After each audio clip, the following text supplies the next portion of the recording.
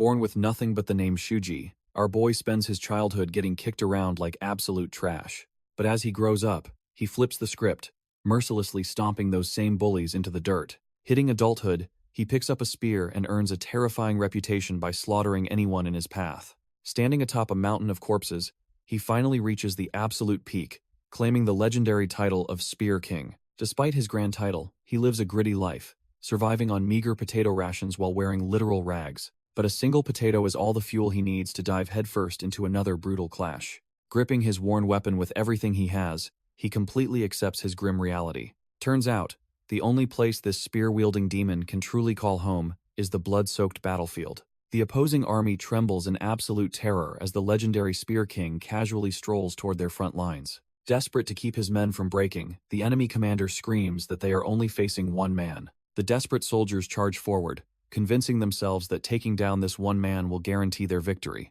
They thrust their weapons in unison, but their blades only hit empty air as our boy vanishes. One grunt glances upward, completely dumbfounded as he realizes death is already hovering right above him. Without a shred of mercy, the Spear King plunges his weapon straight through the terrified man's skull. The remaining infantry wildly thrust their spears into the sky, praying they can skewer the falling demon. Landing effortlessly amidst a forest of blades, he questions if he was simply born to breed carnage. His eye flares with a terrifying light as he fully embraces the endless cycle of brutal bloodshed. With a single, devastating sweep of his weapon, he effortlessly reaps the lives of the surrounding squad. He stands victorious amidst the fresh corpses, his trusty weapon now radiating a deeply sinister, blood-red aura. The screaming souls of the slaughtered seem to physically manifest around the blood-soaked blade of his spear. He sits exhausted in a literal pool of blood, realizing surviving another day just brings hollow victories. The overwhelming grudges of the countless enemies he slaughtered finally begin to take their toll on his mind. As the sinister energy completely consumes him, a faint voice calls out his name from the absolute darkness. The legendary Spear King, once mocked as absolute trash, finally meets his grim end on the blood-soaked battlefield. His physical body crumbles into dust, but fate has a twisted sense of humor, sparking a new beginning. Instead of fading into the void, his soul miraculously awakens inside the fragile body of a newborn infant. His eyes flare with familiar crimson energy as the former outcast officially regresses back in time. Suddenly, he gasps for air and wakes up under a massive tree, completely disoriented by the lush forest. Staring at his fully grown hands, he is utterly dumbfounded to realize he did not respawn as a baby. Catching his reflection in a discarded mirror, he realizes he has been thrown back into his own youthful body. Staring at his youthful reflection, our boy deduces he's back to his days as a trash-tier errand boy. Standing up, he lets out a sigh, finding it hilarious that he's already stepping onto a battlefield. With a heavy stomp, he shatters the mirror into pieces, fully accepting his twisted new reality. Suddenly, he casually dodges a wild swing as an angry voice curses him out from the sidelines. Turns out, he's dropped right into a bloody ambush where desperate guards are fighting to protect their cargo. Scanning the chaotic skirmish, the former Spear King quickly identifies the attackers as ruthless forest bandits. He knows these forest rats are nothing but bloodthirsty scoundrels who make a living by slaughtering travelers. A terrified guard spots him, demanding to know what a useless kid is doing in a war zone. Shuji just stares at the man's trembling eyes and rigid posture, immediately writing him off as an amateur. Pushed to the brink of panic, the guard screams that even a lowly helper needs to fight. A bloodthirsty bandit immediately lunges at our boy, roaring that he is going to slaughter absolutely everyone. But Shuji barely breaks a sweat, easily sidestepping the strike, while mocking the thug's painfully predictable footwork. Tightening his grip on his spear, the former king prepares to show this trash-tier mob a real fight. He instantly closes the distance, leaving a trail of after-images as he launches a blindingly fast thrust. With a sickening crunch, the blunt shaft effortlessly pierces straight through the bandit's chest like a hot knife. Coughing up a fountain of blood, the dying thug stares in absolute disbelief at the monster before him. Shuji calmly retracts his weapon, realizing that while his legendary physical stats are gone, his flawless techniques remain. A sinister red glow ignites in his eyes as a dark, suffocating aura begins to leak from his breath. He channels his core, unleashing the very same forbidden technique his past enemies despised as demonic martial arts. Casually stepping past the bandit's lifeless corpse, our boy decides that playing dirty is his only option right now. Still processing his miraculous regression, our boy snaps back to reality as a sudden battle cry interrupts his thoughts. A desperate thug leaps through the air with his weapon raised, fully intending to skewer him on the spot. Shuji doesn't even flinch, casually swatting the attacker's face with the blunt end of his shaft. Watching his comrade fall, another bandit laughs nervously, foolishly believing he just earned a free ticket out of this massacre. His relief is cut brutally short when a spearhead suddenly erupts straight through his chest in a spray of crimson. Looming right behind the dying thug, the former king coldly mocks their pathetic attempt at an ambush. Driving the blade deeper, he reminds the trash-tier mob that leaving enemies breathing is a fatal battlefield mistake. Tightening his bloody grip on the shaft, he effortlessly rips the weapon free with a sickening squelch. Slinging the spear over his shoulder as the bandit collapses, Shuji finally feels comfortable with the weapon's familiar weight. Glancing toward the terrified bystanders, a wave of nostalgia hits him as he recognizes his old escort bureau. The remaining thugs stare in absolute horror at the gruesome trail of blood painting the dirt. Sweating bullets, they stammer in panic as they try to comprehend the absolute monster approaching them. Our boy casually strolls forward, carrying his spear with the dead bandit still skewered on the shaft. The trash-tier mob is completely dumbfounded, wondering what kind of lunatic uses a corpse as a flag. Stepping up to salvage their pride, a hulking brute with a massive axe announces himself as their leader. Shuji just gives a chilling smirk, prompting the enraged boss to vow he will wipe that look away. Putting all his muscle into a lethal downward swing, the giant roars for the young spearman to die. But the former king just scoffs, effortlessly sidestepping the heavy blade with a completely bored expression. The brute mocks him for scurrying away like a rat, completely unaware of his own fatal mistake. A sudden chill runs down the leader's spine as his eyes widen in sheer, unadulterated terror. The hulking boss tries to play it cool, admitting that the kid's raw physical strength is somewhat impressive.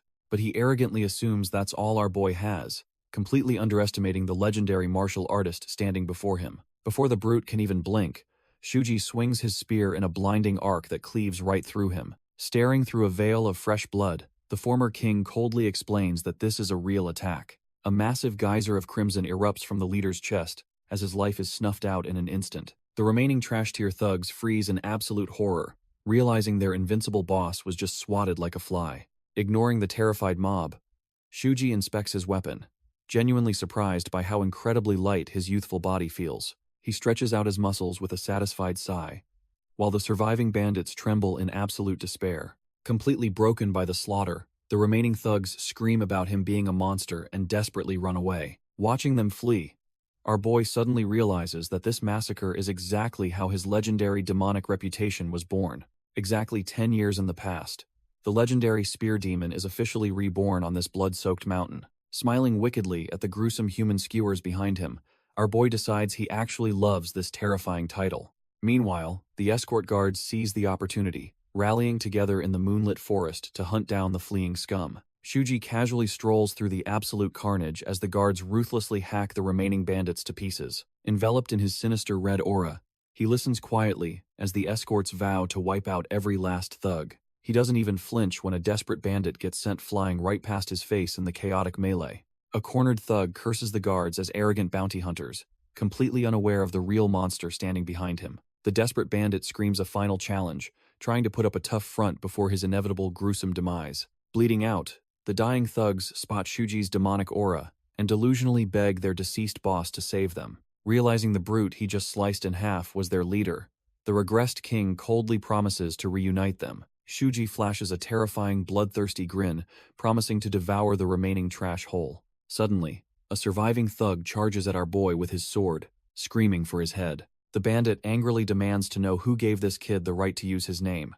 His arrogant charge ends instantly when Shuji casually blocks the heavy strike with his spear shaft. Knocked flat on his back, the thug curses in confusion, wondering who he just attacked. He looks up and freezes, completely dumbfounded to see Shuji casually dangling a corpse from his spear. Cold sweat drips down the thug's face as pure, unadulterated terror finally sets in. Shuji's demonic aura flares, manifesting the bloody ghosts of the dead bandits who beckon their comrade. Sobbing uncontrollably, the broken man realizes he isn't fighting a human, but a literal demon.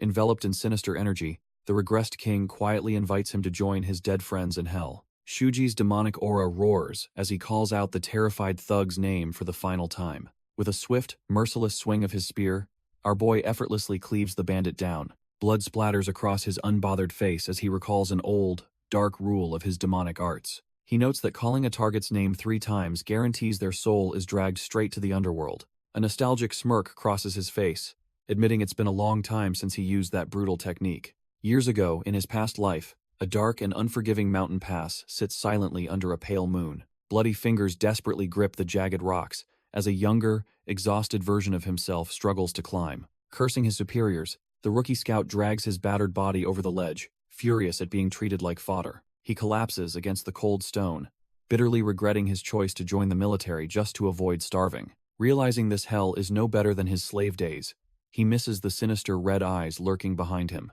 A cold sweat breaks across the young scout's face as a terrifying chill runs down his spine. Glancing toward a dark crevice, he spots a towering shadow with piercing red eyes staring right back. Panic sets in as dark aura creeps around him, and his instincts scream at him to never look back. Refusing to die in this trash-tier wasteland, our boy tries to bolt, fighting the urge to turn around. But his heart nearly stops when a sinister voice echoes in his mind, mocking his desperate struggle to survive. The entity, sitting cross-legged in a pool of blood, calls him a mere bug but offers a twisted gamble. Hearing that this might be the only chance to escape his pathetic fate, the young soldier freezes in place. He slowly turns around, completely dumbfounded, wondering how he could possibly trust the words of a literal demon. The shadowy master just chuckles at his sheer audacity, amused by his guts, and demands to know his name. Swallowing his fear, the rookie stares into the glowing red eyes and finally introduces himself as Shuji. The demonic master's glowing eyes narrow as he menacingly demands the rookie to repeat his answer. Frustrated and terrified, our boy stands his ground and yells out that his name is Shuji, but the shadowy figure isn't satisfied, glaring a hole through him while asking one final time. Before the young soldier can even finish his sentence, a terrifying blur of motion interrupts him. In a single breath, the monster crosses the gap and violently hoists Shuji by his throat. Coughing up blood, our boy is completely dumbfounded by the sheer, ungodly speed of his attacker. Dangling him over a deadly drop, the entity reveals a twisted rule about chanting a target's name. He then formally introduces himself as Kokufu, the legendary blood demon of the martial world. Snapping back to the present, Shuji effortlessly slaughters a horde of thugs with his crimson spear aura. Standing amidst the absolute carnage, the regressed spearman calmly notes how strange this overwhelming power feels. Two surviving bandits charge at him in a blind panic, screaming that he is a monster. But our boy just calmly exhales, realizing that something about his body feels completely different. Yanking his spear from a fresh corpse, he notes that his mind is actually crystal clear. He remembers that the demonic power the blood demon originally forced into him was fundamentally incomplete. That cursed seed was supposed to rot his bones and shatter his sanity. Yet he feels refreshed. Closing his eyes, the regressed spearman tries to figure out exactly what changed this time around. Suddenly, a terrifying crimson aura erupts around him, taking the shape of howling demonic spirits. The dark energy perfectly circulates through his dantian, flowing seamlessly into his mind and hands. His eyes snap open with a brilliant glow as the missing piece of the puzzle finally clicks. He realizes his younger self had actually mastered a secret tribal breathing technique before joining the army. Staring at the dark energy dancing across his fingertips, our boy realizes this perfectly preserves his mental clarity. He remembers his old master warning him that this cursed power would completely shatter his sanity. A wicked smirk creeps across his face as he wonders how dumbfounded that old monster would be right now. His thoughts are interrupted when a voice calls out from behind the pile of trash-tier bandits he just slaughtered. Glancing over his shoulder, the regressed spearman waits to see what these weaklings could possibly want from him. The entire surviving convoy drops into a deep bow, with their leader stepping up to thank their savior. Sweating nervously beneath her bamboo hat, the commander realizes her terrifying suspicions about this young man are completely true. Watching his overwhelming aura suffocate the air, she decides they absolutely cannot let a monster like him walk away. Desperate for survival, she respectfully begs the overpowered convoy hand to continue lending his monstrous strength to their bureau. Without missing a single beat, Shuji flatly refuses the offer, leaving the poor commander completely dumbfounded. Turning his back on the stunned woman, our boy coldly declares he is leaving if they have no further business. But the desperate commander refuses to let a powerhouse like him slip through her fingers so easily. Before he can even take another step, she suddenly dashes right up behind him. Shuji turns around, completely baffled as she aggressively shoves a glowing golden plaque straight into his hands. She quickly explains that this token belongs to the prestigious Tiger Pit sect, guaranteeing him treatment as an honored guest. Bowing deeply once again, she begs him to accept the gift as a pure sign of her absolute sincerity. Glancing down, he sees the plaque identifies her as Shu Eika, a first-class escort of the renowned faction. A flicker of recognition flashes across his eyes as he instantly remembers the dark fate of her organization. In his past life, this famously upright sect was brutally massacred, vanishing completely in just a few short years. Realizing this connection might be useful later, he silently accepts the token, leaving Eika smiling with overwhelming relief. With the deal struck, Eika bows respectfully, promising to properly greet him once their transport mission is complete. Our boy casually nods and grabs the reins of a nearby dark stallion, deciding to borrow a ride. Eika instantly panics, warning him that this specific beast is way too wild and only used for hauling cargo. But to her absolute shock, Shuji is already trotting away on the suddenly docile animal without a single issue. The guards are left completely dumbfounded when they realize his terrifying aura literally made the horse wet itself. Watching him disappear, Eika mutters that he is an absolute monster, prompting her subordinate to tease her about catching feelings. Her eyes glow with deadly intent as she half draws her blade, threatening to end him for disrespecting their savior. Sweating bullets, the guard drops the joke, his expression turning dead serious as he recalls the kid's terrifying battle. Looking back at the absolute mountain of butchered bandits, he shudders at the memory of that brutal spearwork. He assumes Shuji is some hidden noble prodigy, but Eika grimly corrects him, realizing that slaughter wasn't martial arts. She recognizes the brutal efficiency as pure military spear technique, executed with terrifying mastery far beyond his teenage years. Her subordinate's jaw drops as he pieces it together, realizing exactly what she implies about our boy's background.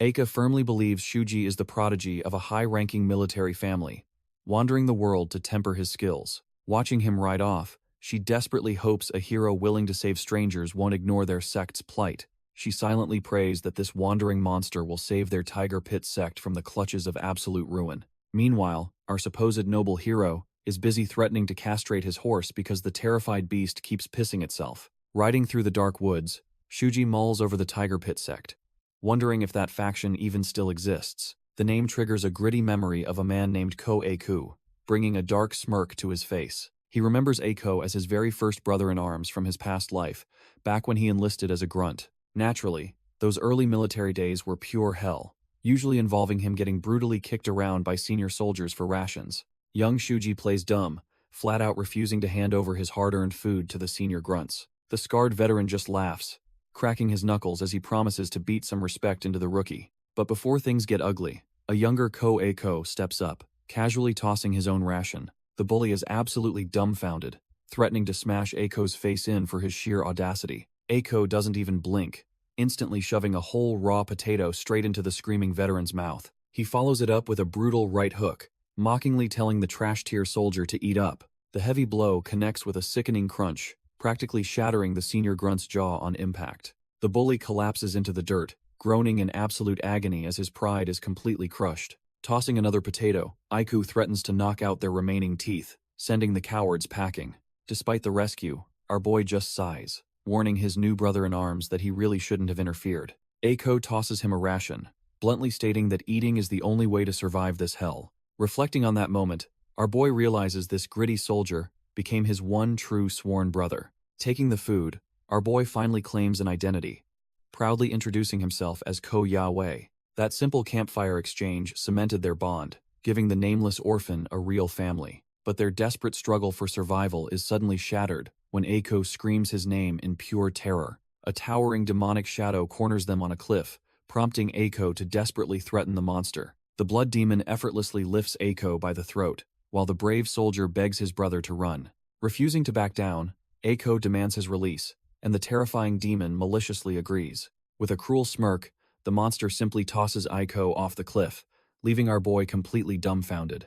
Time seems to freeze as Ako plummets into the abyss, screaming for his sworn brother one last time. Staring down at his victims, the blood demon maliciously asks why they aren't pleased with his twisted game. Refusing to let his brother die, Ako furiously hurls a rock at the towering monster. But the demon effortlessly catches the projectile, prompting Shuji to desperately scream for his friend to stop.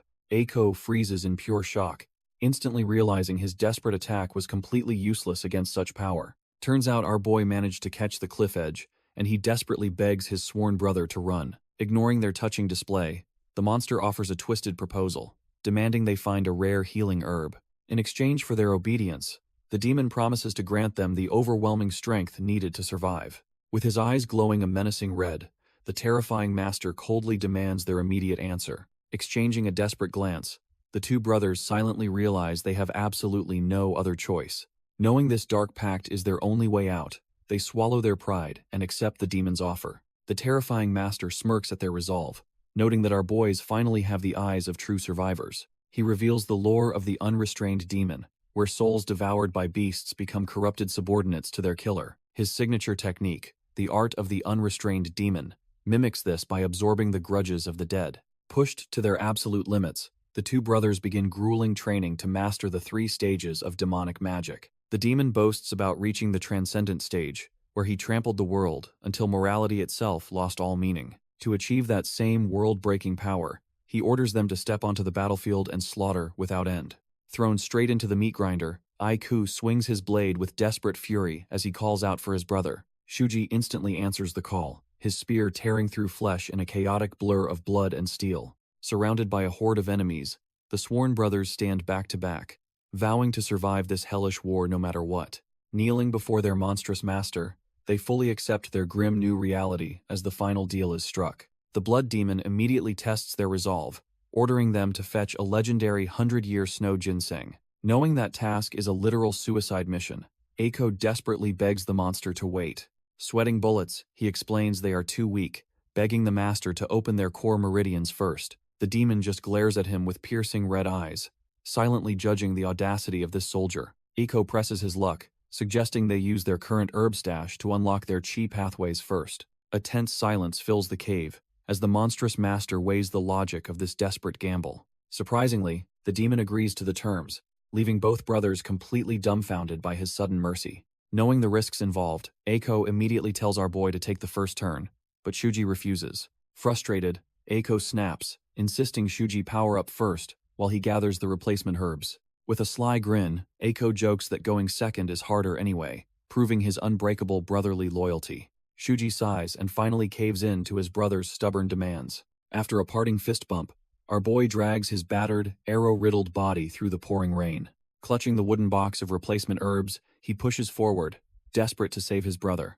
But as he nears the cave entrance, a sickening realization suddenly stops him dead in his tracks. Inside, the legendary blood demon sits completely motionless, his head brutally severed from his shoulders. Beside the corpse sits Eiku, drenched in his own blood and barely clinging to life. Seeing our boy finally return, Eiku just flashes a weak, tragic smile. Shuji is utterly dumbfounded, his mind shattering as he stares at the gruesome scene. Dropping the hard-earned herbs, he screams his brother's name and desperately sprints into the cavern. He frantically cradles his dying brother, begging to know what happened while Eiku weakly brushes it off.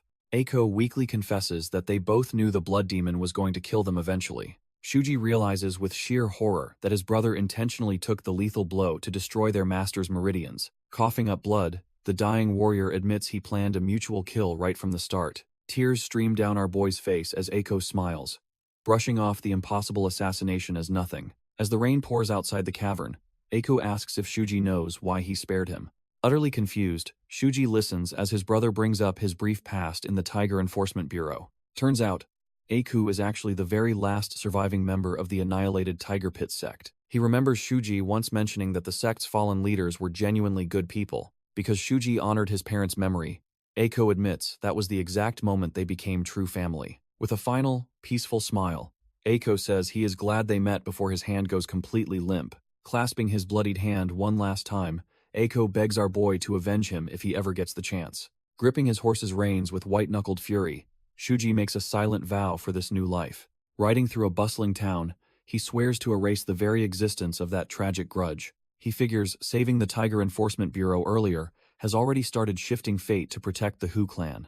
Knowing that alone isn't enough, he arrives at a massive gatehouse to take matters into his own hands. Hopping off his horse with a soft thud, he casually calls out to a passing local. The guy looks completely dumbfounded as Shuji casually points a finger, just wanting to ask a quick question. Instantly catching an attitude, the trash-tier thug swings his arm and curses at the seemingly random kid.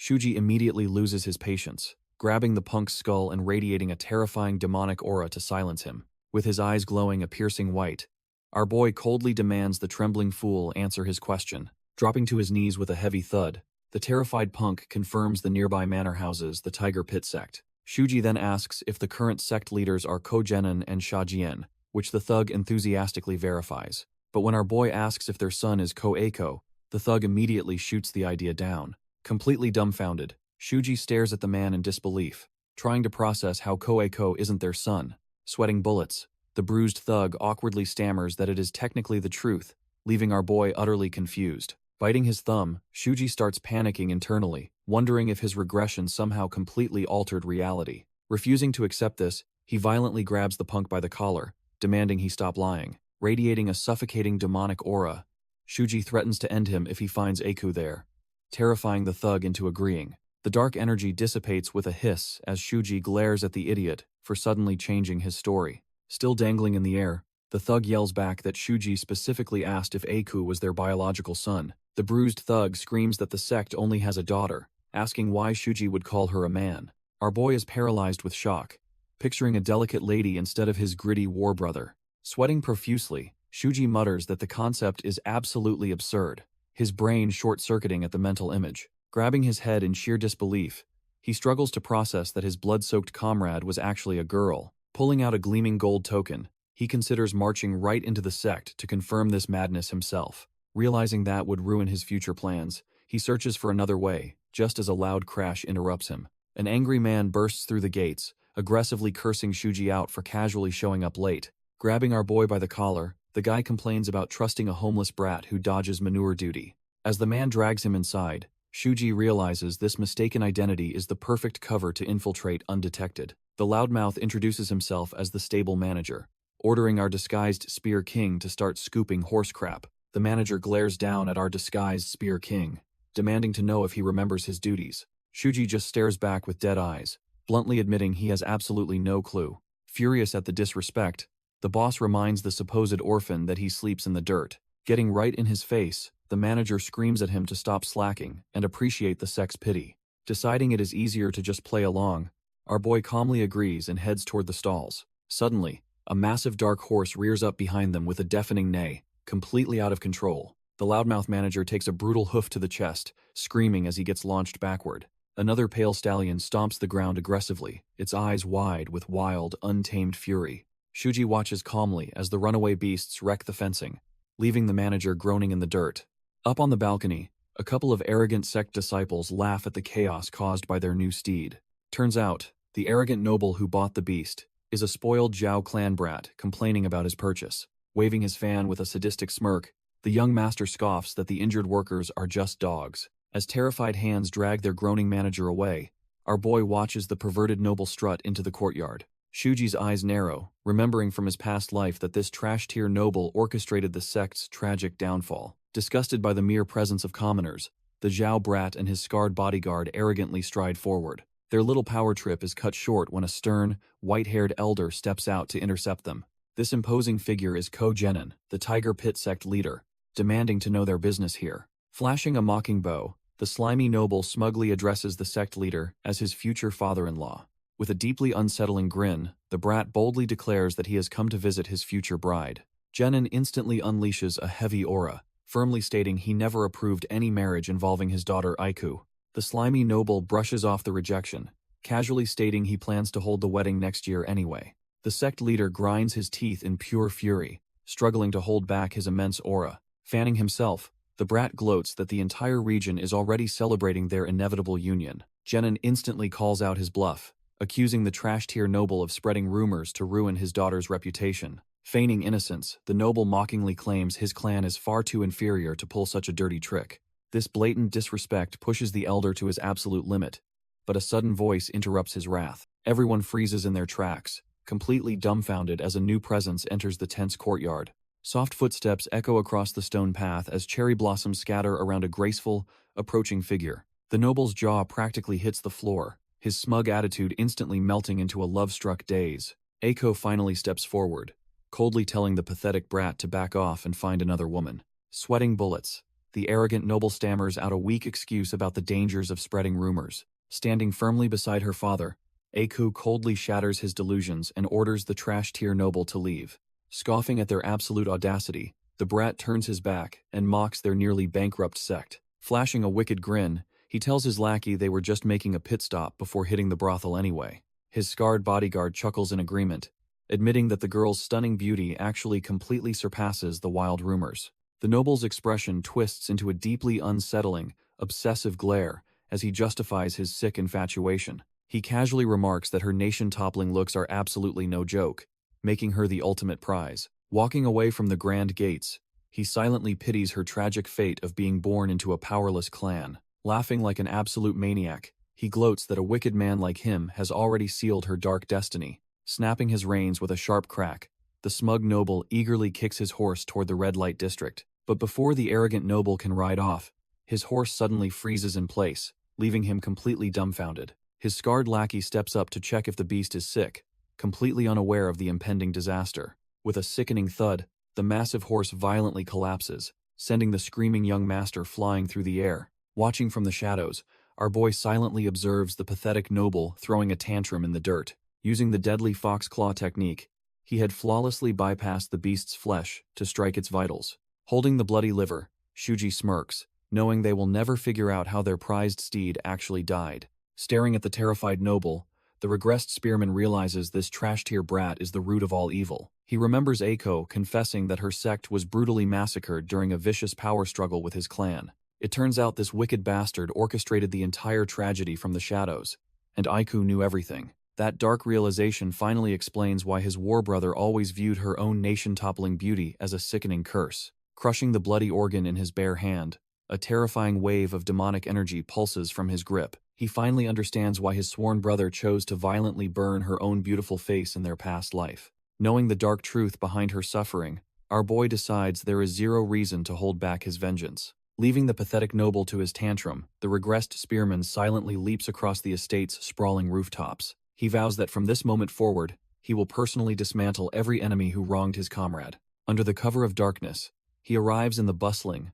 brightly lit streets of the Naimatsu prefecture. Blending into the lively night market, he entirely ignores the drunken laughter and mundane chatter echoing around him. Passing by bickering couples and crying children, his mind remains dead set on his gritty, blood-soaked mission. He soon stops dead in his tracks before a specific storefront marked with a massive, ominous black cross. Turns out, this seemingly ordinary farming tool shop is actually the perfect place to gear up for a massacre. Shuji notes to himself that it's been a long time since he last visited this hidden spot. He steps through the heavy wooden doors, his presence immediately shifting the atmosphere of the room. A rugged, heavily scarred man, sitting by a barrel, demands to know who just barged in. Without missing a beat, our boy coldly introduces himself to the underground craftsman. The grumpy blacksmith takes a swig of booze and tells him to get lost, claiming he's retired. Unfazed by the rejection, the spearman takes a seat and demands a custom hammer anyway. Scoffing at the kid's audacity, the craftsman listens as Shuji lists out bizarrely specific, spherical dimensions. The old man nearly chokes on his drink when he hears the ridiculously heavy weight requirement. He warns that a tool like that cannot drive nails, but Shuji's glowing eyes promise pure murder. Realizing this kid is planning an absolute bloodbath, the blacksmith sets his jug down and accepts the job. Continuing his bizarre requests, our boy demands premium crocodile leather for the grip to handle the sheer weight. When the craftsman asks what this heavy build is actually for, Shuji coldly confirms it is a spear. Fired up by the dark request, the old man violently smashes open a hidden weapons cache. He pulls out his masterpiece of a spear, warning that sharpening its dull blade will take a full day. Unfazed by the weight, the spearman agrees before asking if the shop has any smaller concealed weapons. The veteran craftsman just smirks and shatters another wooden crate with a heavy strike. A massive pile of jagged iron caltrops spills out onto the floor with a metallic clatter. Inspecting the deadly iron thorns, Shuji smirks and immediately decides to buy out the entire stock. When asked where to deliver the heavy payload, our boy insists he will carry the arsenal out himself. The scarred blacksmith notes his murderous intent, warning the kid that outfitting a one-man army will cost him. Staring him dead in the eye, Shuji coldly tells the veteran to name his price. The scarred craftsman is left completely dumbfounded, staring silently at this unfazed teenager. Gripping his staff in pure agony, the old man reveals his daughter was murdered just 3 days ago. Our boy stays completely silent, respectfully letting the grieving father pour his shattered heart out. With his remaining eye glowing in desperate grief, the blacksmith begs to know if the dead can be revived. Shuji lets out a soft sigh, realizing the man mistook his heavy demonic aura for ghostly resurrection magic. Crushed by reality, the blacksmith offers his entire arsenal for free if Shuji will just slaughter her killers. Standing up with a deadly glint in his eye, the spearman asks who he needs to hunt down. Hearing it was the Black Dao sect, he casually brushes his hair back and accepts the bloody contract. As our boy walks out, the desperate father screams after him, begging him to annihilate those 4 bastards. Shuji's demonic aura flares wildly as he decides he doesn't even need to know his target's names.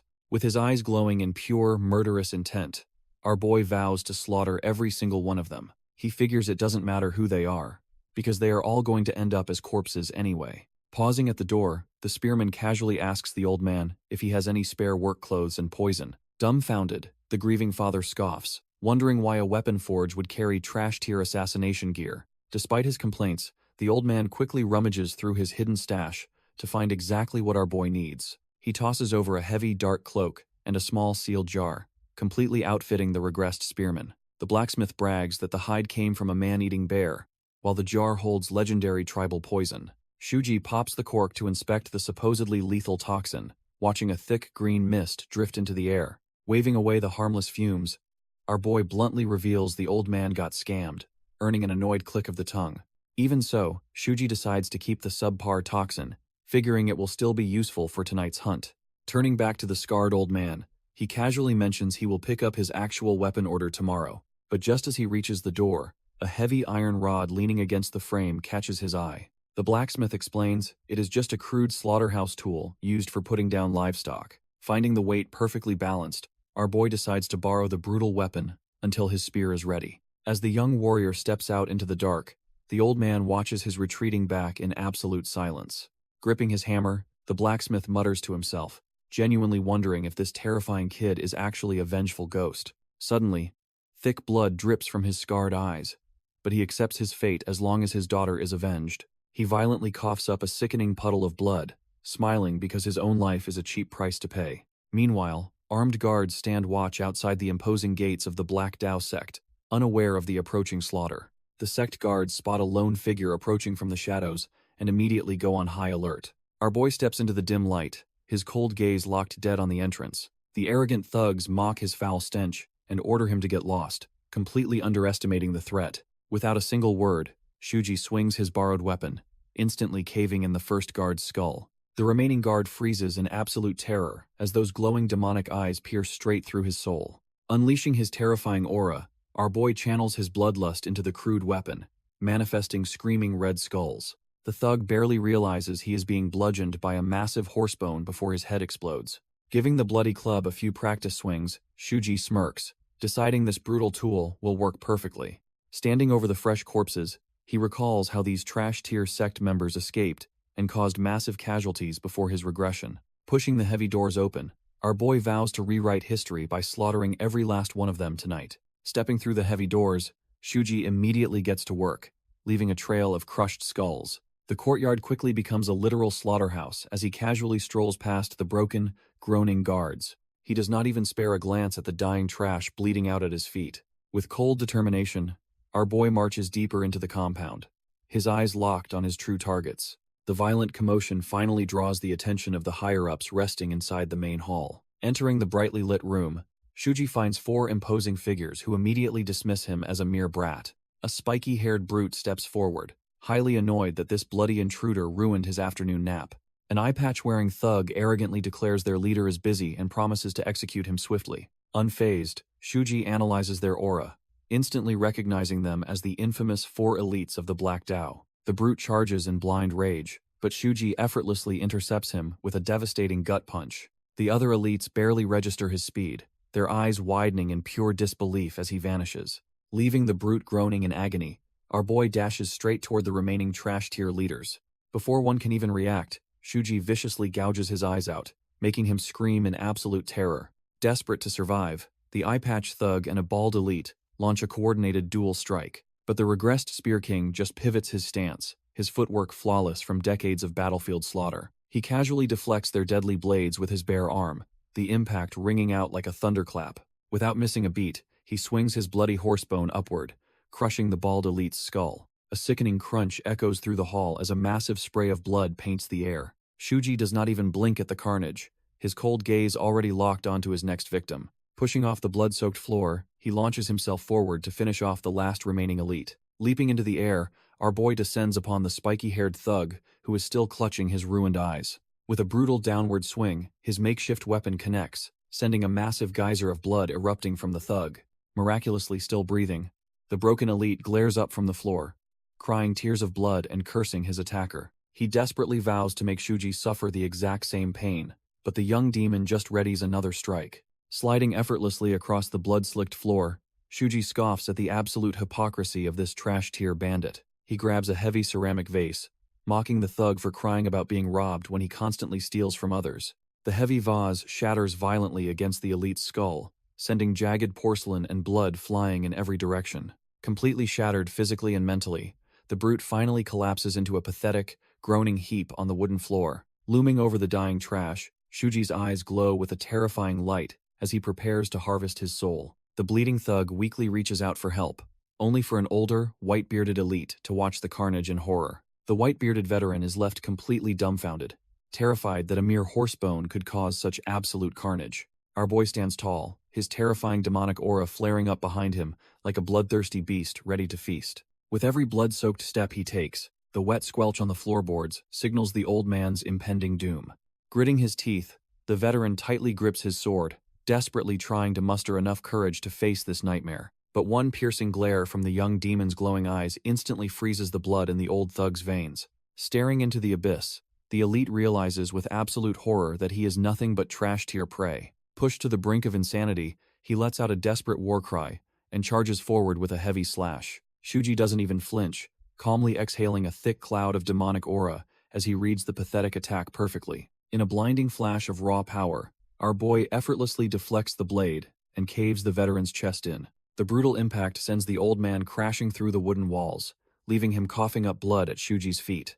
Terrified and coughing up blood, the old veteran desperately begs to know who sent this absolute monster. Shuji's eyes glow with a menacing light as he coldly reveals he is here on behalf of the blacksmith. The elite is utterly dumbfounded by the answer just before his head is violently smashed into a bloody pulp. With his demonic aura flaring, our boy calmly notes that all four elites have finally been dealt with. Standing amidst the absolute slaughter, he mutters that this massacre should be enough to cover his weapon payment. Meanwhile, an ominous blood-red moon hangs high over the heavily fortified Black Tao sect compound. Deep inside their lavish main hall, a tense conversation brews over a completely botched ambush mission. A scarred Zhao clan enforcer ruthlessly berates the sect leader for failing to disguise his men as simple bandits. The furious guard spits that they could have secured the stolen cargo and reward money if they weren't trash-tier idiots. Gu Yuhao, the fearsome leader of the Black Tao sect, just grinds his teeth in humiliated, sweating silence. Gu Yuhao internally panics, realizing the failed ambush means they cannot pay their evil alliance tribute.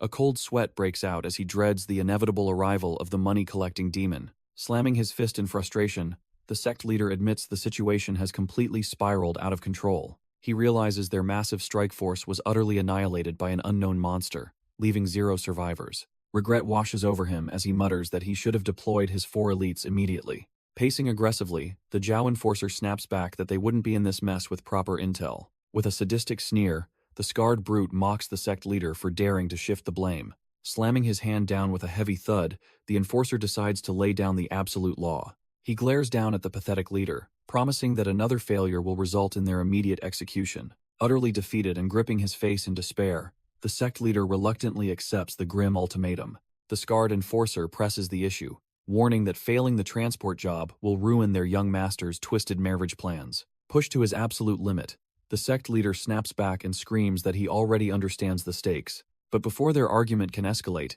a heavy thud echoes through the hall, leaving them both completely startled. Sweating nervously, the old leader wonders what the noise was, especially since his 4 elites are guarding the entrance. A chilling, dragging sound echoes from the hallway, making the 2 men freeze in absolute terror. They turn toward the entrance just as a menacing shadow looms behind the red paper doors. The silhouette of our boy stands perfectly still outside, radiating an overwhelming, bloodthirsty aura. The sliding door slowly creaks open as a single foot steps into the dimly lit room. With a wet thud, several bloody, severed heads are violently tossed across the wooden floor. The 2 men are left utterly dumbfounded, staring in horror at the decapitated remains of their so-called elite guards. The clan enforcer breaks into a cold sweat, terrified that an orthodox master has come to slaughter them. But it's just our boy stepping into the room, drenched in gore and radiating pure murder. Desperate to survive, the enforcer frantically backs away, swearing he has nothing to do with this sect. Shuji doesn't even bother replying, instead silently biting down on his own thumb to draw blood. As the guard offers an alliance, Shuji spits a drop of blood straight into his eye. Stumbling backward in shock, the arrogant messenger screams his clan's name, demanding to know what happened. His confusion instantly turns to sheer agony, as the blood violently sizzles through his cornea. Turns out, anyone who masters the supreme demonic arts has blood that acts as deadly poison. Shuji flashes a wicked grin, noting that his blood isn't fully lethal yet, but burns like hell. Completely blinded and enraged, the enforcer wildly swings his blade, cursing our boy's ruthless tactics. Shuji effortlessly dances around the frantic strikes, his swift movements leaving trails of fresh blood in the air. The sect leader initially doubts his raw power, but quickly realizes this kid's ruthless precision is absolutely terrifying. Gripping his blood-soaked scabbard, Shuji begins channeling his dark mana, causing the room to hum with power. The blinded enforcer and the sect leader freeze in absolute terror as they sense the overwhelming pressure.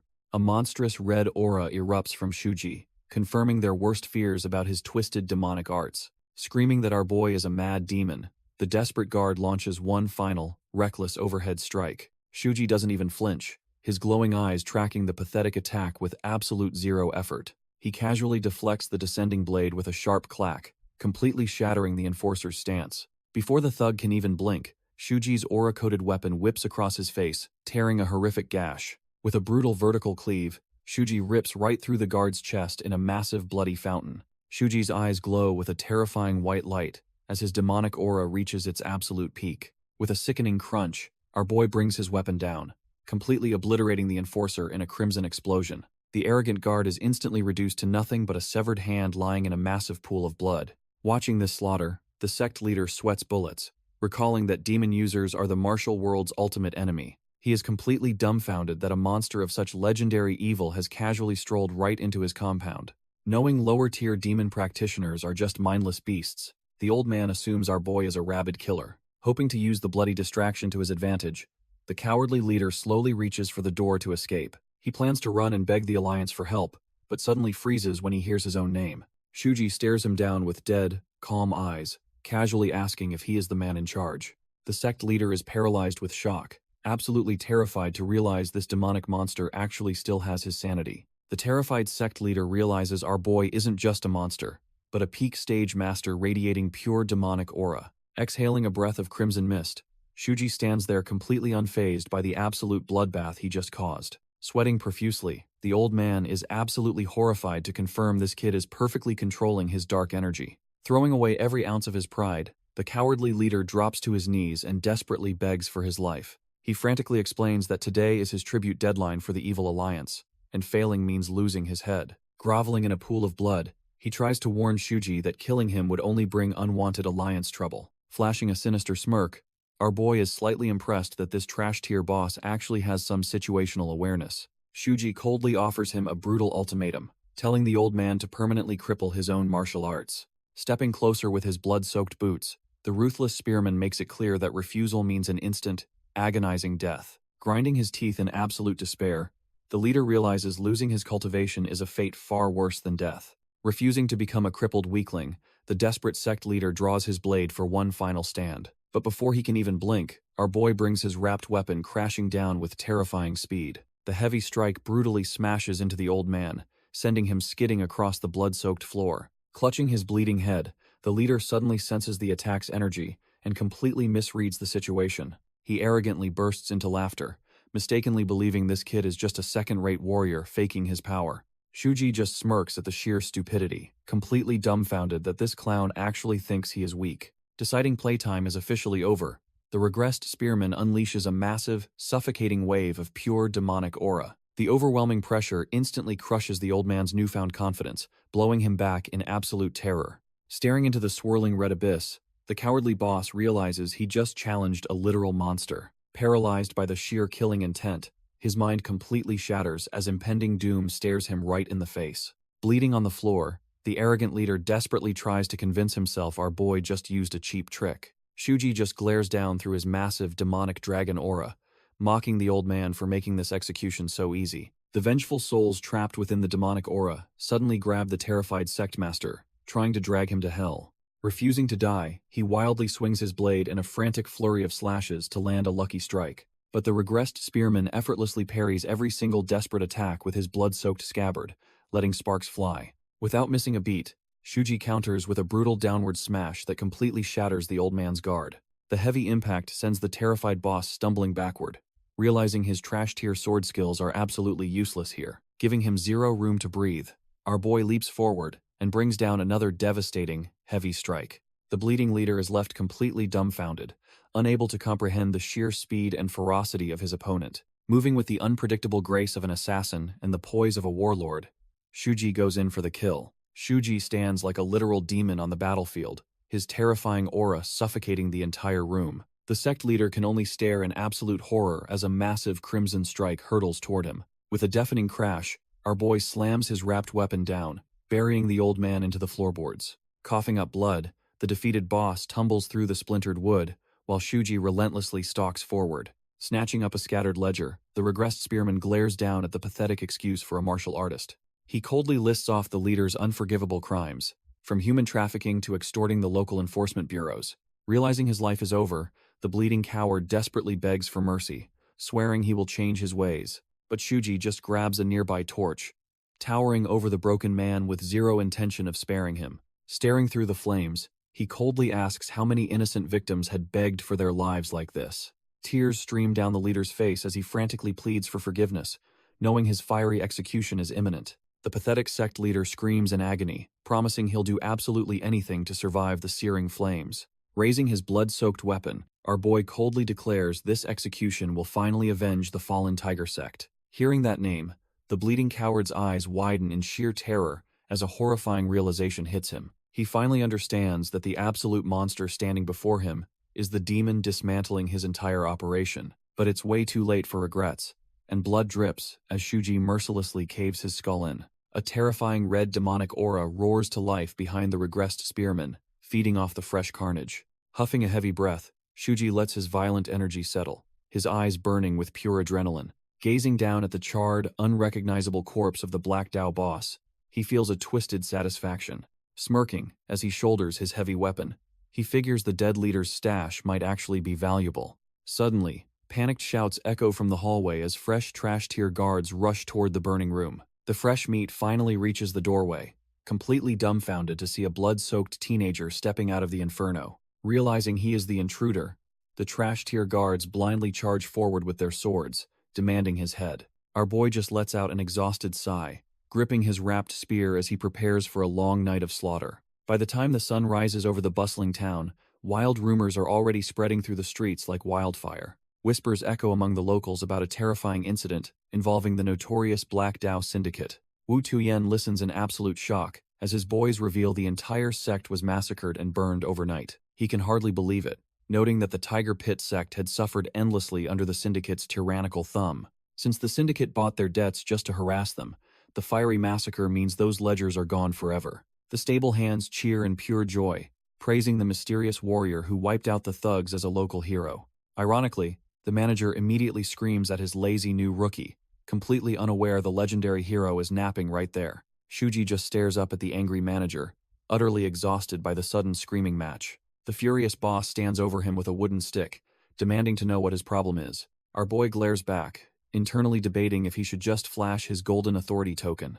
He quickly reconsiders, realizing it is much smarter to lay low until the Zhao clan situation settles. Completely oblivious to the danger, the manager gets right in Shuji's face and aggressively threatens him. Suddenly, an unfamiliar voice rings out across the courtyard, making the angry boss freeze in pure terror. Heavy footsteps approach as the newcomer casually tells the manager to stop picking on the new guy. Hearing that exact phrasing, Shuji's eyes go wide in absolute shock as a powerful memory hits him. His mind instantly flashes back to his hellish military days, remembering the gritty soldier who defended him.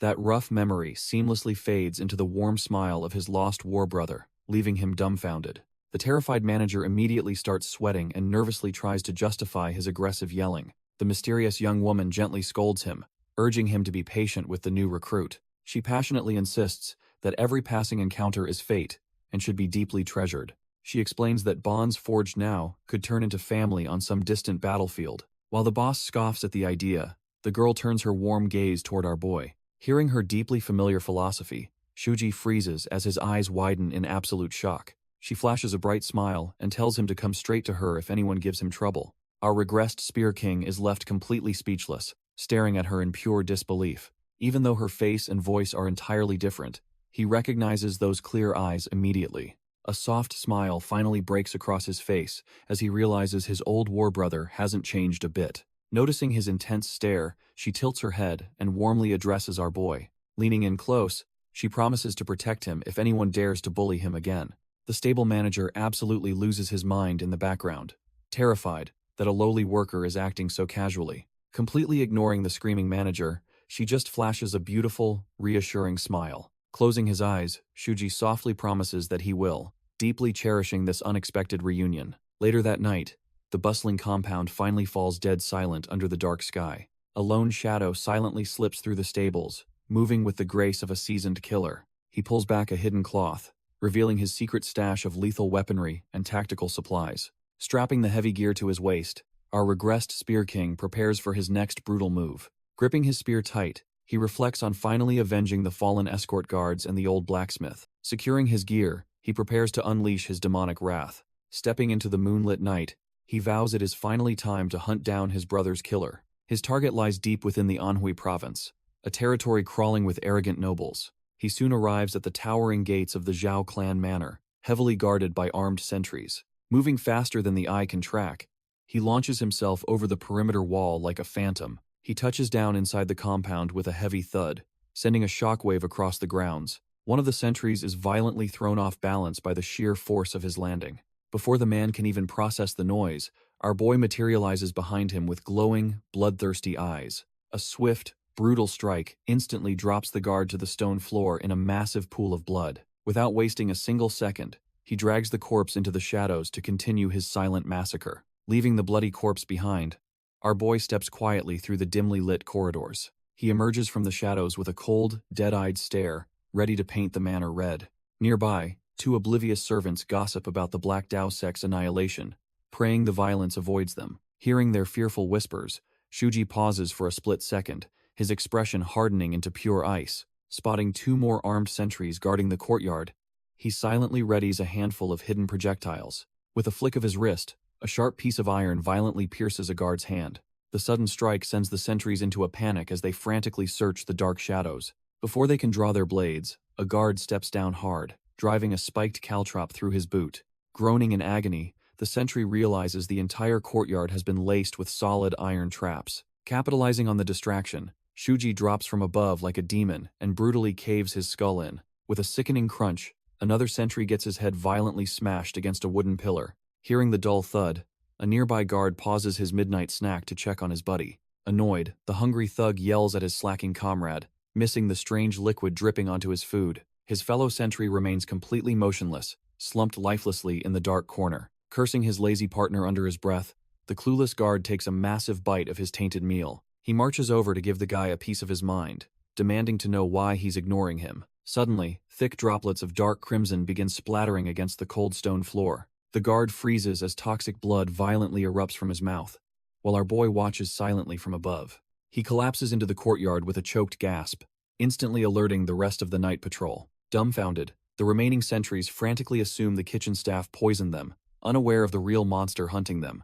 Up on the roof, our boy prepares his next move, deciding to seal the gates so nobody escapes. He admires the custom gear he got from the underground blacksmith, highly impressed by the old man's craftsmanship. Gripping his newly forged spear, he locks his cold eyes onto his target, ready to start the massacre. Staring down at the massive estate, he silently vows that the entire Zhao clan will meet their end tonight. Meanwhile, inside the manor, the clueless guards complain about the beefed-up security caused by the recent Black Dao massacre. Their whining is instantly cut short when the paper sliding doors next to them violently shatter into pieces. The sentries freeze in their tracks, completely dumbfounded by the sudden destruction echoing through the quiet hallway. Before they can even react, the Spear King crashes through the ceiling like a literal demon. Sweating bullets, the terrified fodder frantically draw their weapons, realizing too late that an intruder has breached the perimeter. Landing perfectly in their blind spot, our boy drops into a deadly stance, ready to paint the walls red. In a flash of steel, 3 sentries are instantly butchered before they can even scream. Leaving a trail of fresh blood, Our boy casually strolls up the wooden staircase to hunt his next prey. A guard stationed on the upper floor hears the commotion and spots the dark figure approaching. Annoyed, the sentry tells the intruder to keep it down since the master is sleeping, completely oblivious to the danger. But as the guard notices the blood-soaked spear, Shuji unleashes his terrifying demonic aura, freezing the man in pure dread. Without giving the fodder a second to process his doom, the Spear King shatters the floorboards with a heavy stomp. Launching himself like a cannonball, he crashes down onto the terrified guard with absolute brutal force. The sentry's chest is instantly caved in, spitting up a fountain of blood as his comrades watch in sheer horror. Gripping his blood-slicked weapon tightly, Shuji prepares to chain his next deadly strike. He violently yanks his spear free from the corpse, ready to slaughter the rest of the trash-tier security. Shuji immediately spins into action, cleaving through the remaining guards in a brutal spray of crimson. Standing bathed in his demonic aura, he listens as more reinforcements blindly scream for his head.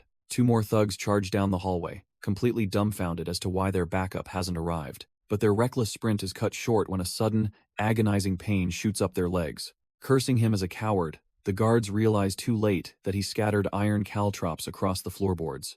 Shuji doesn't waste a single second, ruthlessly driving his spear straight through the first trapped fodder. Before the second guard can even process the horror, a heavy strike crushes his chest and silences his screams. Leaving the trash-tier security bleeding out on the spikes, the Spear King calmly continues his march down the hall. Suddenly, a booming voice echoes from the glowing room ahead, annoyed by all the chaotic noise. Feeling the terrifying internal energy radiating from the room, Shuji realizes this new threat completely eclipses the Black Dao leader. Stepping out from the shadows, an imposing older man blocks the doorway with a heavy presence. The stranger casually rests his hand near his blade, his every movement oozing lethal confidence. Glaring down at our boy, the old man arrogantly lectures him about basic manners for uninvited guests. Shuji's eyes burn with pure hatred as he finally comes face to face with the architect of his nightmares. Standing tall in the eerie light, the imposing figure is none other than the Zhao clan lord himself. He grips his weapon, remembering how this exact monster threw his sworn brother Aiko into absolute hell. Completely unfazed by the boy's killing intent, the elder coldly asks what business he has here tonight. Staring daggers into his soul, the Spear King demands confirmation that he is indeed Zhao Yushi. Insulted by the blatant disrespect, the clan leader's eyes narrow as a suffocating purple aura erupts around him. Enveloped in terrifying dark energy, Yushi assumes this brutal kid must belong to one of the demonic sects. Shuji analyzes the elder's dangerously focused energy, bracing for a tough fight before mentioning the Tiger Pit sect. Yushi is genuinely amused, doubting that the fallen sect leader could have ever raised such a fierce beast. When the elder demands his connection to the ruined clan, our boy coldly claims he is merely a guest. Scoffing at the response, the arrogant lord writes him off as nothing more than a lowly stable hand. Realizing the kid won't spill his secrets, Yushi decides his background doesn't matter anyway, and prepares to strike. Unleashing a massive wave of purple energy, the clan leader declares that intruders deserve a swift, silent death. His blade hums with terrifying power as he prepares to execute the boy right then and there. Seeing the architect of his nightmares standing right in front of him feels completely surreal to the spearman. He remembers how this exact monster lived a long, peaceful life in the previous timeline, while his brother suffered. Eiko was forced to swallow his tears back then, but Shuji is finally here to rewrite that tragic history. Vowing that this life will be different, our boy charges forward to avenge his fallen brother. He leaps into the air and brings his spear crashing down against the elder's glowing blade. Their weapons collide in a blinding flash of energy as the sheer force shakes the room. The arrogant lord's eyes widen in absolute disbelief as he feels the crushing weight of the strike. Unable to hold his ground, the old monster is violently pushed back by the teenager's overwhelming momentum. His boots skid harshly across the wooden floorboards as he desperately struggles to stabilize his footing. Furious, the clan leader demands to know if this brat is using some kind of dark sorcery. He is completely dumbfounded, realizing the kid's terrifying aura perfectly mimics his clan's own secret internal arts. Exhaling a breath of dark mist, the spearman just flashes a wicked, knowing smirk. Unleashing a horde of demonic red skulls, Shuji silently revels in matching the top-class master's level 9 compression. Our boy coldly declares that the real deciding factor here is his absolute wealth of past life combat experience. Refusing to be mocked, the old monster unleashes a massive wave of purple sword aura right at him. Shuji effortlessly deflects the incoming slash with a swift, brutal swing of his spear. Without missing a beat, the regressed spearman charges forward through the blood-stained hall to close the distance. The clan leader barely manages to block the heavy thrust, admitting the kid's technique is surprisingly solid. Their weapons violently grind together in a shower of sparks as they fiercely struggle for dominance. Pushing back, the arrogant lord fires off a barrage of golden energy blasts, claiming raw power isn't enough. Smirking wickedly, the old man taunts our boy, certain that a direct hit to the eyes will blind him. But the teenager doesn't even flinch as the blinding projectiles barrel straight toward his unblinking gaze. The fiery blasts strike his face in a blinding flash, but the Spear King already has a counterattack ready. Shuji immediately capitalizes on the flash, lunging through the smoke to deliver a vicious, blinding strike. Blood pours down the teenager's face, but his cold, unwavering glare proves he isn't backing down. Crimson droplets splatter heavily against the wooden floorboards as the brutal toll of their clash becomes obvious. Clutching his torn throat, the old clan leader gasps in shock, realizing he was nearly decapitated. But our boy didn't walk away unscathed, suffering a massive gash that nearly spilled his guts. Gritting his teeth through the pain, the regressed spearman realizes finding a clean opening won't be easy. Refusing to give the veteran any breathing room, he unleashes a relentless flurry of spear strikes. The arrogant lord easily deflects a hidden dart, completely dumbfounded that the kid fights dirty. But that projectile was just a distraction for a blood-soaked chunk hurtling toward his face. Swatting the gore aside, the impressed leader actually offers the monstrous teenager a spot among his ranks. Shuji instantly sees through the bullshit, realizing the old man is just buying time to prepare his next strike. Without warning, the veteran lord stomps the floorboards, shattering the wood as he launches himself forward. Caught completely off guard by the sudden burst of speed, our boy barely has time to react. A massive wave of purple energy erupts from the old man's blade, forcing the teenager to desperately block. The sheer force of the heavy strike sends the spearman skidding violently across the blood-soaked floor. Knowing he has the upper hand, the ruthless clan leader closes in to deliver the final execution. A sickening squelch echoes through the room as the veteran's blade plunges straight through the teenager's stomach. But instead of screaming in agony, the gritty warrior just takes it, leaving his enemy genuinely impressed. Wiping the gore from his chin, the old lord compares this monstrous kid to his own pampered son. He casually confesses that his son's pathetic weakness is exactly why he needs to steal a strong bride. Suddenly, our boy grabs the blood-soaked blade with his bare hands, leaving the old lord completely dumbfounded. Staring dead ahead, the gritty teenager asks the veteran if he knows how much time he has left. The clan leader desperately tries to yank his weapon free, but the steel refuses to budge an inch. Panic sets in as the old man realizes this monstrous kid is defying all logic. Turns out, the absolute madman intentionally clamped his own ribcage down to trap the sword in place. The veteran is horrified, finally understanding that our boy deliberately left his side open to bait the strike. Leaning into the wound, the spearman promises to show the arrogant lord exactly how much time remains. A terrifying smile creeps across his face as his eyes ignite with a blinding red light. Suddenly, a massive wave of demonic energy erupts from his body, painting the room in a blood-red aura. Suffocating under the crushing pressure, the once proud clan leader can only tremble in pure, unadulterated fear. The veteran's mind races as he questions if this is actual fear, his instincts screaming to run. But before he can even flinch, the blood-soaked spearman locks eyes with him and calls his name. Desperation kicks in as the old man frantically tugs at his trapped sword, needing to create distance. Has way too late, as a colossal demonic beast manifests from our boy's aura with pure malice.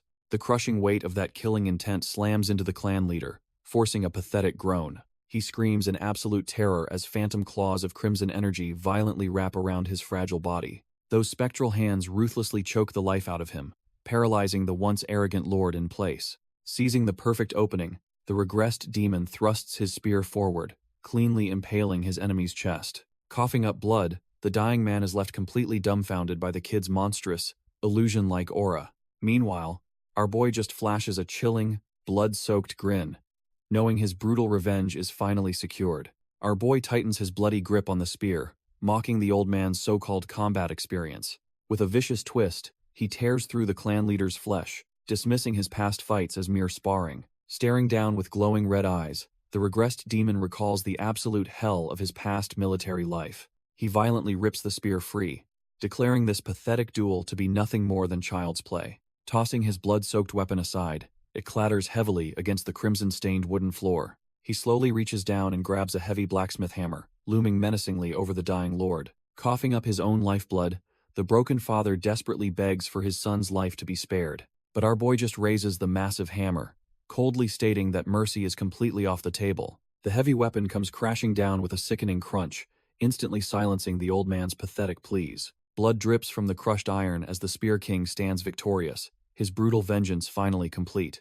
Staring at the mangled corpse, Shuji coldly states that the old man will never see his grandchild. His massive red aura violently flares up as he realizes he needs to recover his strength. Suddenly, the manifested demonic souls begin whispering, catching a familiar scent lingering in the manor. Dragging his bloody hammer, our boy follows the bloodthirsty wisps as they eagerly guide him forward. His piercing gaze locks onto a large, unassuming clay pot, sitting quietly in the corner. The demonic aura swirls around the vessel, confirming that his final target is cowering right inside. With a violent crash, he shatters the hiding spot, exposing the pathetic young master trembling in terror. The cowardly noble scrambles backward across the floor, desperately screaming for a savior that will never come. Wiping the blood from his face, Shuji feels utterly disgusted that trash-tier scum caused so much suffering. Shuji violently grabs the screaming noble by his hair, his bloody hand a grim reminder of his father's fate. Towering over the pathetic scum, our boy mocks his wealthy upbringing and completely shatters his delusional hero complex. The once arrogant young master is reduced to a blubbering, snot-nosed mess, trembling violently as his inevitable doom approaches. Flashing a sadistic grin, the regressed demon decides to make this trash-tier noble the star of a bloody show. Agonizing screams echo through the halls as the heavy blacksmith hammer comes down, ensuring a slow and excruciating execution. By the time morning breaks, the entire province is buzzing as crowds gather around newly posted public notices. The posters expose the corrupt alliance between the Orthodox and Black Dao sects, declaring a punisher has finally arrived. Dumbfounded locals gossip wildly in the streets, completely unable to comprehend the sheer scale of the overnight slaughter. Staring at the ruined manor gates, rumors spread of a mysterious vigilante who massacred everyone except the innocent servants. The locals agree that wiping out the scum who tormented the Tiger Pit sect was an absolute blessing, but looking at the mangled bodies pinned to the walls, they cannot fathom who defeated such monstrous leaders. Suddenly, one of the men leans in, claiming he got some juicy insider details from a surviving servant. He tells the group that the mysterious vigilante actually called the clan leader's name 3 times before executing him. The sheer thought sends shivers down their spines, making them wonder if this guy is the literal Grim Reaper. Hearing that the arrogant noble was reduced to a crying mess before getting dragged to hell leaves them terrified.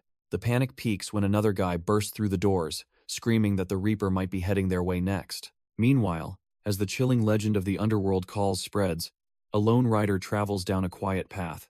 Hearing the rumors, Aku feels a bit conflicted about celebrating the brutal slaughter, even if the victims were trash. Riding along, she wonders if this terrifying ghost is secretly looking out for her Tiger Pit sect. Suddenly, her eyes widen as a crazy thought crosses her mind about a recent letter from Aika. The tactical leader had mentioned giving a gold medallion to a mysterious savior who protected their escorts. But Aiko frowns, realizing absolutely no one matching that description has shown up at their gates. Her deep train of thought is abruptly cut short when our boy suddenly pulls the reins, halting them. Snapping back to reality, she blinks in confusion and asks her companion where they just stopped. The dense forest clears out to reveal a breathtaking, sunlit lake shimmering right in front of them. Her gloomy mood instantly vanishes, replaced by a warm smile as she takes in the gorgeous view. Leaning in playfully, she asks the regressed spearman how he knew she loved lakes without ever being told. Shuji casually replies that she actually told him herself, leaving her completely dumbfounded. He mutters under his breath that it happened in a past life, only confusing her further. Our boy smiles warmly, recalling how she always used the tranquil water to clear her mind. Before she can question him, he pulls out a strange little green cone from his robes. He strikes a spark and sets the smoking incense block right on the wooden railing. Realizing it's bug repellent, her face lights up as she praises him for his thoughtful preparation. Curious about his past, she playfully asks if he was always this considerate at his old job. Staring out at the water, the regressed spearman solemnly states that a true warrior repays their worth. He vows that anyone who treats him like true family will receive that exact same loyalty back. Aiko is completely taken aback by his intense, unwavering declaration of loyalty. Scratching her cheek with a shy smile, she decides not to pry into his mysterious past. Instead, she warmly assures him that as long as he rides with the Tiger Pit sect, they will be his family. The wind rustles through the spearman's hair, as those exact words trigger a devastating memory from his previous life. His mind drifts back to a cold, rainy cave, where he cradled his dying comrade, listening to her final confession. Tears streamed down her disguised face as she finally revealed her true identity as the hidden heiress of the fallen sect. Holding her arrow-riddled body, he remembered how she desperately tried to explain her tragic origins with her dying breaths. She spoke of her parents, the sect leaders, insisting with absolute certainty that they were genuinely kind souls. Gripping her cold, blood-soaked hand, our boy realizes that this was the exact moment his soul became bound to her vengeance. The bloody grip of his dying brother fades back into reality as Eika warmly holds his hand. Their quiet moment is suddenly interrupted when the rugged stable manager comes sprinting up the path. Sweating bullets, the frantic manager screams out that the missing escort guards have finally returned. Eika turns in absolute shock, while our boy just watches the sudden commotion with a deadpan stare. Gripping her leather reins tightly, she instantly shifts her focus back to her leadership duties. Flashing him a quick smile, she promises a massive banquet tonight and tells him to come hungry. She gallops off in a rush, leaving the out-of-breath manager desperately chasing after her horse. Watching them bicker, a rare, genuine smile finally breaks across the hardened spearman's face. Leaning against the railing to admire the view, he admits this peaceful life actually feels pretty damn good. A toast is raised in his honor, celebrating the head escort as the absolute hero of their journey. The banquet hall erupts into cheers as the sect leader encourages everyone to drink to their heart's content. Amidst the roaring chants praising the Tiger Pit sect, our boy quietly enjoys his meal with a deadpan stare, but his peaceful dinner is interrupted when a heavy hand suddenly clamps down on his shoulder. A group of jealous disciples surrounds him, furiously demanding to know why a nobody gets to escort the young miss. Before he can even react, a trash-tier thug violently snatches his plate of meat right off the table. The brute points a finger at his head, barking that an arrogant bastard like him deserves no food. Suddenly, a terrifying blood-red aura erupts behind the bullies, freezing the cowards right in their tracks. The thugs instantly start sweating bullets, stammering out pathetic excuses as the young miss glares at them with glowing eyes. Letting out an exhausted sigh, she gently feeds the dumbfounded spearman a dumpling, scolding him for hiding the bullying. Still deeply concerned, the young miss asks if the sect is intentionally starving him. Suddenly, the sect leader calls out the name Aiko, making her jump in surprise. Flashing a warm smile, she tells our boy to eat up before hurrying off to her father. The second she leaves, the jealous thugs swarm him again, furious that a nobody caught her eye. Spitefully twisting her orders, the lead brute decides he is going to forcefully feed the spearman himself. He aggressively scoops up a ladle of boiling stew and violently flings it right at his face. But our regressed demon effortlessly tilts his head, letting the scalding liquid splash harmlessly past him. Absolutely humiliated, the brute stands over the massive boiling pot and furiously demands that he stop dodging. They unleash a barrage of flying food, but Shuji casually weaves through the mess, snatching every piece of meat. The pathetic commotion goes completely unnoticed by the rest of the banquet as the grand feast continues. Meanwhile, the sect leader expresses his deep gratitude to the head escort, vowing to support the fallen guards' families. The stoic escort humbly brushes off the praise, insisting she was merely fulfilling her duty. Stepping up to the table, Eika graciously offers to pour the weary warrior a warm drink. As the tea flows, the conversation shifts to a mysterious guest holding a golden plaque mentioned in a letter. Glancing around the hall, the escort wonders if the VIP never arrived, prompting Eika's disappointed confirmation. Tipping her straw hat to hide her profound regret, the escort lets out a heavy, heartbroken sigh. She reveals the guest was actually a young vigilante who single-handedly annihilated the Black Dao sect ambushers. Remembering our boy's terrifying, blood-soaked massacre, she deeply regrets not being able to properly thank her savior. She desperately wishes she could recruit such a monstrous talent so her subordinates would never die again. But before the somber moment can linger, someone suddenly grabs Eika's hand, completely shattering the quiet mood. Turns out, it's just Eika, warmly squeezing the head escort's hands, urging her to wash away those heavy regrets. The entire banquet hall is alive with laughter as the surviving guards celebrate their hard-won victory. Taken aback by the young Missa's overwhelming kindness, the stoic warrior's eyes widen in genuine surprise. A stray flower petal gently plops into her teacup, perfectly capturing the tranquil atmosphere of the feast. Even the sect leaders look on with warm smiles, deeply grateful for the peace their brave escorts secured. Raising their cups high, the rowdy guards toast to their survival and the quiet everyday peace they cherish. But that peace is instantly shattered when some trash-tier bullies violently hurl a whole feast at our boy. Pausing mid-sip, the head escort hears the sudden commotion and wonders what absolute idiot is ruining the mood. She whips her head around, completely dumbfounded to see a chaotic food fight erupting right behind her. Her pupils shrink in absolute horror, as she finally realizes who those suicidal thugs are actually messing with.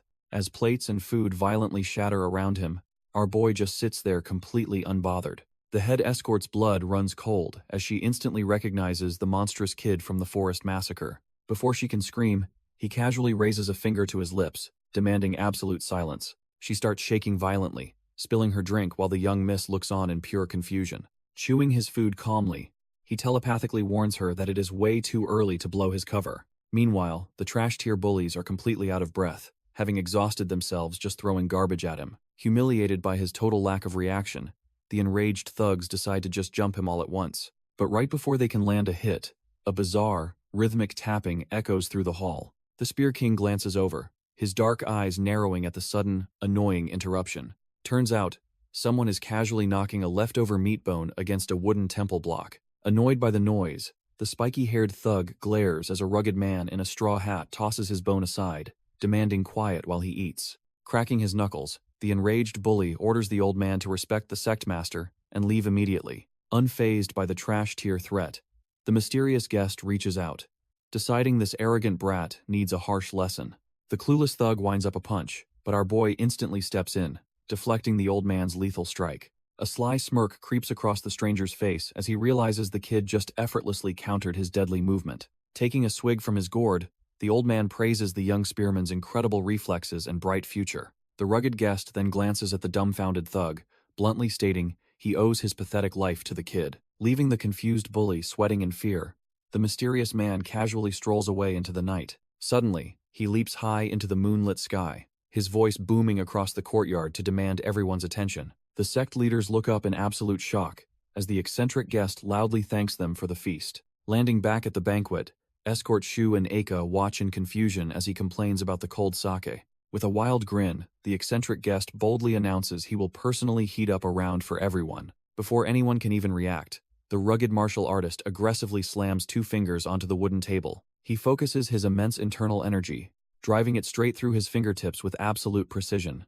A massive surge of purple aura erupts from his hand, violently vibrating the entire surface. The terrifying wave of pure mana shoots across the table, flash-boiling every cup in front of the dumbfounded leaders. Thick steam billows into the air as the liquor bubbles violently from the sheer heat of his aura, his eyes glowing with power. The old man jokingly apologizes for accidentally evaporating all their fine booze.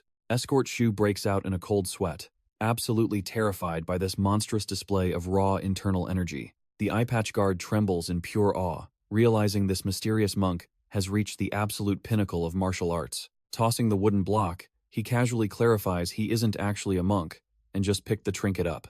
Stepping forward into the dim light, the rugged old man decides it's finally time for a proper introduction. His foot slams down with a heavy thud as he proudly declares himself the Unorthodox Alliance's money-collecting demon. Glaring down at the terrified crowd, he reveals his true name is Gu Goryu, the infamous staff demon. A menacing purple aura flares around him, cementing his terrifying reputation as an absolute monster in the martial world. Turns out, he was once half of the legendary twin demons before getting subjugated by the evil Alliance leader. Now reduced to an errand boy, he spends his days violently collecting overdue tributes and burning down resisting clans. Sweating bullets, the Tiger Pit leader frantically wonders if this monster is the prodigy Ika gave her golden plaque. But Escort Shu quickly shuts that down, gripping her blade as she admits she has never seen him before. Completely ignoring their panic, Gu Goryu casually pours himself a drink and reminisces about his last bloody visit here. He takes a casual sip, mentioning he heard the Black Dao sect and Zhao clan were completely wiped out. His eyes glow with a sinister purple aura as he points out how suspicious their loud celebration looks. Escort Shu freezes in absolute terror, realizing this monster might just slaughter them all right here. Sweating profusely, the sect leader desperately stammers that they had absolutely nothing to do with those massacres. The staff demon just waves them off, casually telling them to go ahead and enjoy their little feast. But a wicked grin spreads across his scarred face as he admits the rumors really caught his attention. He suddenly locks his terrifying gaze onto Aika, praising her for being even more formidable than the whispers claimed. Completely dumbfounded, the young miss glares back and demands to know what kind of nonsense he is spouting. Leaning in close, he smirks and claims the Zhao clan's utter ruin was supposedly caused by her dazzling beauty. As an ominous aura flares around her, he mocks that a face like hers could easily destroy entire sects. The staff demon bursts into maniacal laughter, declaring her dazzling beauty caused the Zhao clan's bloody downfall. Leaning in uncomfortably close, he He sadistically asks what happens when someone so powerless possesses such a stunning face. As she trembles in pure disgust, he cruelly explains that women like her are destined to suffer undeserved humiliation. Before he can push her further, the sect leader finally snaps, drawing his blade to stop this outrage. Pointing his sword directly at the intruder, the old man warns him that the sect won't just roll over. Unfazed, the staff demon casually chews his food and laughs, mocking the old man's pathetic chances against him. Sweating but completely resolute, the sect leader growls that surviving doesn't matter when his daughter is openly insulted. When the old man suggests taking the fight outside, the demon smirks and insists they settle it right here. In an instant, their terrifying auras violently clash, wicked purple energy pushing heavily against blazing blue mana. Knowing her father is outmatched by this monster, Eika desperately begs him to sheathe his sword immediately. Wiping the spit from her cheek, Eika regains her composure instead of breaking down in tears. She calmly walks over and pours the demon a fresh cup of liquor, as payment for his harsh lesson. Dumbfounded by her submission, the brute scoffs, calling her an absolute disgrace to her warrior bloodline. But Eika stands her ground, clarifying that she isn't groveling, just paying respect to a martial arts master. He flashes a wicked grin, finding it absolutely hilarious that she considers getting spat on a valuable lesson. Unfazed by his twisted logic, the young miss smiles softly and insists she is only speaking her truth. She gracefully offers him the cup, refusing to let his trash-tier intimidation tactics ruin her sect's dignity. The staff demon just stares at her unwavering expression, completely amused by her stubborn guts. Throwing his head back, he erupts into a booming laugh right in front of the furious sect leader. But the second he downs the drink, a mysterious hand violently clamps onto his wrist from out of nowhere. Shaking off the sudden tension, the staff demon apologizes for his rudeness, asking the furious sect leader to stand down. Flashing a wicked grin, he claims he is only backing off to save the old man's reputation. Realizing a fight would destroy their home, the sect leader reluctantly sheathes his blade, while Eika watches tensely. Turning his back, the brute laughs heartily, teasing the young miss that he would claim her if he were younger. But just as he starts to leave, he stops dead in his tracks, remembering his actual mission. He casually mentions that the recent destruction of the Black Dao sect means he is missing his expected tribute. Getting straight to the point, he demands that the Tiger Pit sect cover the massive financial loss themselves. Leaning in with glowing red eyes, he threatens that, since he spared their pride, they must now pay up. A cold sweat breaks out on the old man's face as he realizes this monster is extorting the orthodox clans. The demon casually calls it a consolation fee, prompting the sect leader to ask if he dared extort other elites. The brute scoffs at the idea of shaking down the Namgung clan, admitting his boss would literally kill him. Instead, he slyly points out that the Tiger Pit sect made a killing on their last escort mission.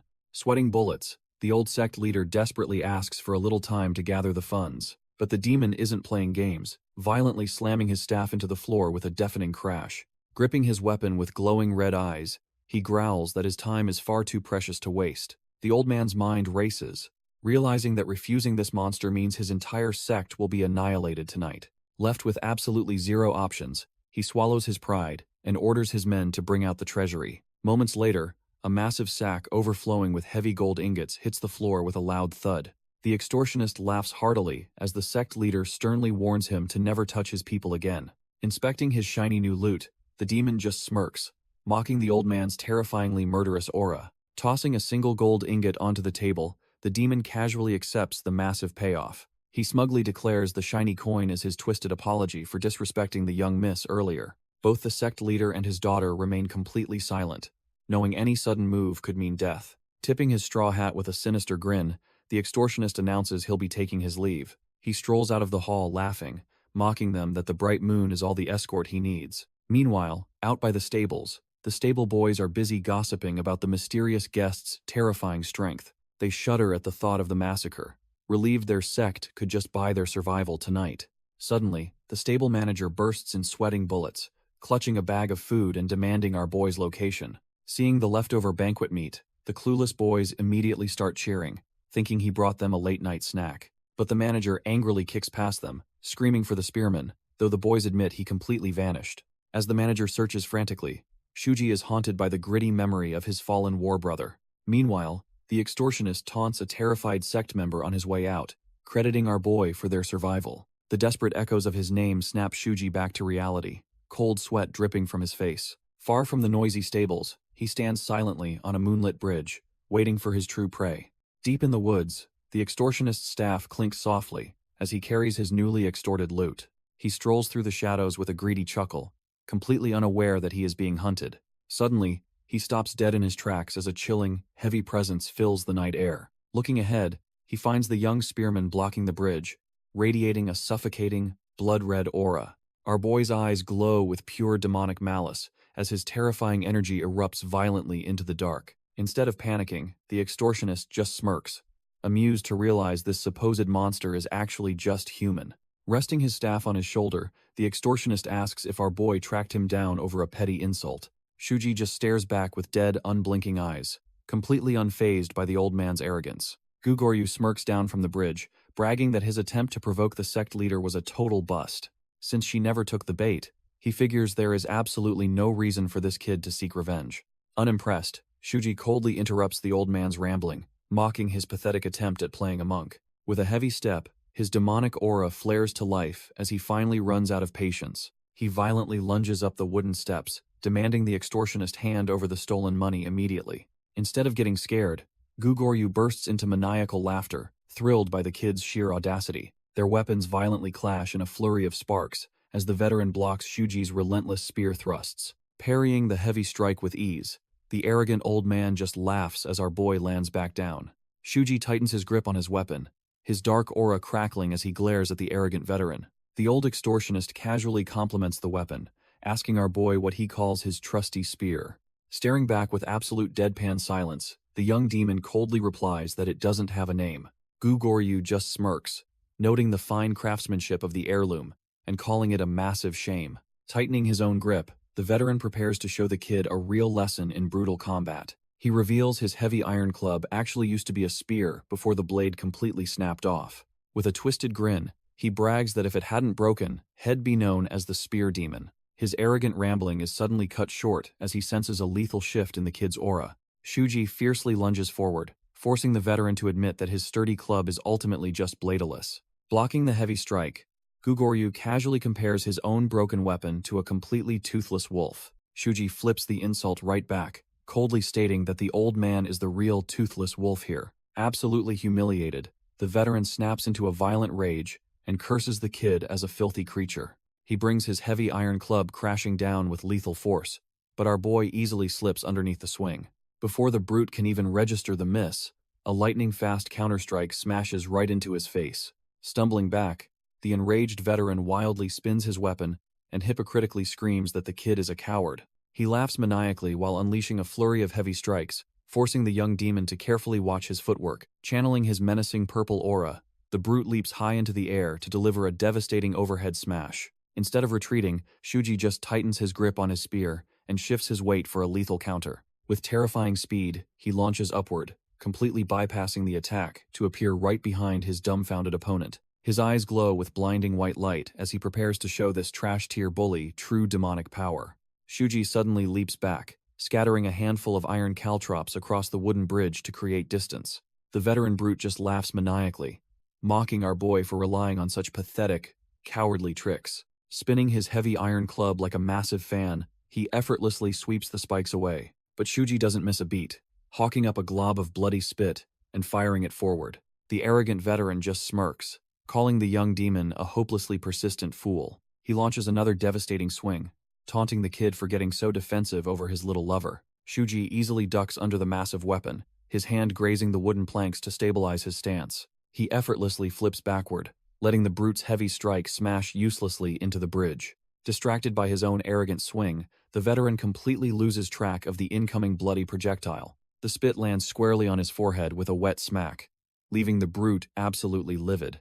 Shuji doesn't give him a second to recover, launching a brutal flying kick straight into the veteran's face. Grabbing his sizzling forehead, the brute panics, wondering if this kid is a poison master from the Sichuan Tang family. While the extortionist struggles with his blurred vision, our boy charges forward with terrifying, murderous intent. He unleashes a vicious, sweeping strike with his spear, forcing the blinded veteran into a desperate block. The sheer force of the blow sends the massive thug skidding backward across the wooden suspension bridge. Clutching his throbbing face, the veteran is completely dumbfounded by the sheer ferocity of this supposed kid. Shuji capitalizes on the opening, dropping low to deliver a lightning-fast sweeping kick that shatters his opponent's stance. Gasping for breath, the battered tribute collector is forced to retreat up the stairs just to create some distance. Gripping his heavy iron club, he finally admits he severely underestimated the strength of a mere stable hand. But staring into those glowing, demonic eyes, he realizes there is absolutely no way this monster learned those skills here. He realizes this kid's fighting style is completely unorthodox and terrifyingly different from anything he knows. Shuji closes the gap instantly, moving with a savage grace that defies all traditional martial arts. Launching himself into the air, our boy unleashes a relentless barrage of wild, unpredictable strikes. The veteran blocks desperately, realizing the hard way that this kid's entire body is a lethal weapon. Refusing to back down, the bruised extortionist declares he doesn't care what kind of demon he's facing.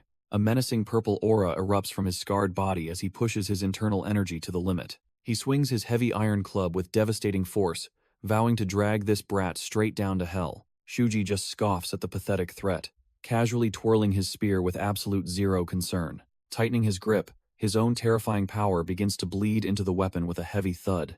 Enveloped in a massive, blood-red demonic aura, our boy coldly tells the veteran he talks way too much. The two warriors lock eyes, their contrasting red and purple auras violently clashing in the tense air. High above the dark abyss, the suspension bridge sways under the sheer weight of their killing intent. While the scarred veteran seethes with absolute rage, our boy remains terrifyingly calm and composed. Without another word, they both kick off the wooden planks so hard, the bridge nearly splinters apart. They close the distance in a blinding flash of speed, moving way too fast for the naked eye. The extortionist thrusts his heavy iron club forward, pouring every ounce of his dark energy into the strike. But his ultimate attack violently collides with the tip of Shuji's spear in a blinding burst of mana. A massive shockwave of demonic red energy erupts across the bridge, completely overpowering the veteran's pathetic strike. The sheer force of the impact instantly sends the extortionist plummeting off the edge into the pitch-black chasm. Reaching out with a bloodied hand, he realizes too late that he just picked a fight with a true monster. Staring down into the pitch-black abyss, our boy just scoffs at the pathetic extortionist.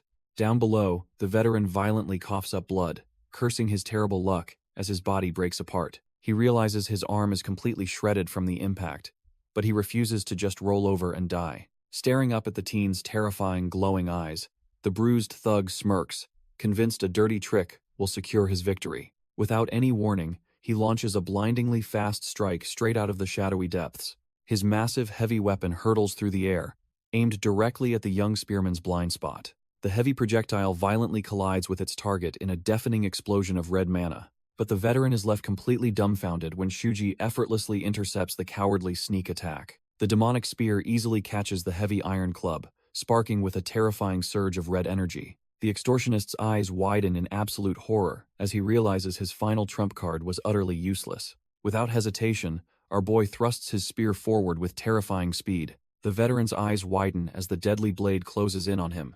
But instead of panicking, the bruised thug actually smirks, genuinely impressed by the kid's lethal technique. Deciding to make a ruthless gamble, he willingly lets the blade slice into his left arm. As the spear pierces his flesh, the extortionist drives his own weapon straight through Shuji's chest.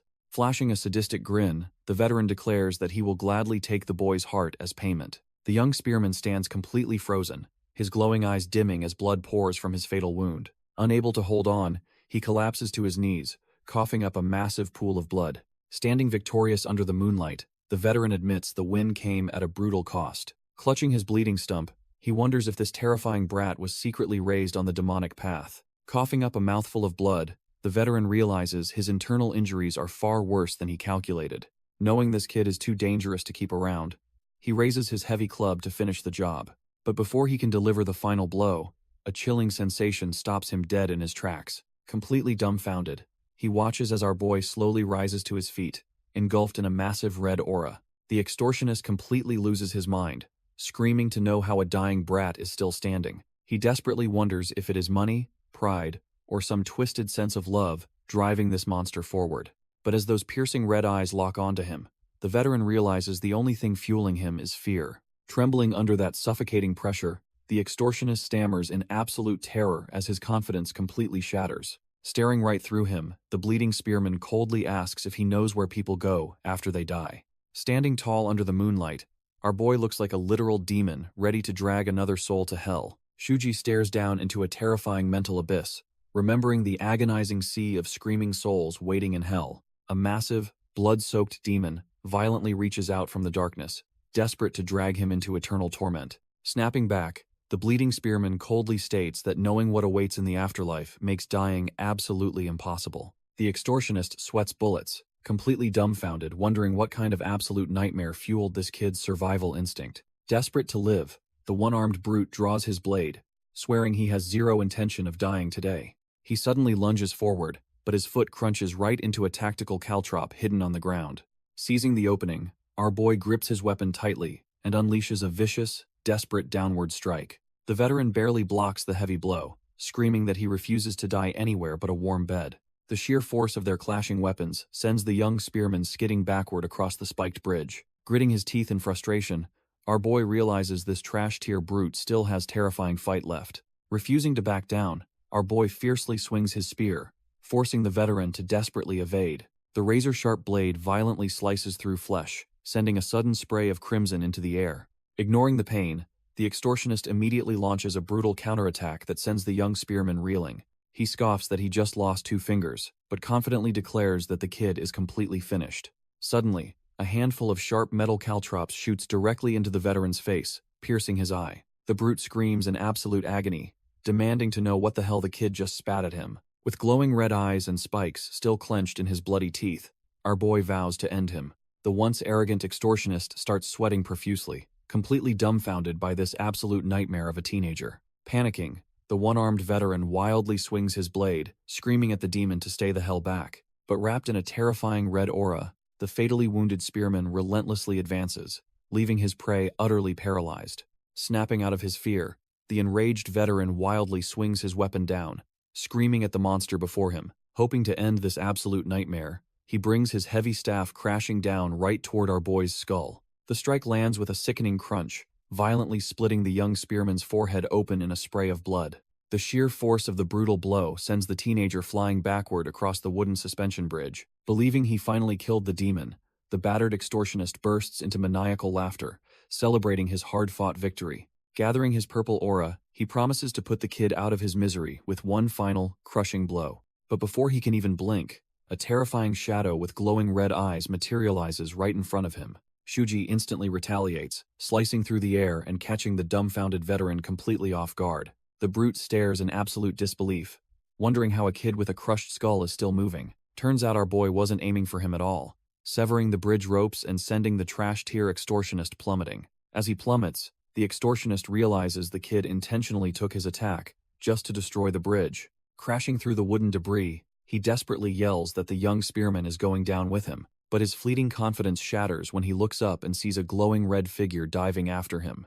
A massive, terrifying, demonic aura erupts from our boy, taking the shape of a monstrous beast. Completely paralyzed by fear, the veteran desperately tries to convince himself that this is just a futile struggle. His mind spirals into absolute denial as he watches the impossible unfold right before his terrified eyes. Channeling his dark energy, the regressed demon manifests a deadly whip of pure red aura from his fingertips. Suspended in midair like a true god of death, he prepares to deliver his brutal final judgment. The extortionist's previous maniacal laughter echoes in his mind as he remembers landing that supposedly fatal blow. He truly believed the kid was just a fragile human, but now realizes he angered a literal monster. Staring up in absolute horror, the veteran realizes his opponent is far from human. Watching the demonic aura swirl, he feels like he's staring directly at the Grim Reaper. A sudden flashback hits him, remembering the exact moment his skull was brutally caved in. His arrogant laughter fades into despair as the crushing reality of his fatal mistake sets in. Completely broken, the extortionist accepts his gruesome fate and plummets into the dark abyss below. But our boy has no intention of joining him, instantly lashing his aura whip toward the cliffside. The dark tendril securely snags a jagged spike, violently halting his deadly freefall with a heavy jerk. Viscous blood drips down the demonic manifestation as the sheer kinetic force threatens to tear him apart. He grips the razor-sharp energy tether with everything he has, ignoring the agonizing pain slicing his palm. Slamming hard against the unforgiving rock wall, the young demon grits his teeth and survives the impossible drop. Hanging from the cliffside, our boy realizes his physical body is an absolute wreck. With ruptured organs and a shattered leg, the agonizing pain would easily kill a normal man. But as long as he breathes, he can heal by unleashing the supreme demon arts. Bleeding out, he recalls the twisted teachings of his old master. The blood demon survived countless fatal wounds, purely because of this terrifying regenerative power. Wondering if he should actually be grateful to that monster, a sudden rumble interrupts his thoughts. He glances upward just as a massive explosion of energy erupts from the crumbling bridge. Turns out, that trash-tier extortionist isn't dead yet, diving straight down through the roaring flames. Burning alive and fueled by pure rage, the brute plummets toward him like a meteor. Completely dumbfounded by the sheer stubbornness of his enemy, the young demon curses his luck. The ground shatters in a blinding explosion of impact as they finally crash into the ravine. Our boy takes the brunt of the collapse, getting violently buried under a massive wave of jagged rocks. Pinned beneath the rubble, twisted red spirits manifest from his aura just to mock his incoming death. The demonic voices gleefully taunt him, laughing at how pathetic it is to die buried alive. But their relentless jeering suddenly cuts off in pure confusion as a heavy presence steps forward. Emerging from the wreckage like a vengeful ghost, a glowing red figure stands tall over his battered body. Bleeding and exhausted, the young demon opens his eyes to see exactly who survived that hellish drop. Fueled by pure, unadulterated rage, the brute readies his weapon with a feral growl. Staring up at the monster, our boy is completely dumbfounded that this trash-tier extortionist is still breathing. Turns out, the infamous staff demon is cut from the same cloth, refusing to die without a fight. Heavy, glowing footsteps echo through the cavern as the brute closes the distance. Cloaked in a suffocating red aura, the monstrous extortionist marches forward with murderous intent. Bleeding on the ground, our boy can only stare as his relentless enemy approaches. Gripping his weapon with feral rage, the demon lets out a guttural roar. He launches his massive frame forward, bringing his heavy staff down for a crushing execution. Yet, staring death right in the face, the young spearman doesn't even flinch. Suddenly, the deadly strike halts mere inches from his nose, completely frozen in midair. With his glowing eyes locked onto the brute, he calmly watches the extortionist falter. Without warning, the staff demon erupts into agonizing screams as an unseen force tears through him. A terrifying demonic spirit violently bursts from the brute's body, leaving the young warrior completely unfazed. Shuji calmly bathes in the swirling red aura of the newly freed cursed ghost. He lets out a quiet scoff, completely unimpressed by the entity's overwhelming presence. Realizing the peak-level spirit will take too long to tame, he formulates a brutal plan. With a ruthless grip, he violently crushes the phantom into a concentrated mass of pure energy. He decides to use it as a makeshift elixir to force his body into the next martial stage. But before he can even take a step, his mangled leg gives out in a sharp jolt of agony. Clutching his bleeding wounds, our boy realizes he must prioritize healing before opening his major meridians. Desperate for support, he spots the dead extortionist's discarded heavy blade lying in the mud. Seeing it still radiating toxic purple energy, he bitterly notes it is completely useless as a cane. Suddenly, a deep rumbling echoes through the rain, catching the battered spearman completely off guard. Kneeling in the freezing rain, Shuji spots a massive iron staff resting near the fallen extortionist. He tightly grips the thick shaft, feeling its sturdy weight in his bloodied hands. Hauling his battered body up, our boy realizes just how incredibly heavy the weapon actually is. His eyes narrow as a grim realization hits him. If this had been a fully forged spear, he would have undoubtedly been the one brutally slaughtered in the mud today. Staring down at the pathetic corpse, he vows to forge a lethal spearhead to avoid a similar fate. With a new goal in mind, the battered warrior slowly makes his way toward the nearby town. Tying a blood-stained sack to the heavy shaft, he repurposes the weapon as a makeshift crutch. Every agonizing step through the freezing puddles sends sharp jolts of pain up his mangled leg. The heavy staff clanks against the stone as the regressed Spear King relentlessly pushes into the stormy night. Suddenly, his battered legs give out, sending him stumbling against a nearby wall with a heavy grunt. Even with the Supreme Demon's power coursing through his veins, his mangled body just refuses to heal. Looking back, he realizes he truly poured every ounce of his soul into that brutal deathmatch. Panting heavily, the exhausted warrior admits to himself that this level of fatigue is absolutely brutal. The stolen staff feels like lead, and every freezing raindrop pierces his battered skin like a jagged needle. Unable to take another step, our boy slowly closes his eyes, desperately needing just a moment of rest. In the darkness, a warm memory surfaces of the young miss, gently respecting his secretive past. He remembers her reaching out from horseback, promising him that the Tiger Pit sect was his true family. That single word snaps him out of his daze, leaving the regressed demon completely dumbfounded in the rain. A genuine smile finally breaks through his blood-stained face as he realizes he actually has a home now. But despite that fleeting comfort, our boy drags his bleeding body away, convinced he doesn't belong there. Meanwhile, back at the peaceful Tiger Pit sect, The night remains eerily quiet. Outside a dimly lit window, the wind rustles the leaves as if mourning a lost friend. Inside, the young miss sits alone at her desk, letting out a heavy, exhausted sigh. Her heart sinks as she assumes the mysterious warrior has already abandoned them to the wolves. She remembers the brutal extortionist's greed, realizing this martial world only rewards absolute monsters. Her father always warned her that pure kindness means nothing if you lack the strength to defend it. Staring at the rubble left behind, she knows only true power can protect a person's beliefs. Suddenly, she clutches a newly delivered scroll, her eyes widening as she processes the shocking news. Turns out, she just scored an official acceptance letter into the prestigious Murim Alliance Academy. This elite institution is where young martial artists gather to hone their skills. Through brutal training, they are molded into the peak talents destined to rule the martial world. But instead of celebrating, Eika just rubs her face in pure exhaustion. She took the entrance exam in total secrecy and is completely dumbfounded that she actually passed. Her grand plan was to elevate her fallen family, but the massive tuition fee crushes her hopes. She desperately wishes she still had the sect's stolen fortune to pay her way. Her mind drifts back to the agonizing moment that brutal extortionist tossed their treasury onto the table. Hearing the heavy clink of that gold still haunts her to this day. Shaking her head, she forces herself to remember that the money bought her people's safety. Needing to clear her heavy thoughts, she slides the window open to catch some fresh air. Hoping the night breeze will clear her head, Eika steps outside, desperate for a moment of peace. But the pouring rain quickly ruins her mood, leaving her feeling even more miserable and exhausted. Throwing her arms up in sheer frustration, she curses the heavens for tormenting her with this storm. Grabbing her supplies, she glares as her horse snorts, clearly unbothered by the miserable weather. She tightly grips the reins, bitterly asking if the beast is the only one enjoying this awful night. Suddenly, a strange clattering sound cuts through the heavy rain, catching her completely off guard. Turning toward the noise, she decides to investigate, urging her horse to follow her into the dark. Taking a cautious step forward, her foot splashes heavily into a dark puddle on the stone path. Her eyes widen in absolute shock as a chilling realization washes over her. Looking down, she is completely horrified to discover that she just stepped into a massive pool of blood.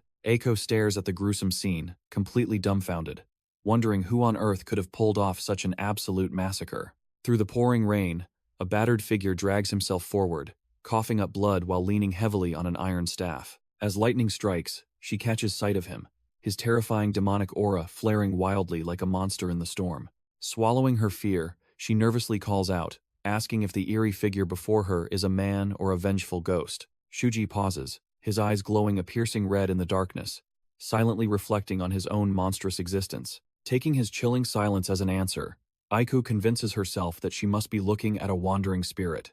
But then, our boy glances back over his shoulder, a blood-soaked bundle slung casually over his weapon. The sheer weight of his physical presence hits her, and she suddenly realizes this terrifying being is actually flesh and blood. Desperate for answers, she shouts for him to wait, causing the injured spearman to halt his slow march.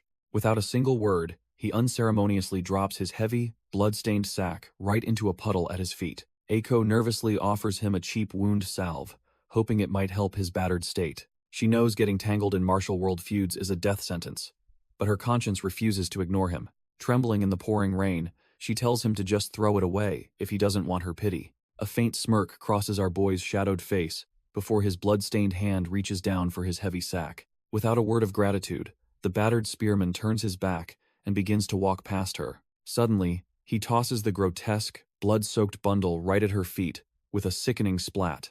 Dumbfounded and terrified, she stares at the gruesome package, stammering out a confused question. Shuji simply glances back through the downpour, casually instructing her to load it onto her horse. Leaving her completely stunned, he continues his slow, agonizing march into the pitch-black alleyway. She desperately calls out for him to wait, but the chilling sight of the bloody sack keeps her frozen. Glancing down at the gruesome bundle, she swallows hard as the heavy rain washes over it. Judging by the sheer size and the overwhelming stench of iron, a horrifying thought crosses her mind.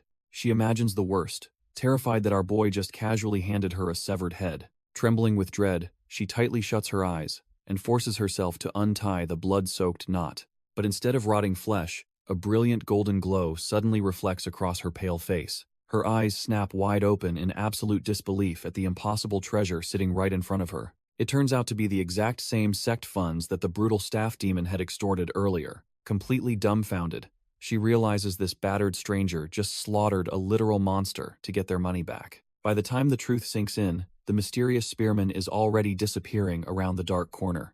Snapping out of her shock, she desperately splashes through the puddles and begs him to wait. Rounding the corner, Eiko desperately wonders how a random stranger managed to retrieve their stolen wealth. Suddenly, a horrifying realization strikes her right to the core. She freezes dead in her tracks, staring at a massive, gruesome pool of blood washing away. The glowing gold inside the blood-soaked sack confirms her wildest, most terrifying theories. As lightning cracks across the dark sky, she questions who this absolute monster truly is. She realizes he didn't just find the sex funds. He violently ripped them back from the demon. A sudden pang of guilt hits her as she finally processes what he just risked for them. Desperate for answers, she sprints blindly into the storm, screaming for the battered warrior to wait. But the alleyway is empty, leaving only the fading echoes of his heavy, exhausted footsteps. Splashing through the bloody puddles, she senses an overwhelming, tragic loneliness radiating from his silent departure. Tears stream down her face as she wonders just how much agonizing trauma this mysterious warrior is hiding. Staring blankly into the storm, she desperately tries to piece together the true identity of her savior. Left completely alone in the bloody downpour, she questions if he is actually the legendary hero she admires. Meanwhile, our boy is silently bounding across the estate rooftops, leaving a trail of bloody footprints behind. But his battered body finally gives out, sending him crashing onto the tiles as he violently coughs blood. Gripping his heavy iron staff, he barely struggles to his feet, his vision blurring from sheer exhaustion. Suddenly, his sharp instincts kick in. Sensing an approaching presence that puts him instantly on edge, he turns around completely dumbfounded, spotting the same arrogant brute from earlier, stomping toward him with a sack. Hearing the loudmouth scream his name, the regressed spearman realizes he is way too injured for these trash-tier games. As the annoying thug demands to know where he went, our boy simply prepares to knock him out cold. Instead of fighting, the brute bursts into dramatic tears, calling our boy his savior while whining about cold food. Seeing the spearman completely covered in blood, the loudmouth angrily declares war on whoever touched his new little brother. Shuji just snaps his fingers to shut the idiot up, ordering him to fetch specific ingredients from Captain Shu. He rattles off a long list of rare medicinal herbs, knowing his battered body desperately needs the remedies to heal. Sweating bullets, the brute frantically scribbles down the massive list, panicking over how he is supposed to find all this.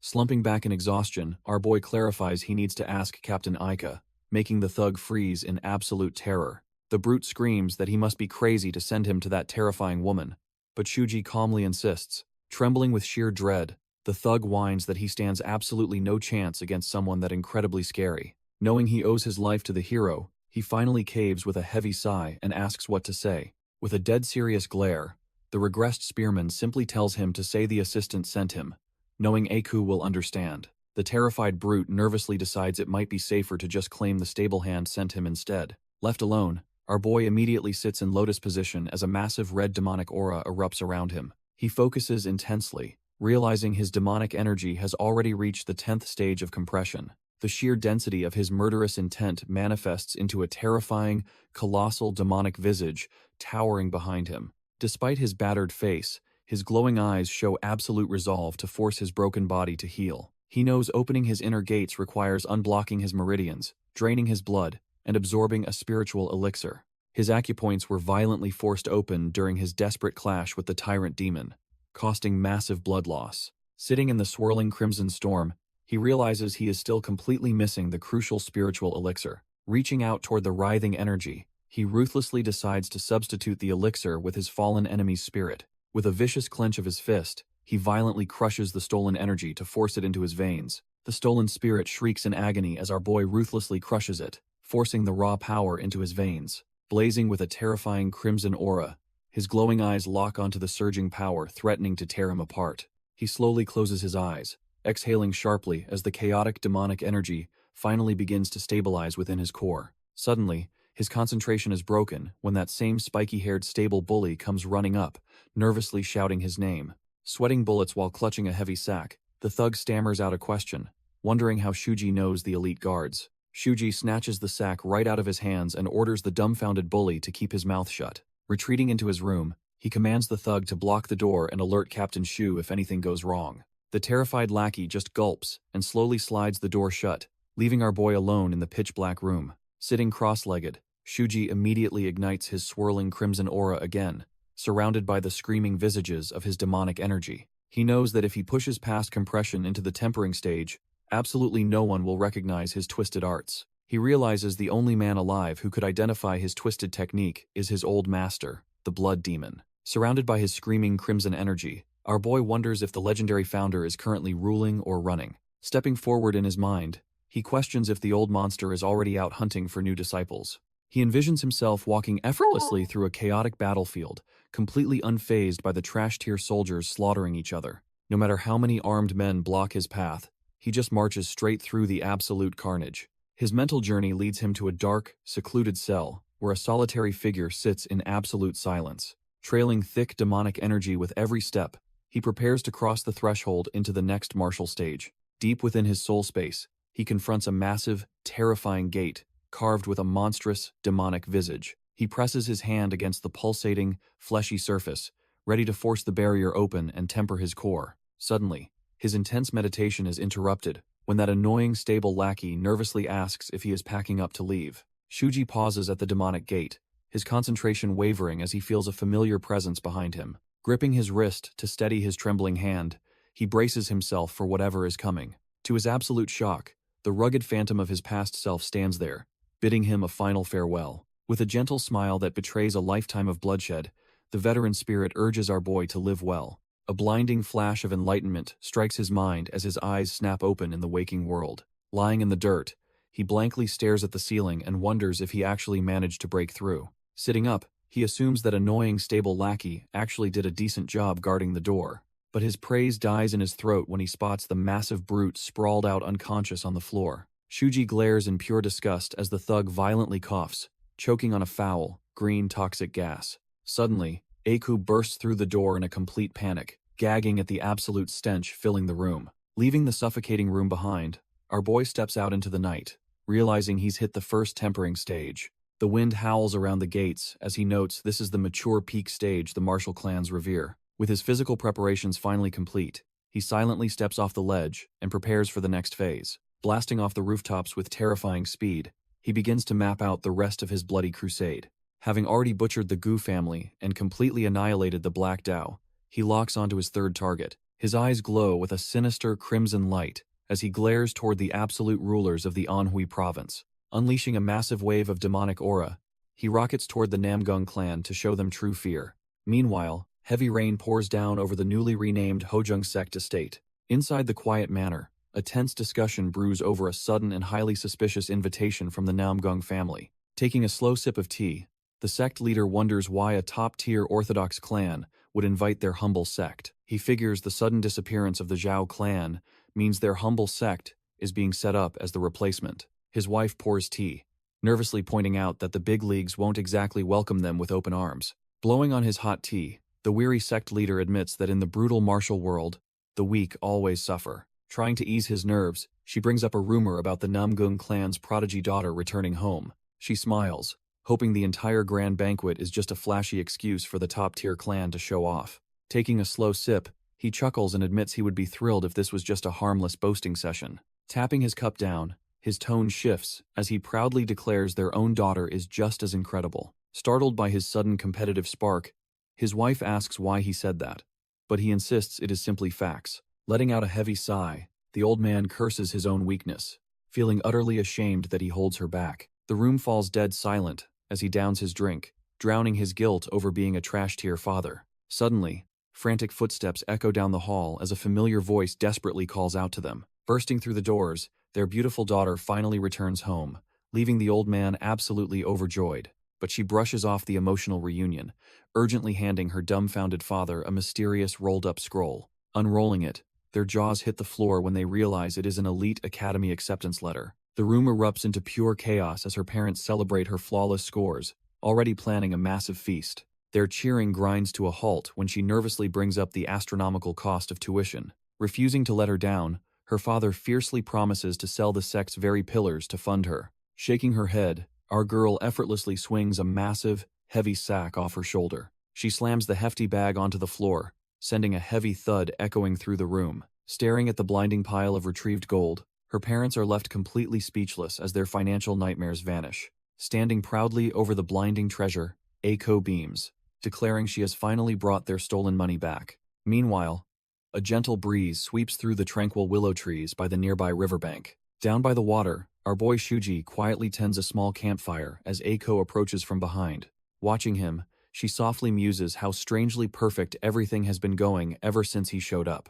As he silently pokes the crackling embers, she playfully teases him, calling him her little lucky charm. Leaning over his shoulder, she casually interrogates him about his recent disappearances and wonders what has changed. But the regressed Spear King just stares blankly into the smoke, completely lost in his own thoughts. Instantly, a massive vein pops on her forehead as her playful mood sours into pure, unadulterated annoyance. With a sharp smack to his head, she violently snaps him out of his trance, demanding answers. Plopping down beside the dumbfounded warrior, she aggressively scolds him for completely ignoring her calls.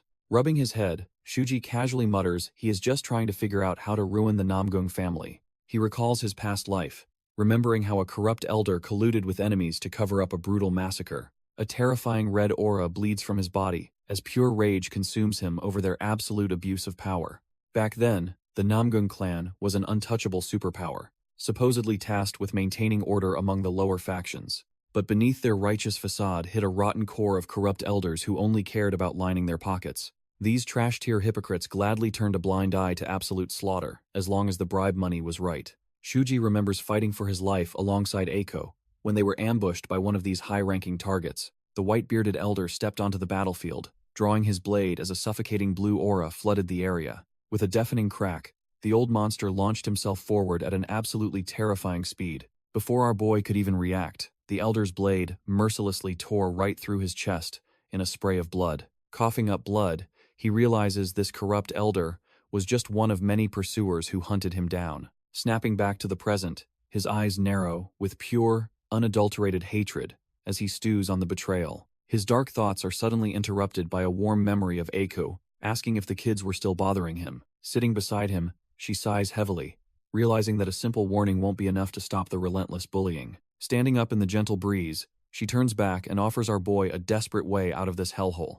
Shielding his eyes from the blinding sun, he just stares up at her, completely dumbfounded by the sudden invitation. She reveals she was actually accepted into a prestigious academy as the top student, but couldn't afford the steep tuition. With a bright smile, she declares her absolute determination to enroll, build powerful connections, and rebuild her family's legacy.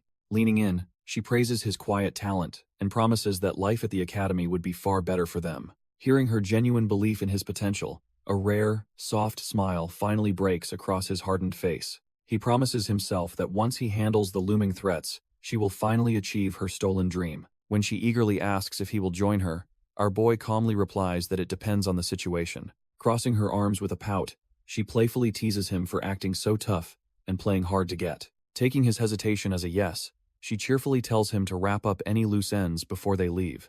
Standing up with a sudden shift in demeanor, he casually mentions that he has some old debts to collect. Assuming he means money, she gets right in his face and fiercely demands he take back everything he is owed. Pumping her fists with absolute enthusiasm, she even offers to march right alongside him to shake down his debtors. But as the wind howls around him, his expression darkens with the grim reality of what those debts truly mean. With a sinister hiss of energy, a terrifying red aura bleeds from his body as he vows bloody vengeance. His face twists into a demonic grin, fully prepared to slaughter anyone who dares stand in his way. But before he can paint the town red, the crew finally arrives at the legendary Namgung family estate. Their massive convoy rolls up to the grand gates, drawing the attention of the bustling crowds outside. The Tiger Pit sect leader and his daughter are warmly welcomed inside, thanking their escort for the safe journey. Meanwhile, the sect's resident bullies are left completely dumbfounded, drooling over the sheer scale of the place. Wandering through the pristine courtyard, they can hardly believe how ridiculously beautiful everything is. It turns out even the random male servants walking around look like absolute top-tier models. And the maids are no different, making the thugs realize this clan strictly hires based on pure aesthetics. The head bully tries to flex his rugged looks, but the maids are already distracted by someone else entirely. They completely swarm our boy Shuji, offering to wipe his sweat while he just finds the attention incredibly annoying. Watching the girls fawn over the spearman, the brute seethes with pure jealousy, instantly forgetting his vow to play nice. The head thug suddenly freezes in a cold sweat, realizing the spearman has locked eyes right onto him. Before the brute can even process what is happening, Our boy vanishes from the crowd in a blur. Moving with terrifying speed, the regressed warrior instantly closes the distance and grabs the dumbfounded thug. Glaring with absolute menace, he dumps the entire situation onto the trembling bully's shoulders before dipping out. He dashes away like a ghost, leaving the poor lackey stumbling right into the path of the approaching fan club. The bewildered maids frantically scan the area, demanding to know where the handsome guest just disappeared to. Seeing an opportunity, the trash-tier thug strikes his best model pose, hoping to finally score some female attention. Unfortunately for him, the girls just stare back with absolute disgust, forcing him to instantly apologize for breathing. Scoffing at his pathetic display, the maids turn on their heels and leave the rejected brute standing in the dust. Shedding a single tear of pure humiliation, the thug curses our boy for leaving him to suffer such emotional damage. Meanwhile, down in the estate's courtyard, preparations for the grand banquet are in full swing. Watching from the rooftops, our boy spots a rugged head servant screaming at the lazy workers. The ruthless manager completely loses his temper, violently thrashing a cowering lackey with a wooden rod. Gripping his weapon tight, the angry boss asks if the idiot understands the ruined meat's value. He mercilessly strikes the boy again, viciously reminding him that his pathetic life is worth less than livestock. Wiping the sweat from his brow, the stressed-out manager spits in pure annoyance at his incompetent crew. Suddenly, another lackey bows deeply, reporting that the live sacrifice for the blood oath ceremony is ready. Glaring with absolute menace, the head servant demands to know why the trembling worker is hesitating. Sweating bullets, the poor guy stammers that the captured wolf is simply too massive for them to move. Completely losing his mind, the boss swings his rod again, ordering them to drag anyone nearby to help. The head servant clicks his tongue in pure disgust, muttering about how utterly useless his crew is. Suddenly, a strange rustling sound catches his attention from behind a massive hanging tarp. A terrifying shadow with glowing red eyes shifts in the darkness, letting out a low, menacing breath. Drawing his blade, the angry boss vows to chop off his men's legs for bringing a live sacrifice. He pulls back the heavy curtain with a heavy sigh, completely annoyed that he's missing the grand banquet. Stepping into the blood-stained room, he spots a tiny, pathetic-looking animal lying on the floor. He steps closer, completely dumbfounded by the sight of the little creature. Kneeling down, he realizes it's just a tiny wolf cub and wonders what the big deal is. He scoffs at his men for fearing something so small, but suddenly a chilling presence makes him freeze. Looking up, he is absolutely paralyzed by the sight of a massive, monstrous white wolf looming over him. The monstrous beast glares down at him with piercing red eyes, radiating pure killing intent. But instead of running, the twisted boss bursts into maniacal laughter, thrilled by the massive catch. He gloats that his idiot men finally hit the jackpot, knowing the family head will reward him. His celebration is cut short when someone suddenly yanks his whip right out of his hand. Before he can even process what happened, he is violently hurled backward into a massive hanging carcass. Emerging from the shadows, our boy Shuji casually wonders about the layout of the Namgung Manor. He hoists the rugged boss up by his throat, completely crushing his windpipe as he demands answers. Flashing a demonic grin, the regressed spearman whispers that the trash-tier thug doesn't actually have to speak. The servant can only choke out pathetic gasps as the crushing grip completely cuts off his air. His eyes roll back into his skull, blood dripping from his nose as his consciousness fades entirely. Shuji unleashes his terrifying demonic aura, preparing to rip the truth straight from the unconscious servant's mind. Gripping the glowing red soul fragment, our boy violently extracts every memory the trash-tier thug tried to hide. Standing over the broken body, the regressed spearman coldly notes that dead men are always perfectly honest. Peering into the stolen thoughts, he watches two captive workers desperately plead that they aren't Namgung clan members. The battered captives scream that they belong to the Tiger Pit sect, begging their cruel captors for food. The memory shifts as the spiky-haired worker gets aggressively grabbed, frantically wondering where their mysterious warrior vanished to. A harsh voice suddenly orders the terrified Tiger Pit disciples to stop slacking and move the sacrificial beast. The two exhausted workers strain with all their might, desperately trying to hoist a massive chained white wolf. Sweating under the crushing weight, they complain about the beast's insane heaviness, wondering if it recently gave birth. As the monstrous, aura-radiating beast steps forward, the clueless workers innocently discuss securing extra meat for a new kid. Meanwhile, inside the lavish Namgung Manor, servants begin laying out a massive, mouth-watering feast. Oblivious to the approaching bloodbath, arrogant martial artists sit back and let the staff pour their drinks. Outside the grand estate, the local townsfolk gossip excitedly about the extravagant gathering taking place. But up in the VIP quarters, the former family head and legendary Sword King is dying of boredom. His son, the current patriarch, begs the old man to make a public appearance to calm the region. He nervously explains that the slaughtered Zhao leader was actually a distant relative of a prominent Namgung elder. Scratching his cheek, the old Sword King casually recalls the dead Zhao leader as a pretty bright kid. But his son insists they must publicly cut ties, terrified that the Zhao clan's dirty dealings will tarnish their reputation. The old man just yawns, calling the deaths of such weaklings completely trivial, making his son sweat with frustration. Utterly dumbfounded, the patriarch facepalms, reminding his father that he once threw a massive tantrum over a stupid cricket match.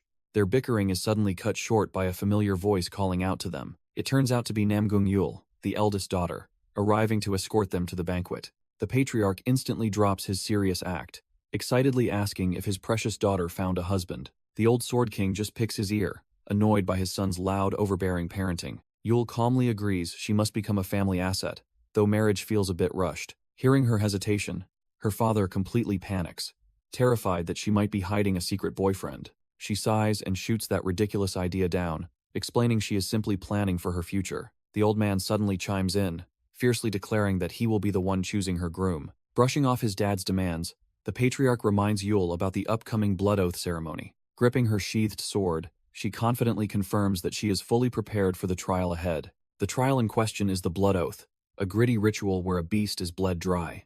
This fresh blood is then drank by the gathered factions to forge an absolute, unbreakable alliance. The patriarch reminds his daughter that drawing the beast's blood with their sacred sword is the highest honor. With her compliance secured, he claps his hands and tells his grumpy father it is time to feast. But the old Sword King is completely distracted, glaring down at the courtyard upon spotting a familiar woman. Oblivious to his father's annoyance, the patriarch bows respectfully and announces he will head down first. Just as Yul turns to leave, her father suddenly calls out her name with a shifting demeanor. His face twists into a deadly, serious glare, strictly ordering her to never lose that sacred sword. She just stares back deadpan, silently thinking it is absolutely ridiculous to worry about someone robbing her. Meanwhile, down in the bustling banquet hall, local martial artists gossip about the Tiger Pit sect's unexpected invitation. Sipping his drink, one guest wonders aloud if the Tiger Pit sect really wiped out the local gangs. His buddy just laughs, pointing out that those trash-tier martial artists lack the power to kill anyone. Overhearing the arrogant whispers echoing through the hall, the old Sword King clenches his fist in trembling rage. Down in the courtyard, the Tiger Pit leaders stand awkwardly, completely overwhelmed by the grim atmosphere. Suddenly, they whip around in sheer panic as a chilling voice calls out from behind. A menacing figure steps up, mockingly asking if they are unhappy with his carefully crafted alliance terms. It turns out to be Namgung Pangzang, a corrupt elder soaking up shameless flattery from the crowd. His so-called fair pledge is nothing but a twisted extortion racket demanding heavy quarterly protection fees. Even the cheering guests secretly curse the greedy old fox, though they desperately crave his secret arts. Ignoring the fake praise, the elder flashes a sinister smirk and locks his predatory gaze onto them. The Tiger Pit leader and his daughter bow respectfully to the corrupt elder, completely unaware of his trap. The greedy fox casually brings up the Zhao clan's annihilation, prompting the terrified leader to frantically deny involvement. Dropping the friendly act, the elder tightly grips the old man's shoulder as his terrifying blue aura flares. He sinisterly suggests that with their new sword arts, they'll easily afford his outrageous protection fees. Turning his predatory gaze toward the leader's daughter, the elder notes her arranged marriage is now ruined. Flashing a sickening smile, he proposes she become his personal concubine rather than marrying some incompetent fool. The young woman freezes in absolute terror as the corrupt elder's glowing hand reaches out to claim her. But before the old man can touch her, someone violently swats his hand away in a burst of mana. Dumbfounded by the sudden disrespect, the furious elder whips his head around to glare at the bold intruder. Turns out, the bold intruder is the current head of the Namgung family, radiating an overwhelming blue aura. Annoyed by the interruption, the corrupt elder drops his sinister act and tries playing it off as a friendly chat. But the family head isn't buying it, coldly demanding to know exactly what the old rat was up to. Realizing he's treading on dangerous ground, the elder lets out a booming, fake laugh to diffuse the tension. He grabs the terrified sect leader, lying through his teeth that he was merely offering the girl some harmless advice. Sweating bullets, the poor father has no choice but to play along, letting the elder smugly brush off the interrogation. With his cover intact, the greedy old man excuses himself, mockingly telling them to enjoy their comfortable little chat. But as he brushes past the trembling father, he whispers a chilling promise to finish their little negotiation later. As the corrupt elder slithers away, The imposing family head steps toward the shaken duo, his stern gaze fixed on them. Letting out a heavy sigh, the clan head knows exactly what kind of snake his elder is. He turns to the trembling sect leader, sincerely apologizing for whatever vile threats the old man just whispered. The humble father frantically waves his hands, completely dumbfounded that such a powerful figure would apologize to him. But the clan head insists, stating that as future allies, basic decency is the absolute bare minimum. Shifting his gaze, he then offers a polite apology to the man's young daughter for the elder's disrespect. Showing her impeccable manners, the girl gracefully bows and assures him that she is completely unharmed. Impressed by her composure, the clan head praises her solid foundation and top scores in the academy exams. He warmly suggests she might become a great rival for his own daughter, leaving the father deeply honored. Suddenly, a massive bell echoes through the courtyard, signaling that the grand ceremony is finally about to begin.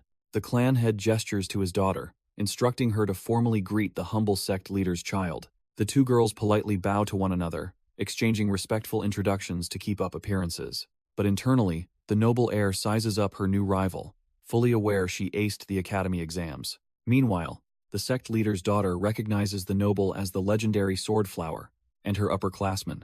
Shifting his focus back to business, the clan head asks if the final preparations are complete. She confidently confirms the arrangements as she tightens her grip on her humming blade. A satisfied smirk creeps onto the leader's face as he realizes his grand ambition is finally unfolding. Down below, struggling servants haul a massive, bound beast up the blazing temple steps. With the monstrous wolf's glowing eyes glaring through the darkness, the brutal blood oath ceremony officially begins.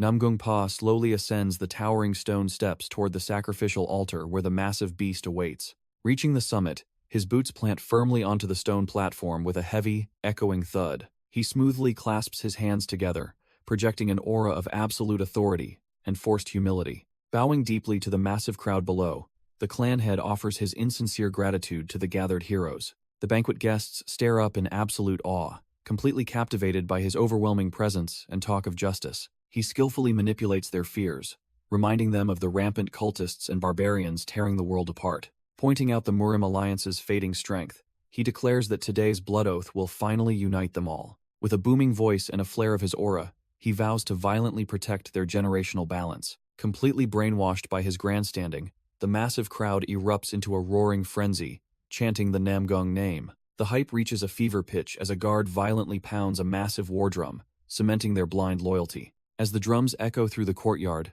the eldest daughter, Namgung Yul, steps forward. She strides past the pounding war drums, her posture radiating absolute noble confidence. Making her way up the grand staircase, she approaches her father to fulfill her duty. The clan head gives a stern nod of approval, silently ordering her to begin the ritual. Without hesitation, she launches herself high into the night sky, with incredible agility. She lands gracefully on the elevated sacrificial altar, her movements completely silent. Standing before the massive, bound white wolf, she prepares to claim its life for the oath. Drawing her blade, she channels her energy, silently vowing that her family's legendary sword is hers. With a brilliant flash of blue aura, she leaps at the beast, determined to give everything. Her eyes glow with fierce blue mana as she prepares to carve her family's glory in blood. She descends like a falling star, her blade radiating a blinding, lethal blue light. Hitting the platform, she expertly shifts her weight to channel her immense mana into the strike. Taking a slow, deep breath, the young prodigy completely centers her focus for the perfect execution. Down below, the entire courtyard falls dead silent as her overwhelming aura washes over the tables. The gathered martial artists are left utterly dumbfounded, staring up at her terrifying display of raw talent. Knowing the entire martial world is watching, she steels her nerves to finish the grand ritual. She lunges forward with explosive speed, silently declaring that this final act will cement her legacy. Pouring every last drop of her willpower into the tip of her blade, she strikes true. Unleashing the peerless sword of the vast sky technique, she dives downward in a single heavenly line. With a sickening crunch, her glowing sword effortlessly pierces the giant beast's skull, sealing the blood oath. But instead of a dying whimper, a terrifying, blood-soaked grin flashes from within the beast's shadows. Suddenly, a mangled hand violently bursts straight through the monster's thick hide right beside her glowing blade. Using the beast as a fleshy Trojan horse, our boy Shuji erupts from the carcass to ambush her. Utterly paralyzed by the gruesome sight, the prodigy watches helplessly as his bloody fingers lunge toward her. Her father's strict warning to never let anyone take their sacred family heirloom echoes in her panicked mind. But before she can even react, Shuji brutally snatches her by the throat, mid-air, with bone-crushing force. Her mind completely short-circuits, desperately trying to convince herself that this nightmare of a man isn't real. The suffocating grip on her windpipe quickly shatters that illusion, making her frantically search for her weapon. Looking down in absolute horror, she realizes the blood-drenched demon has already claimed his ultimate prize. With a sickening squelch, Shuji's crimson-stained hand firmly wraps around the hilt of the Namgung clan's holy sword. Desperately gasping for air, the prodigy struggles against the crushing grip on her throat. Our boy coldly warns her that he is already pressing down on her vital pressure points. He ruthlessly adds that if she keeps squirming, he will slice off her ear without hesitation. Hearing his precious daughter scream, the clan head snaps his head back in absolute shock. As the dumbfounded guests mutter about guts spilling from the beast, he quickly ascends the altar. Sensing her internal energy completely scattering, he erupts in a furious blue aura and sprints upward. His eyes widen in pure horror when he realizes the blood-soaked demon has their sacred heirloom. Standing at the very peak, Shuji gazes down and boldly calls out the entire Namgung clan. The furious father demands he release her instantly, but our boy just tightens his lethal hold. Staring down at the trash-tier nobles, the regressed spearman calmly announces he has exactly 2 demands. Interrupting him, the furious clan head screams for his daughter's release, but our boy casually tells him to shut up. Before the hot-headed father can charge, the former clan head steps in to scold his son's reckless temper.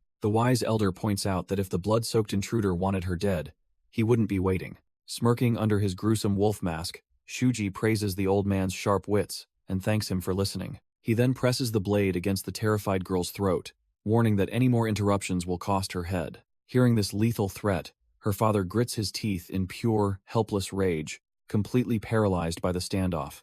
With the crowd finally silent, the regressed spearman declares his first demand is to completely void the unfair blood oath. The captive servants stare up in absolute shock, unable to process someone openly challenging the mighty alliance. He openly mocks the righteous faction for forcing such a lowly contract, claiming it ruins their great cause. For his second demand, he promises to release the girl unharmed if they send the treaty's creator up to die. The current clan head raises a trembling hand, desperately trying to de-escalate the tense situation.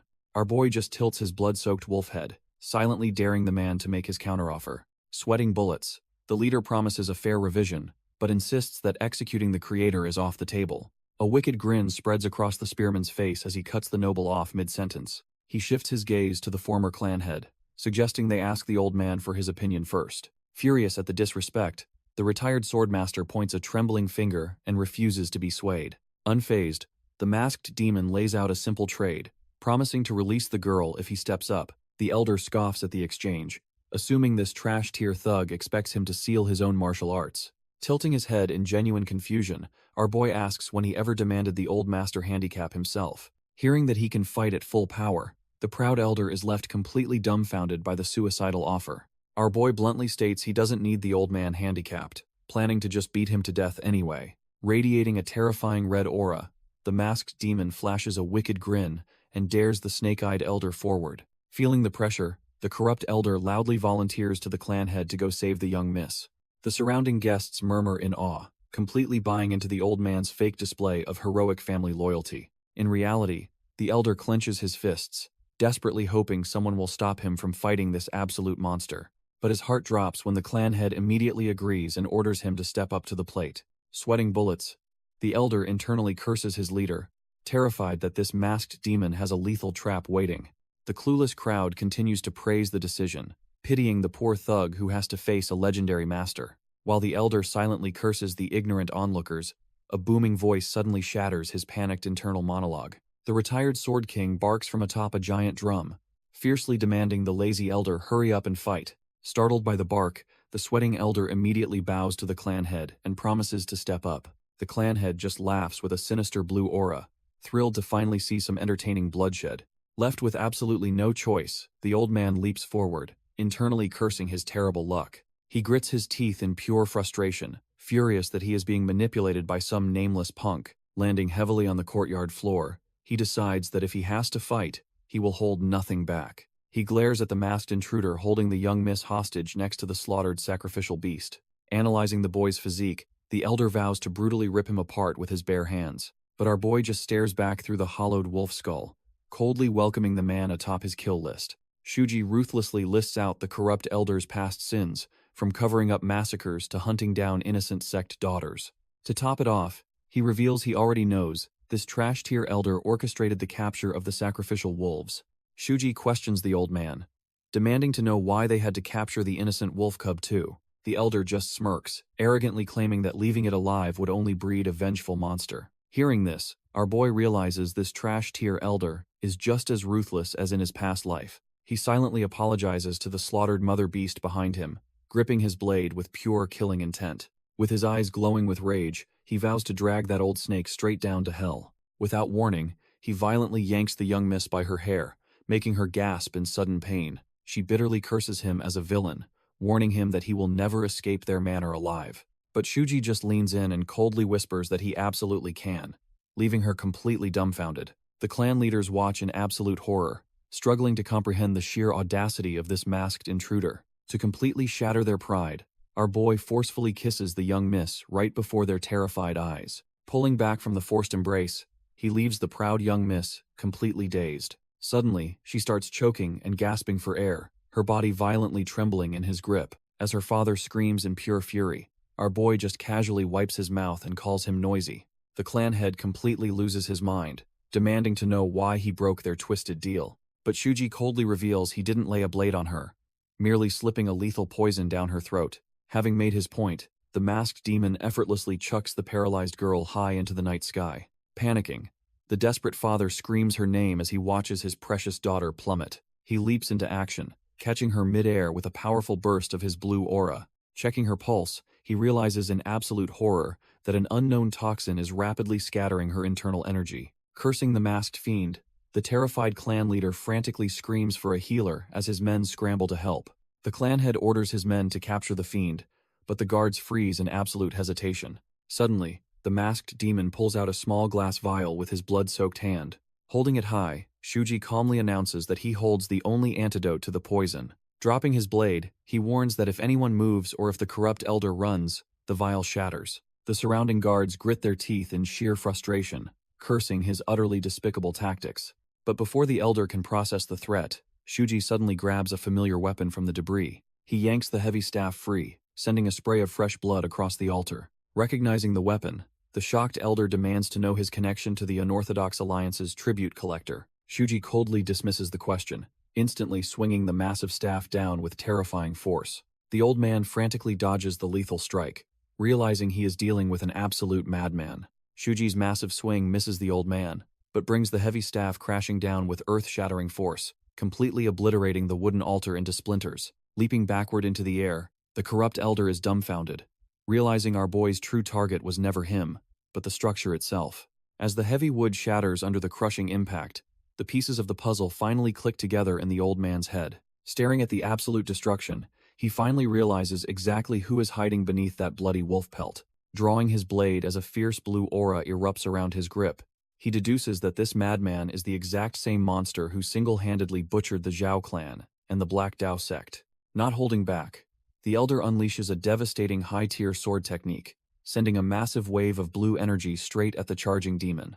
But the old snake is full of dirty tricks, subtly releasing a hidden volley of projectiles from his sleeve to catch his opponent off guard mid-swing. Shuji couldn't care less about the incoming barrage, violently lunging through the flying debris to thrust the heavy staff right at the elder's face. The brutal strike connects with a sickening crunch, piercing straight into the elder's shoulder and forcing a violent spray of blood from his lungs. The sheer kinetic force of the blow sends the old man flying backward with a pathetic scream, scattering his own hidden weapons uselessly across the ruined floor. Cursing our boy as a filthy rat, the desperate elder wildly swings his blade to create some distance. But as he catches a glimpse of the demon's movements, a chilling sense of familiarity washes over him. Anticipating a strike from behind, the old snake smugly drops to the floor to evade the obvious attack. His arrogant smirk vanishes instantly when he hears a sickening thud right beneath his own feet. The elder shrieks in agony as Shuji casually mocks him, asking if he needs the antidote for his own traps. Clutching his bleeding foot, the hypocrite actually has the nerve to call Shuji a coward for using cheap tricks. Shuji just grips his heavy staff, utterly dumbfounded by the old man's pathetic double standards. Resting the blood-soaked weapon on his shoulder, our boy stares down at the trash-tier elder in dead silence. Asking the old fool why fighting fair even matters, Shuji unleashes his terrifying red demonic aura. The entire room is instantly swallowed in a massive, violent explosion of pure crimson energy. The sheer force of his crimson energy completely shatters the massive stone altar, terrifying the onlookers. Panic instantly sweeps through the courtyard as the clan's elites desperately scramble to mobilize their forces. Drawing their blades, the guards form a tight defensive wall to protect the clan head at all costs. But the injured elder just waves them off, groaning as he forces himself back up from the floor. Staring through the dust, he recognizes the boy's stance as a legendary technique, utterly shocked by his mastery. A twisted, bloodthirsty grin spreads across the old snake's face, realizing this fight might actually be entertaining. Ripping his bleeding foot off the poisoned spikes, he brushes off the agonizing pain as a petty trick. His eyes flare with a piercing blue light, absolutely furious that a mere teenager is looking down on him. Gripping his sword, the elder erupts in a blinding blue aura, determined to slaughter the arrogant brat. Yet our boy just stands there in his bloody wolf mask, completely unfazed by the overwhelming pressure. Our boy stands completely unfazed by the flying poisoned spikes, silently mocking the old snake's pathetic attempt to beat him. Launching himself into the air, he effortlessly dodges a massive barrage of blue energy strikes raining up from below. The elder frantically deflects the counterattack, completely frustrated by how unrefined yet profoundly dangerous the kid's combat style actually is. The old snake stares at the masked demon, desperately wondering why this unknown monster holds such a deep grudge. As a terrifying red demonic aura erupts from our boy, the elder realizes he must kill this bastard immediately. Pushing his energy to the limit, the corrupt elder unleashes a massive, sky-shattering blue sword slash to end it all. Instead of blocking, Shuji drops to the floor and performs a clumsy, trash-tier evasive roll to dodge the lethal strike. The elder is utterly dumbfounded, recognizing the lazy donkey roll as a humiliating street tactic beneath any proud martial artist. Smirking wickedly, he boasts about predicting this desperate move and traps Shuji in an inescapable grid of blue energy slashes. Caught right in the trap, our boy takes a brutal hit as blood violently spurts from his tightly gripped hand. But instead of backing down, the masked demon just lets the blood drip, completely unfazed by the pain. Channeling his terrifying red aura, he violently shatters the inescapable blue grid and lunges straight at the old snake. A merciless barrage of crimson spikes rains down, tearing right through the elder's pathetic defenses. The corrupt bastard screams in absolute agony as the demonic needles pierce his flesh, mocking his earlier arrogance. Before he can even process the counterattack, a massive red explosion violently blasts him against the rocky canyon wall. Clutching his throat in pure terror, the old man violently coughs up blood and realizes he has been poisoned. Panic completely takes over his mind as the lethal toxin rapidly shuts down his internal energy. His agonizing screams echo all the way down to the ruined altar, leaving the banquet guests utterly dumbfounded. Down below, the clan head desperately tries to heal his poisoned daughter, while the crowd murmurs about the terrifying noise. Begging his daughter to hold on just a little longer, his desperate healing attempt is suddenly interrupted by something shocking. As the thick dust finally begins to settle, the anxious crowd below wonders if their elder survived. A heavy, blood-soaked boot steps through the rubble, instantly shattering their hopes. Our boy emerges from the smoke, casually admitting that the old man's resilience was actually pretty dangerous. However, the corrupt elder is already on his knees, violently hacking up his own failing life force. Turns out, his demonic blood acts as a lethal toxin that completely incinerates a martial artist's internal energy. Shuji knows his current realm limits the poison's duration, but it's still enough to paralyze the bastard.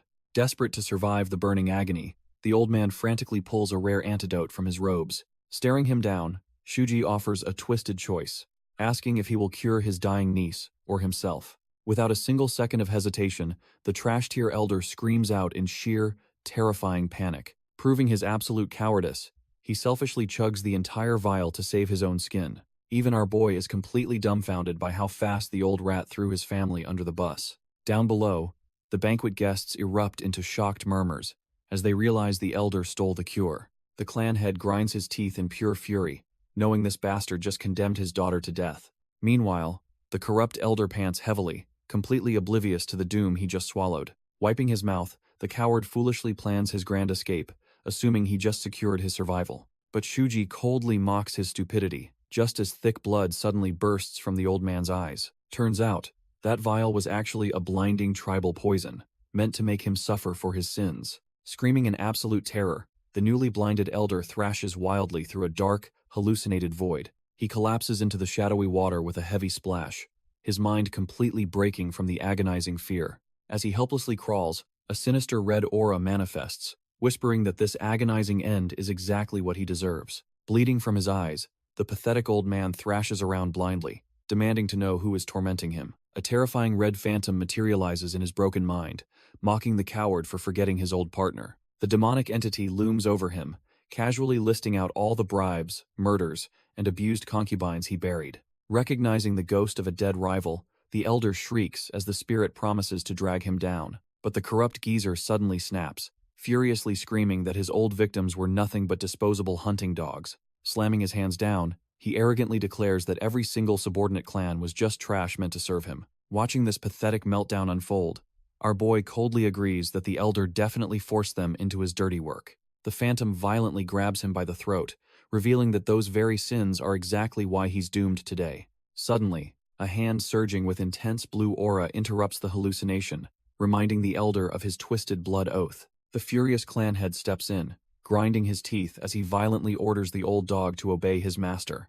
A terrifying phantom raises a blade coated in blue mana, ruthlessly telling the corrupt elder to rot in the afterlife.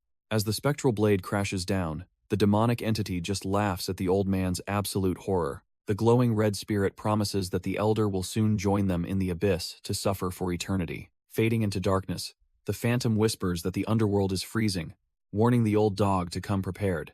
Clutching his chest, the elder tries to convince himself it was just a nightmare, but a sharp pain suddenly hits. He collapses to the stone floor with an agonizing scream, violently vomiting up a massive pool of toxic black blood. Gasping for air, the old man is dumbfounded to realize that expelling the poison has actually restored his vision. Just as he wonders if it was all a hallucination, a booming voice calls his name, snapping him to reality. Panic instantly sets back in as he frantically looks around, desperately calling out for anyone to protect him. Spotting the clan's guards defending their unconscious young miss, the pathetic elder begs them to save him from this madness. Still dripping with toxic sludge, the pathetic elder frantically begs the guards to answer him. Instead of salvation, he is met with the ice-cold glare of the clan head, furiously demanding answers.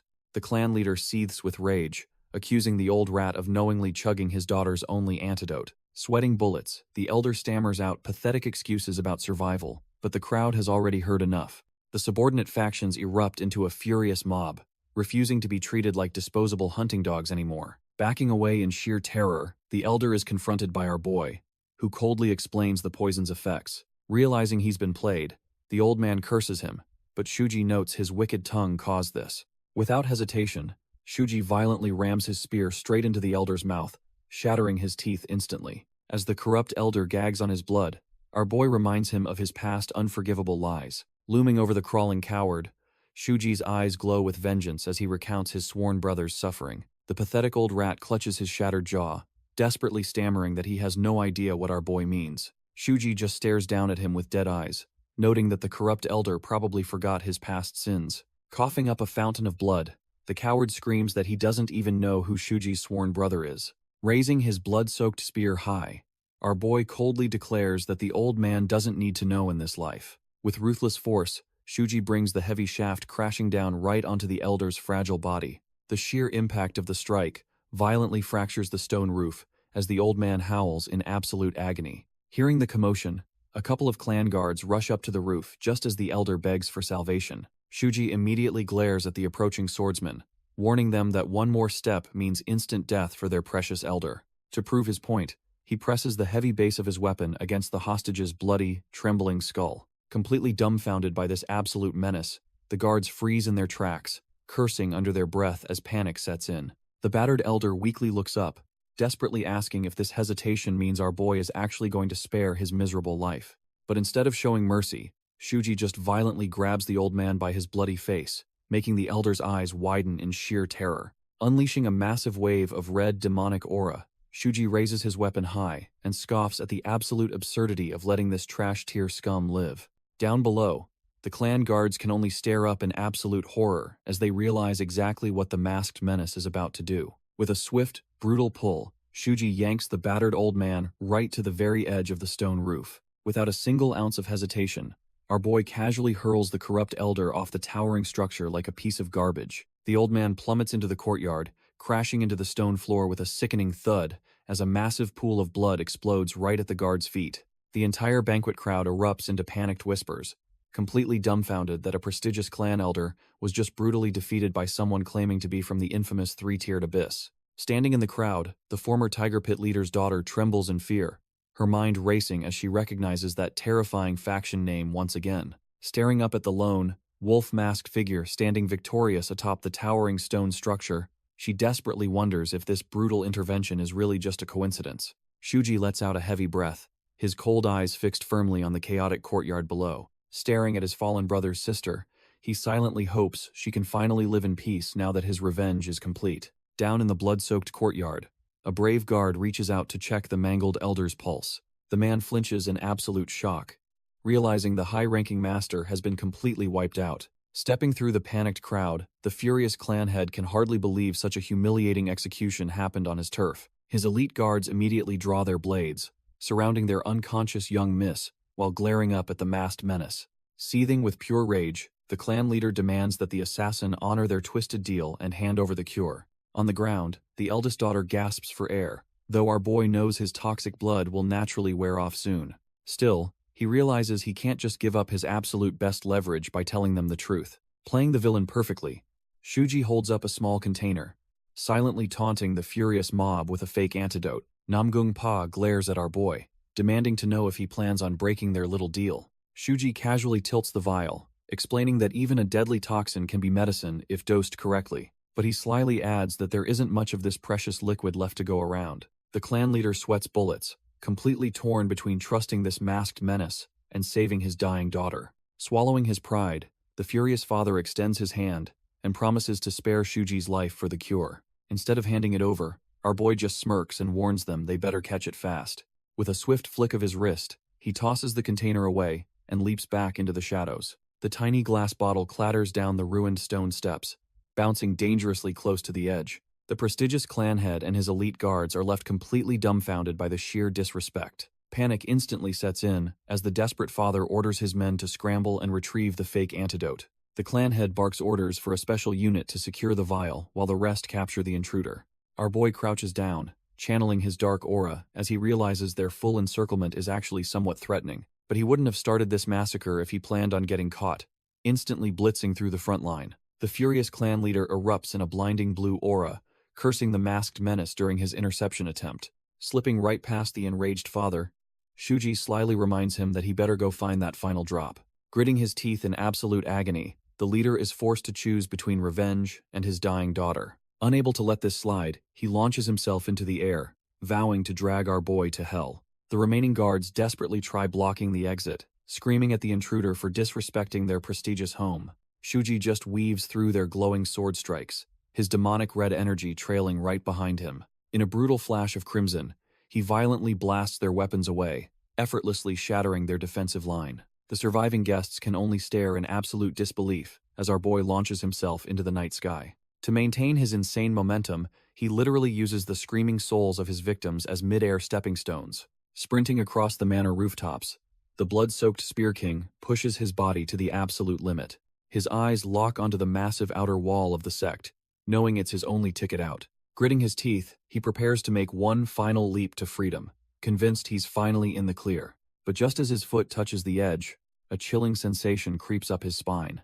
A sudden, violent shockwave from the clan leader rips through his back, sending blood spraying into the air. His eyes widen in pure shock, completely dumbfounded by the sheer power of the unseen attack. Glancing down, he spots a lethal vortex of energy on the roof, realizing a single misstep means death. With no other choice, he violently stomps on another shrieking soul, desperately altering his trajectory to dodge it.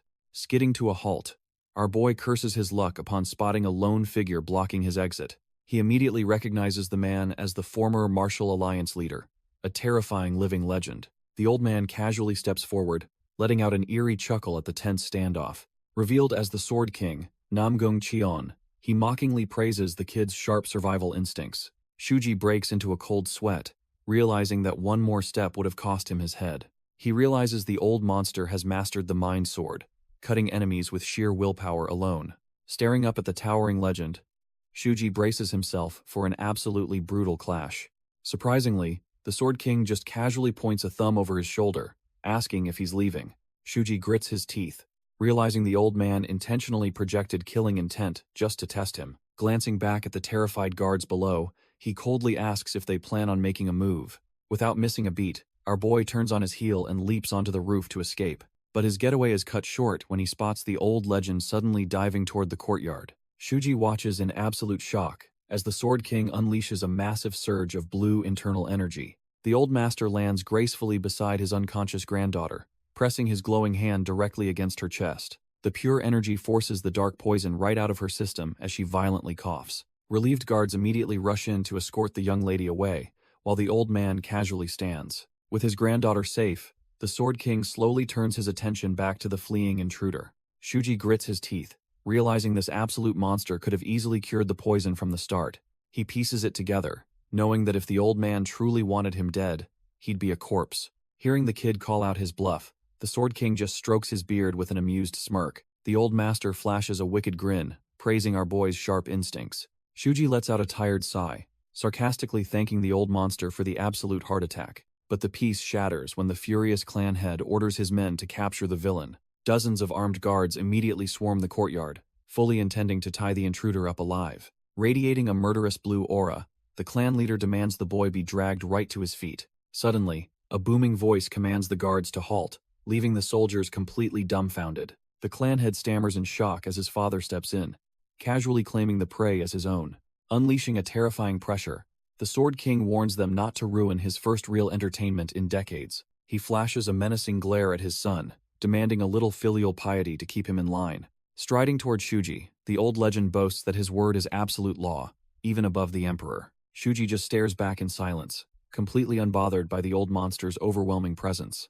Stroking his long white beard, the eccentric legend ponders out loud about enacting a brand new law. Suddenly raising a finger, he declares that absolutely no one can leave his estate without permission. Radiating a suffocating red aura, he makes it crystal clear that his twisted rule applies to our boy. Hearing the old man's arrogant laughter, the young spearman tightens his grip and calculates his next move. He figures a desperate dash is a massive gamble, so he bluntly asks how to earn his exit. The old master thrusts his hand forward, holding up 5 fingers as a wicked grin spreads. He offers a ridiculous handicap, promising to only dodge for 5 moves without ever drawing his blade. The surrounding crowd gasps in absolute shock, unable to comprehend what they are hearing. The guests murmur in disbelief, completely dumbfounded that the legendary Sword King would rate this kid so highly. Realizing the eccentric master just wants to be entertained, our boy figures he might as well draw out every ounce of his power. Deciding there is absolutely no reason to refuse such an arrogant offer, he aggressively launches himself forward. He slams his boots into the stone floor, cracking the ground as he anchors his stance for a devastating blow. Channeling his terrifying demonic arts, he wraps his spear in a screeching, blood-red aura that manifests into a monstrous visage. Instead of being intimidated, the Sword King just smirks, absolutely thrilled that his instincts about this kid's monstrous potential were dead on. Taunting the young spearman to put on a good show, the old man watches as the first brutal strike is unleashed. The sheer force of the demonic swing creates a violent vortex, literally dragging the panicked banquet guests into the deadly crossfire. A colossal wave of destructive energy barrels straight toward the old master, accompanied by the terrified screams of the onlookers. Pushing his physical limits to the absolute brink, the regressed spearman's eyes flare with a blinding light as he locks onto his target. But with a casual burst of speed, the Sword King effortlessly slips right past the devastating attack, leaving only a streak of blue mana in his wake. The demonic blast completely obliterates a massive pillar, sending the panicked guests scrambling, while the old master just laughs. Our boy touches back down, his boots skidding across the courtyard as the dust finally begins to settle. But instead of following up with another strike, the young spearman just freezes in place, staring dead ahead. His eyes narrow with absolute irritation, completely dumbfounded by what he is looking at. The old master tilts his head in confusion, wondering why the kid suddenly stopped his relentless assault. That is, until he looks down and realizes he instinctively drew his blade, completely breaking his own handicap promise. The legendary Sword King stares at his own hands in absolute disbelief, shocked that his survival instincts took over. Flailing his arms like a caught child, he desperately blames his old age and claims the sword moved itself. Sweating bullets under the kid's piercing glare, the old man nervously clears his throat to change the subject. Realizing how pathetic he looks, he awkwardly offers to retract one of the handicap moves to make things fair. Shuji coldly rejects the pathetic offer, gripping his heavy weapon with absolute murderous intent. The old man just chuckles, claiming he expected that response and promises to fight bare-handed. Channeling a massive surge of blue aura into his palm, he eagerly awaits the next strike. But our boy knows the Sword King is an absolute fortress, completely immune to blunt attacks. Knowing he needs overwhelming power, he channels every ounce of his demonic aura into his weapon. He explodes forward with terrifying speed, shattering the ground beneath him as he surpasses his limits. A massive shockwave of pure destructive energy tears through the courtyard, aiming straight for his target. The arrogant smile instantly vanishes from the old master's face, completely dumbfounded by the sheer scale. As the demonic strike closes in, the Sword King realizes he made a massive mistake holding back. The brutal thrust slams directly into his gut, proving that this kid is an absolute monster. But the old monster isn't going down that easily, desperately grabbing the spear shaft with his bare hands. Channeling a dense layer of blue aura into his palm, he manages to completely halt the demonic momentum. The sheer force of their clash creates a massive crater, leaving our boy shocked that his strike was stopped. Brushing the dust off his sleeve like it was absolutely nothing, the old master regains his composure. He flashes a wicked grin, joking that surviving such a brutal clash means they share a stubborn bond.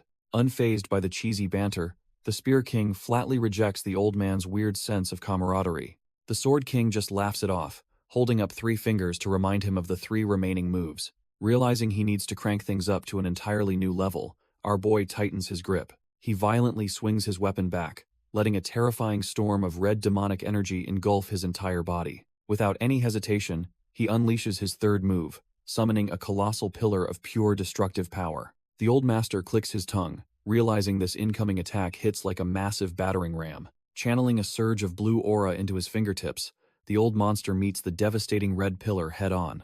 Our boy grinds his teeth, pouring every ounce of his demonic energy into the spear to break the defense. But the sheer recoil creates a massive shockwave, sending the Spear King skidding backward across the shattered floor.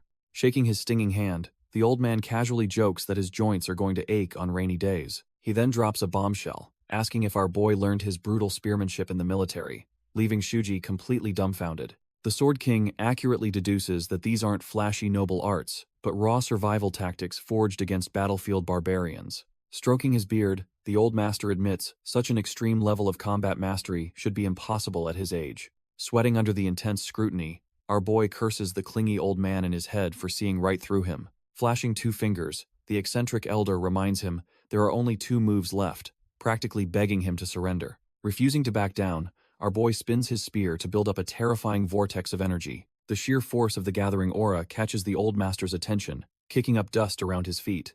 Instead of being worried, the eccentric elder just chuckles, finding the escalating situation incredibly amusing. Our boy unleashes a monstrous tornado of demonic energy, fully intent on crushing the old man. The immense pressure of his stance shatters the stone floor beneath his feet as he launches forward. Eyes glowing with raw fury, he channels every ounce of his strength into his devastating 4th strike. He brings the weapon down in a colossal, sweeping arc, aiming to cleave right through his opponent's defenses.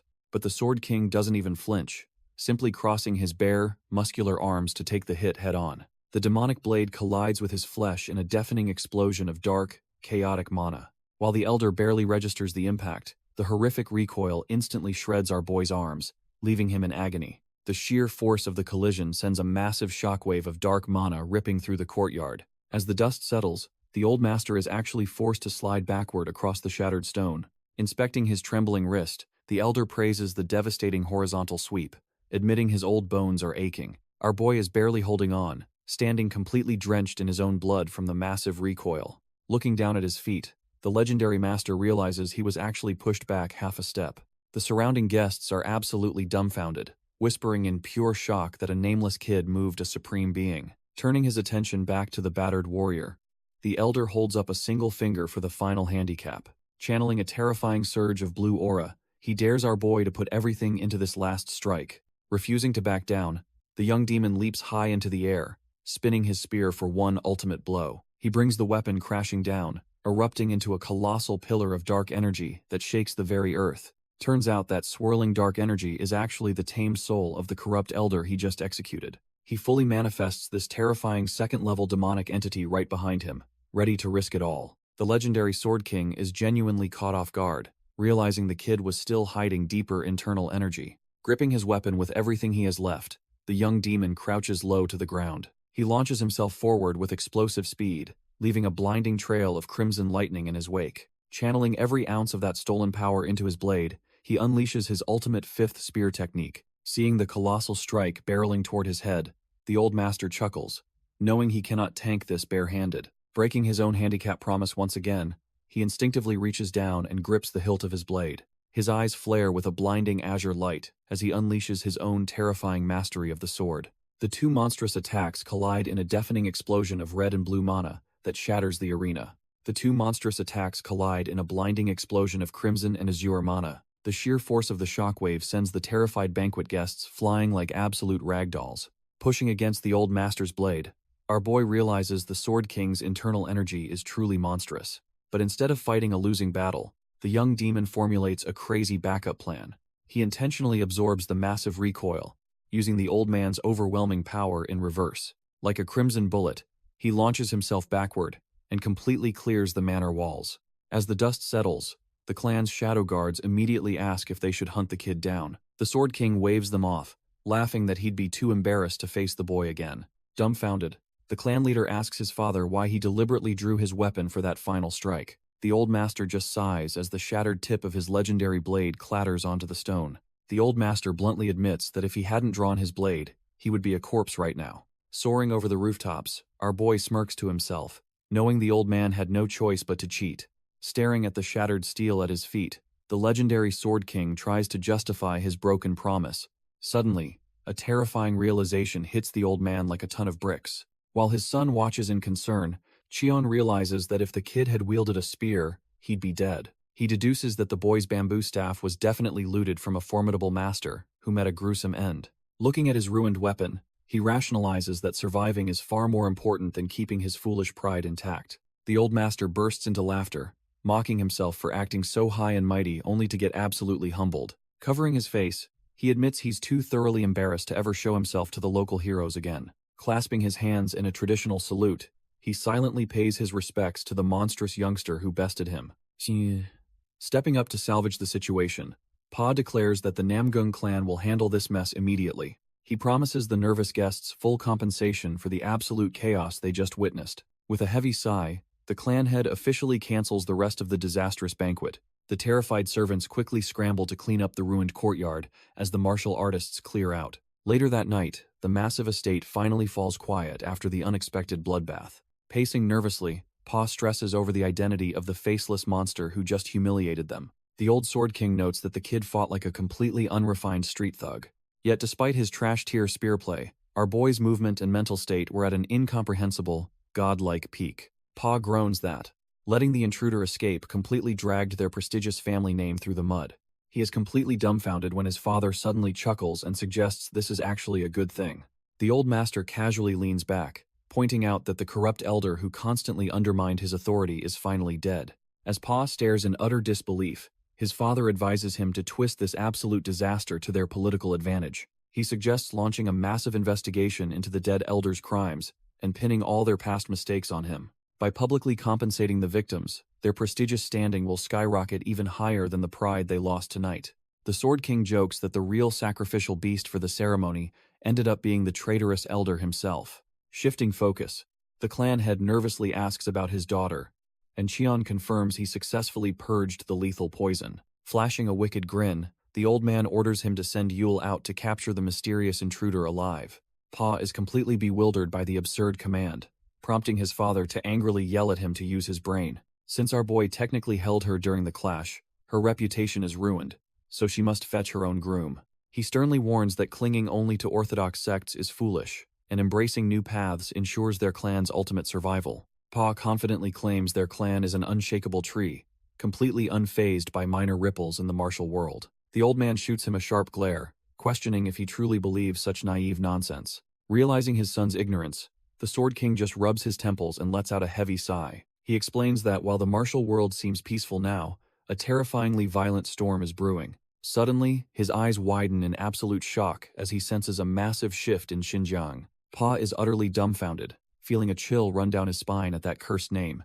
Turns out, the stronghold of the legendary demonic cult is finally making its move. Staring out into the dark sky, the old master warns his son to brace for the chaos. A massive wave of bloodshed is about to crash down upon the entire martial world. Meanwhile, The calm before the storm settles over the quiet courtyard of the Hojung sect. A gentle breeze sweeps through the quiet courtyard as a window softly creaks open in the dead of night. Inside, a heavy gold bar is placed firmly on the wooden desk, with a dull thud. Standing alone in the dim study, Eiko whispers that her sworn brother's bloody revenge is finally over. Closing her eyes, she solemnly vows to live on for his sake and carry the weight of their past. But suddenly, her eyes snap open as a sudden wave of nostalgia completely blindsides her. Her mind drifts back to their hellish early military days, where a young Shuji bitterly complained about sleeping in mud.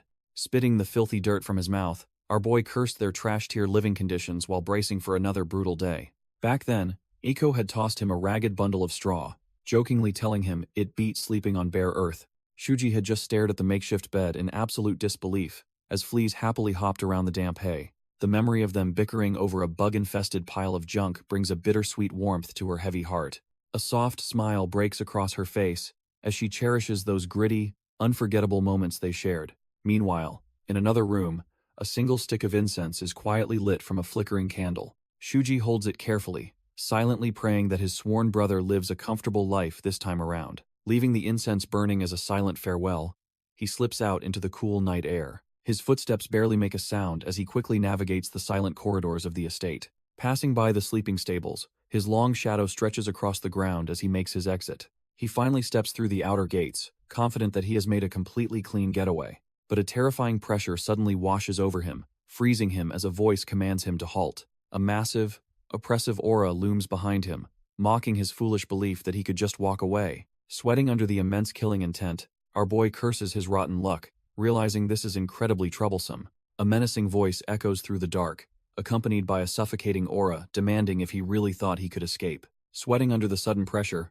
our boy clicks his tongue, bracing himself for an incredibly annoying confrontation. But the terrifying illusion instantly shatters when he turns around, only to be scolded for leaving without a proper goodbye. Flanked by the sect's stable boys, Wu Tuyen drops his tough guy act, gruffly telling our boy to get going. Relieved it isn't an actual enemy, Shuji just gives a casual wave and turns his back to the gates. When the manager asks where he plans on heading, our boy simply pulls down his straw hat and declares he's traveling west. Hearing this, the boss's rugged exterior completely crumbles, heavy tears welling up in his eyes as reality sets in. As Shuji walks off, the boys frantically wave, screaming at him to stay safe and reminding him he always has a home here. Bawling his eyes out, the stable manager completely loses his composure, loudly sobbing and begging our boy to return safely someday. Hearing their tear-filled farewells, a genuine, warm smile finally breaks across Shuji's face as he steps into his new journey. Wasting no time, Shuji leaps onto the rooftops to officially begin his long journey. Behind him, the bawling stable manager hilariously yells out to ask where exactly west even is. Standing tall against the setting sun, our boy sets his sights on the distant Henan province. After days of travel, the scenery shifts to a dark, ominous path as a heavy storm rolls in. A sudden crack of thunder echoes overhead, catching his attention right as the torrential rain begins to pour. Seeking shelter from the downpour, he slips into a quiet alleyway to gather his bearings. But his peace is instantly shattered when a desperate voice pierces through the crashing lightning, screaming a name. Shuji glances over his shoulder and spots a frantic woman rushing through the flooded courtyard. With tears streaming down her face, she desperately cries out for someone named Bokdeong. Recognizing those striking floral hairpins from his past life, our boy stops dead in his tracks, completely dumbfounded. Eika stares down at a small golden box, finally realizing his true identity as the legendary Samching Huangchun. Facing our boy in the pouring rain, she notes that her horse was only ever terrified of two people. She reveals that the beast only feared him and the mysterious benefactor who bought her medicine that rainy day. Flashing a warm smile, she playfully adds that he still reeks of horse dung, causing Shuji to flinch. Our boy quickly turns his back to hide his embarrassment, brushing it off as a joke while she laughs. The heavy rain continues to wash over the flooded alleyway as the heavy tension between them finally melts. He stands there in absolute silence, completely overwhelmed that his old war brother actually tracked him down. She pours her heart out, thanking him for every little thing he did to protect her back at the sect. Hearing her sincere gratitude, our boy can only lower his head as the emotional weight hits him. But her smile quickly fades as she lists off every single bloody massacre he secretly orchestrated to keep her safe. She tearfully admits that she finally knows he was the one behind all the recent bloodshed. Overwhelmed with gratitude, she asks why he kept it a secret if he was just trying to help. Our boy just silently tips his straw hat, unable to give her the answer she desperately wants. Realizing he's about to slip away again, she desperately lunges forward through the pouring rain. She tightly grabs hold of his sleeve, refusing to let him disappear into the shadows. Tears stream down her face as she begs him not to leave her all alone. Glancing back with a heavy heart, he gently reminds her that they will always be family. But knowing his path is paved with blood, he firmly pulls his arm away from her grasp. Her hand falls empty as the harsh reality sets in that she can't stop him. She watches in disbelief as our boy steps out into the raging storm, leaving his only home behind. Defeated, she finally accepts his stubborn nature as he continues walking into the downpour. Tears mix with the freezing rain as she softly bids her only true brother farewell. Without looking back, our boy tells her to take care of herself, hiding his own regrets. She stands frozen in the puddles, the weight of his departure crushing her spirit. But refusing to let this be their final memory, she suddenly pivots on her heel. She sprints after him through the storm, desperately reaching out for one last connection. Sensing her approach, he swiftly tosses his straw hat backward to block her path. The woven hat splashes into the mud, a silent barrier telling her not to follow. Staring at his parting gift, she vows that they will definitely reunite someday. Meanwhile, our boy vanishes into the rustling bamboo forest, ready to face the brutal martial world alone. Meanwhile, a squad of elite trackers darts through the very same bamboo forest, hot on his trail. Leading the clan's special operations team is none other than the eldest daughter, hungry for payback. Slipping down her mask, her sharp eyes narrow as she locks onto her prey's lingering scent. She recalls her grandfather's strict orders to capture the runaway spearman and bring him back alive. Igniting her blue aura, she admits she doesn't understand the Sword King's motives, but the mission suits her perfectly. A wicked smile crosses her face as she plots to tie our boy up and whip him for her humiliation. In her mind, she pictures beating the feral demon until he is completely drenched in his own blood. Her twisted daydream is cut short when a scout reports that they have finally located his tracks. Trembling with sheer anticipation, she forces herself to focus, willing to stake absolutely everything on this hunt. With her resolve steeled, she coldly commands her elite squad to push forward and pursue their target. Tearing through the bamboo forest at breakneck speed, the furious noble is absolutely determined to catch her prey. Licking her lips with a psychotic grin, she obsessively vows to make the feral demon kneel before her. Meanwhile, miles away from his deranged pursuer, a massive river gorge echoes with the rushing wild currents. Our boy finally touches down on a rocky cliffside, his legs burning from the relentless, high-speed escape. Wiping the sweat from his brow, the exhausted spearman tips his straw hat and lets out a heavy sigh. He gazes down at the sprawling wave market below, nostalgic memories flooding back as he spots the docks. The wooden piers are absolutely packed with rowdy merchants aggressively haggling over massive, monster-sized riverfish. Starving from his journey, he spots a rugged vendor loudly peddling hot bowls of soup to the passing crowds. Taking a seat, he confidently slaps a rare marten pelt on the table, but the cook rejects the trade. The vendor angrily demands cold hard cash, leaving our broke warrior staring back in absolute, dumbfounded silence. Just as things get awkward, a random little girl suddenly slams a few coins onto the wooden table. Flashing a confident smile, she asks the massive cook if her pocket change is enough to cover the meal. The grumpy vendor reluctantly accepts the payment, prompting the cheeky kid to stick her tongue out at him. Finally, digging into his hot meal, our boy pauses when his tiny savior bluntly asks if he's a beggar. He flatly denies it, though she innocently points out that wandering around completely broke perfectly fits the description. Swallowing his pride along with a spoonful of broth, the exhausted spearman simply asks for the kid's name. She introduces herself as Biok Ryon, and he casually admits he's heading to the Murim Alliance to slaughter some bastards. Her eyes light up with absolute awe, instantly realizing that this ragged wanderer must be a real martial artist. She happily chatters about how the Padaway thugs who relocated her mother are also incredibly strong martial artists. Setting his spoon down with a soft clack, Shuji quietly absorbs this intel, his mind already plotting his next move. To settle his tab, our boy casually drops a valuable marten pelt right onto the wooden table. The cheeky kid waves it off, calling him a dumb beggar since the fur is worth way more than a bowl of soup. Clapping her hands together, she decides to ask the ragged wanderer for a massive favor instead. Fidgeting nervously, she begs him to convince the local martial artists to let her sick mother return to land. Shuji calmly agrees to the request,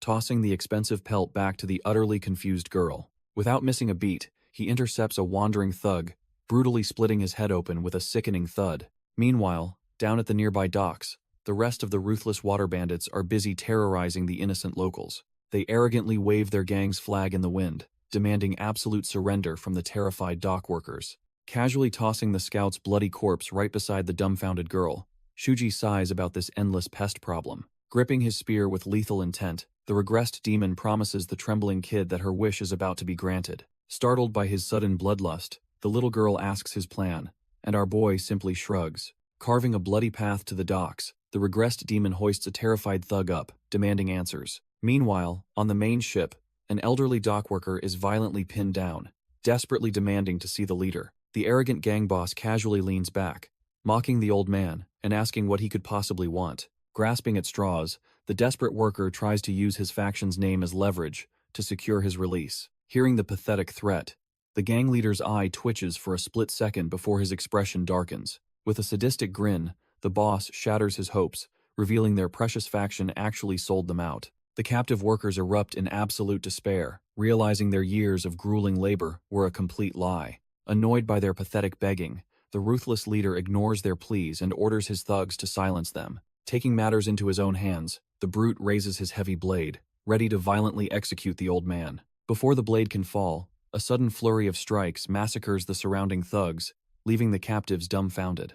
The arrogant boss just cracks his knuckles, scoffing that ignorant fools who lack martial arts bleed red anyway. But his smug grin vanishes the second he hears the heavy splash of his own men hitting the water. Looking down the pier, he realizes his entire trash-tier crew has been completely wiped out in mere seconds. Our boy calmly strolls through the carnage, with the little girl trailing behind, trying to block the stench. Thinking they have the upper hand, two massive brutes charge from behind, laughing that the duo is dead meat. Without even bothering to look back, the spearman casually swings his weapon, instantly cleaving the charging thugs. He smoothly shields the kid from the gruesome aftermath as a massive fountain of blood erupts behind them. Stepping onto the main dock with a terrifying presence, he locks his deadly gaze straight onto the gang leader. Glaring from beneath his hat, he coldly echoes the brute's words, confirming that the bandit will bleed red too. The bandit boss breaks into a cold sweat, his previous arrogance crumbling as he realizes this kid is no ordinary stray. Desperate to regain control of the situation, he barks at his men to swarm the boy, ordering the archers to fire first. His lackeys gleefully unleash a volley of arrows, laughing like maniacs as they plan to turn our boy into a human pincushion. But the spearman doesn't even flinch, smoothly taking off his straw hat as the lethal projectiles close in. With a casual flick of his wrist, he spins the hat so fast it creates a localized whirlwind, catching every single arrow mid-air. Using their own momentum against them, he violently whips the hat forward, sending the deadly barrage flying right back. The thugs don't even have time to register the counterattack before the arrows pierce their skulls with a sickening crunch. Without missing a beat, our boy dashes past the collapsing corpses, closing the gap to the leader in the blink of an eye. Completely dumbfounded by the absolute massacre, the gang boss stammers out in pure terror, demanding to know who this monster is. But the spearman just stares back in dead silence, blood dripping from his knuckles as he grips his weapon for the final execution. Realizing he is completely outmatched, the gang boss tries to play it cool, suggesting they just walk away. He smirks, trying to bluff his way out by claiming a fight would only end in mutual destruction. But our boy coldly shuts him down, promising that the bandit will be the only casualty today. That completely shatters the thug's fragile ego, his face twisting into pure rage as he challenges him. Gritting his teeth, the boss curses the kid for acting like a fearless puppy barking at a tiger. With a furious roar, he swings his massive blade down, swearing to make the spearman regret his arrogance. But instead of slicing through flesh, his weapon meets an immovable force, sending a violent shockwave outward. The heavy steel blade instantly snaps in half, the broken pieces spinning uselessly away into the breeze. Dumbfounded, the boss stares at his trembling, empty hands, completely failing to process how he got disarmed. Shuji just casually puts his hat back on, mocking the trash-tier bandit for being nothing but empty talk. Staring at his mangled wrist, the gang leader realizes his bones shattered in a single exchange. Seeing the kid radiate a terrifying red aura, he instantly knows he is facing a peak master. He desperately wants to run, but a quick glance at his massacred crew leaves him completely trapped. Knowing this ruthless demon will not spare him even if he begs, the brute decides on a desperate gamble. With a furious roar, he slams his remaining strength into the dock, triggering a massive explosive shockwave. But as the dust settles, our boy is standing there completely unharmed, having effortlessly dodged the blast. Sweating bullets, the trash-tier boss tries a pathetic bluff, warning that his powerful lord is arriving any second. Shuji's eyes remain dead as he coldly replies that he will just have to kill him faster. Realizing intimidation is completely useless, the terrified thug decides to make a break for it. Mocking the spearman's confidence, He violently smashes through the wooden pier and leaps away to save his skin. Shuji easily deflects the flying wooden shrapnel with his spear, utterly bored by the pathetic escape attempt. His sharp eyes track the fleeing coward, annoyed that this trash-tier boss is dragging out the inevitable. Meanwhile, the desperate brute flashes a wicked grin, foolishly thinking he has actually outsmarted the legendary spearman.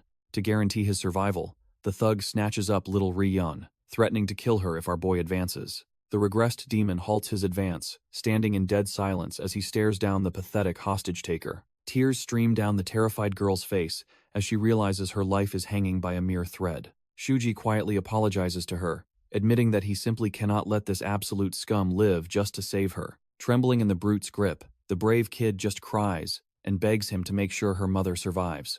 Moved by her selfless courage, our boy lowers his hat and solemnly promises to fulfill her final wish. Without hesitation, Shuji dives straight off the ledge, leaving the dumbfounded gang leader screaming in absolute terror. Landing before them, Shuji coldly tells the brute to go ahead and kill the girl if he wants. But he makes a chilling promise, vowing that the thug will suffer the most horrific fate imaginable in return. Our boy calmly details how he will slowly slice the trash-tier boss to pieces until only his torso remains. The dark promise continues as the spearman vows to rip out every single one of his teeth and eyeballs. He promises to mutilate his face and toss him into a pig pen, leaving him trapped in endless agony. Sweating bullets, the desperate gang leader stammers that his powerful underworld bosses will absolutely never let this slide.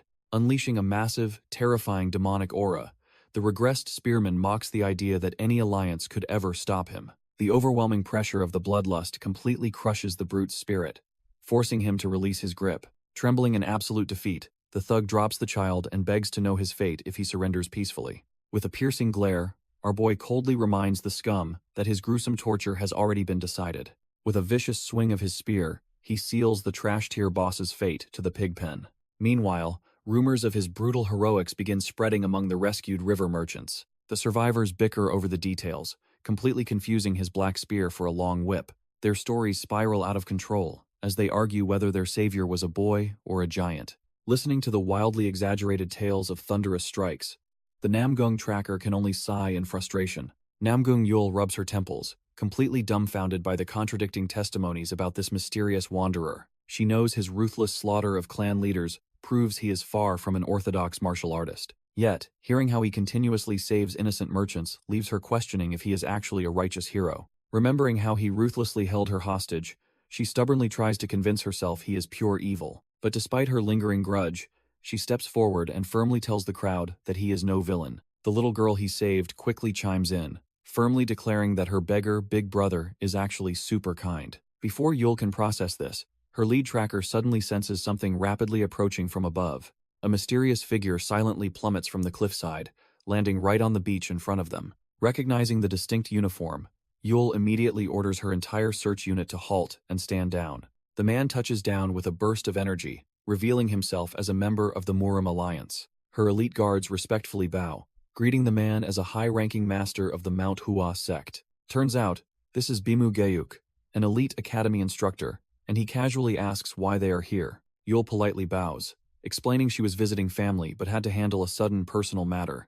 Unconvinced by her vague excuse, the instructor presses further, demanding to know what brought her out here. Bimu Gayuk drops a bombshell, revealing his squad is actively hunting down a notorious public enemy of the Murim. He explains this trash-tier villain murdered his junior sister before defecting to the demonic cult, and he's hiding nearby. Sweating bullets, Yul immediately realizes he's talking about the infamous killer known as the Death Plum Blossom. Admitting they are desperately short on manpower, the elite instructor politely asks if the Namgung clan can lend a hand.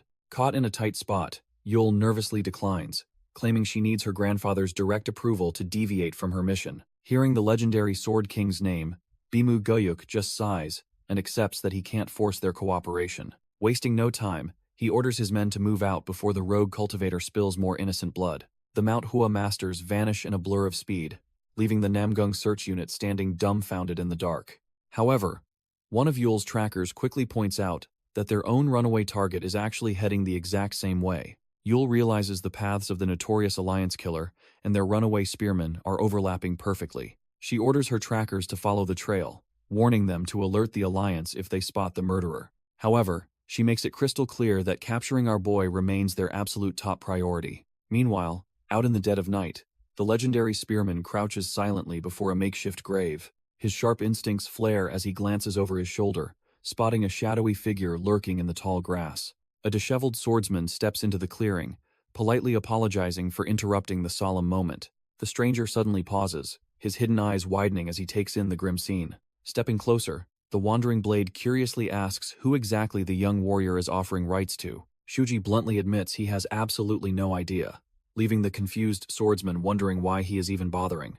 The disheveled swordsman simply explains that it felt tragic for someone to lie forgotten in such a lonely place. Amused by the rogue's surprisingly noble sentiment, our boy flashes a knowing smirk. Deciding to play along, the legendary spearman crouches down beside him to join in on the solemn rites. The stranger suddenly draws his blade, planting it into the dirt with a sharp thud before the nameless mound. He praises the young warrior's righteous heart for honoring an unknown soul, claiming such virtue deserves a proper reward. Offering up the planted weapon, the rogue insists it is a treasured blade easily worth 100 gold.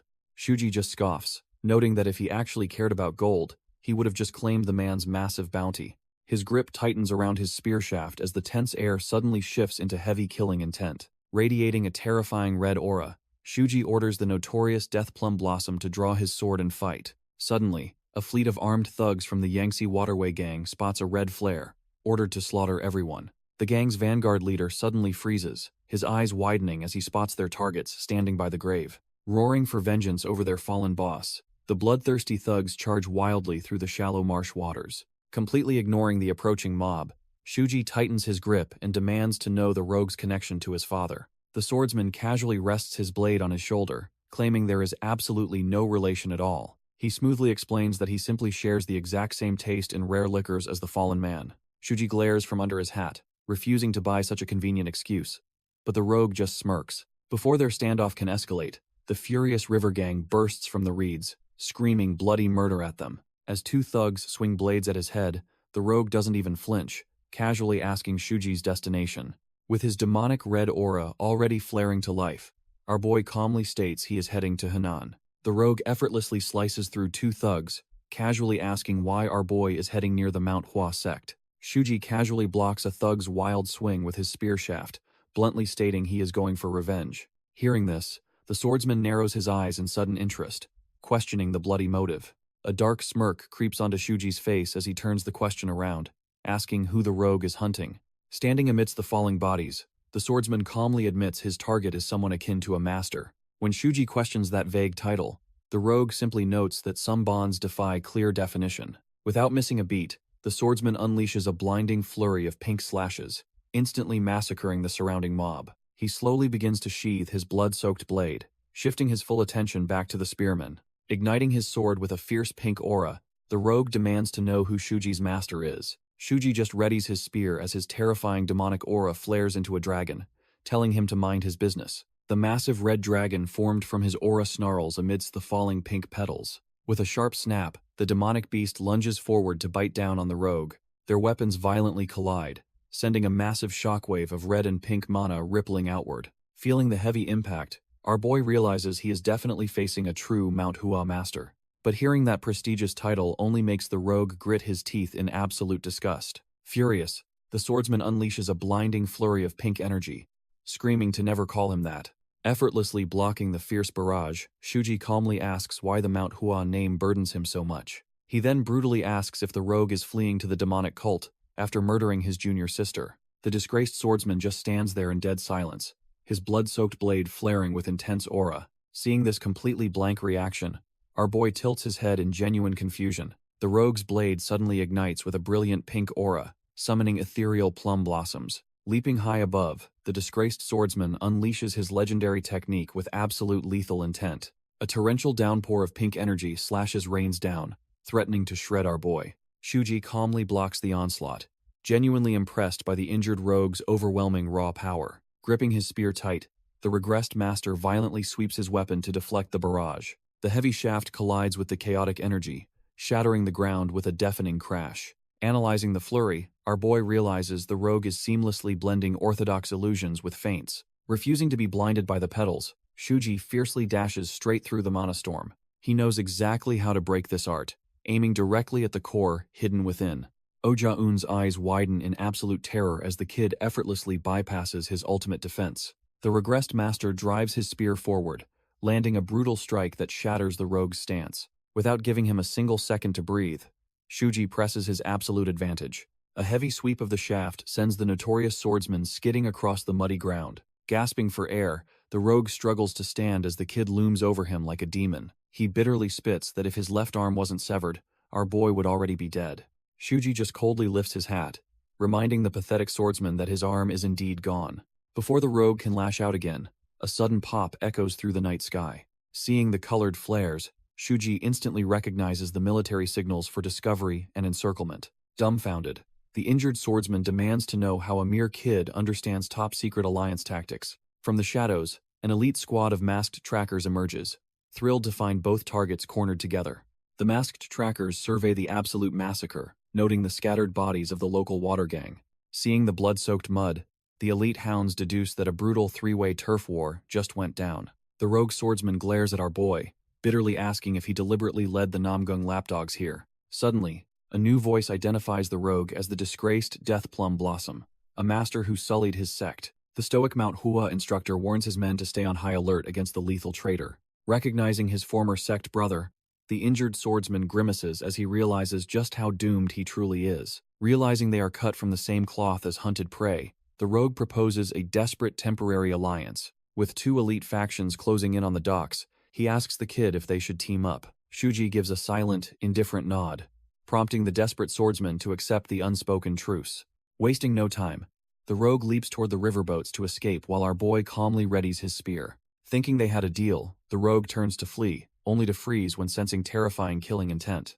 Instead of covering his escape, our boy ruthlessly swings his spear, manifesting a massive blood-red demonic aura. The disgraced swordsman breaks into a cold sweat, utterly dumbfounded, as he realizes he was completely played. With a deafening crash, the spear violently slams the rogue straight into the dirt, shattering his escape plan. The notorious killer goes limp in the mud as Shuji calmly steps up to his paralyzed prey. Grabbing the traitor by his collar, our boy coldly mocks the supposed master for falling for a trash-tier trick. Radiating demonic energy, Shuji tells the bleeding rogue not to feel bad, since the staff demon fell for it too. Watching from the sidelines, Namgung Yul and her elite trackers are left completely speechless by the sudden betrayal. Snapping out of the shock, the stoic Manhwa instructor glares at his hesitating disciples, demanding immediate action. With the target finally downed, the academy master coldly orders his men to move in and seize the rogue.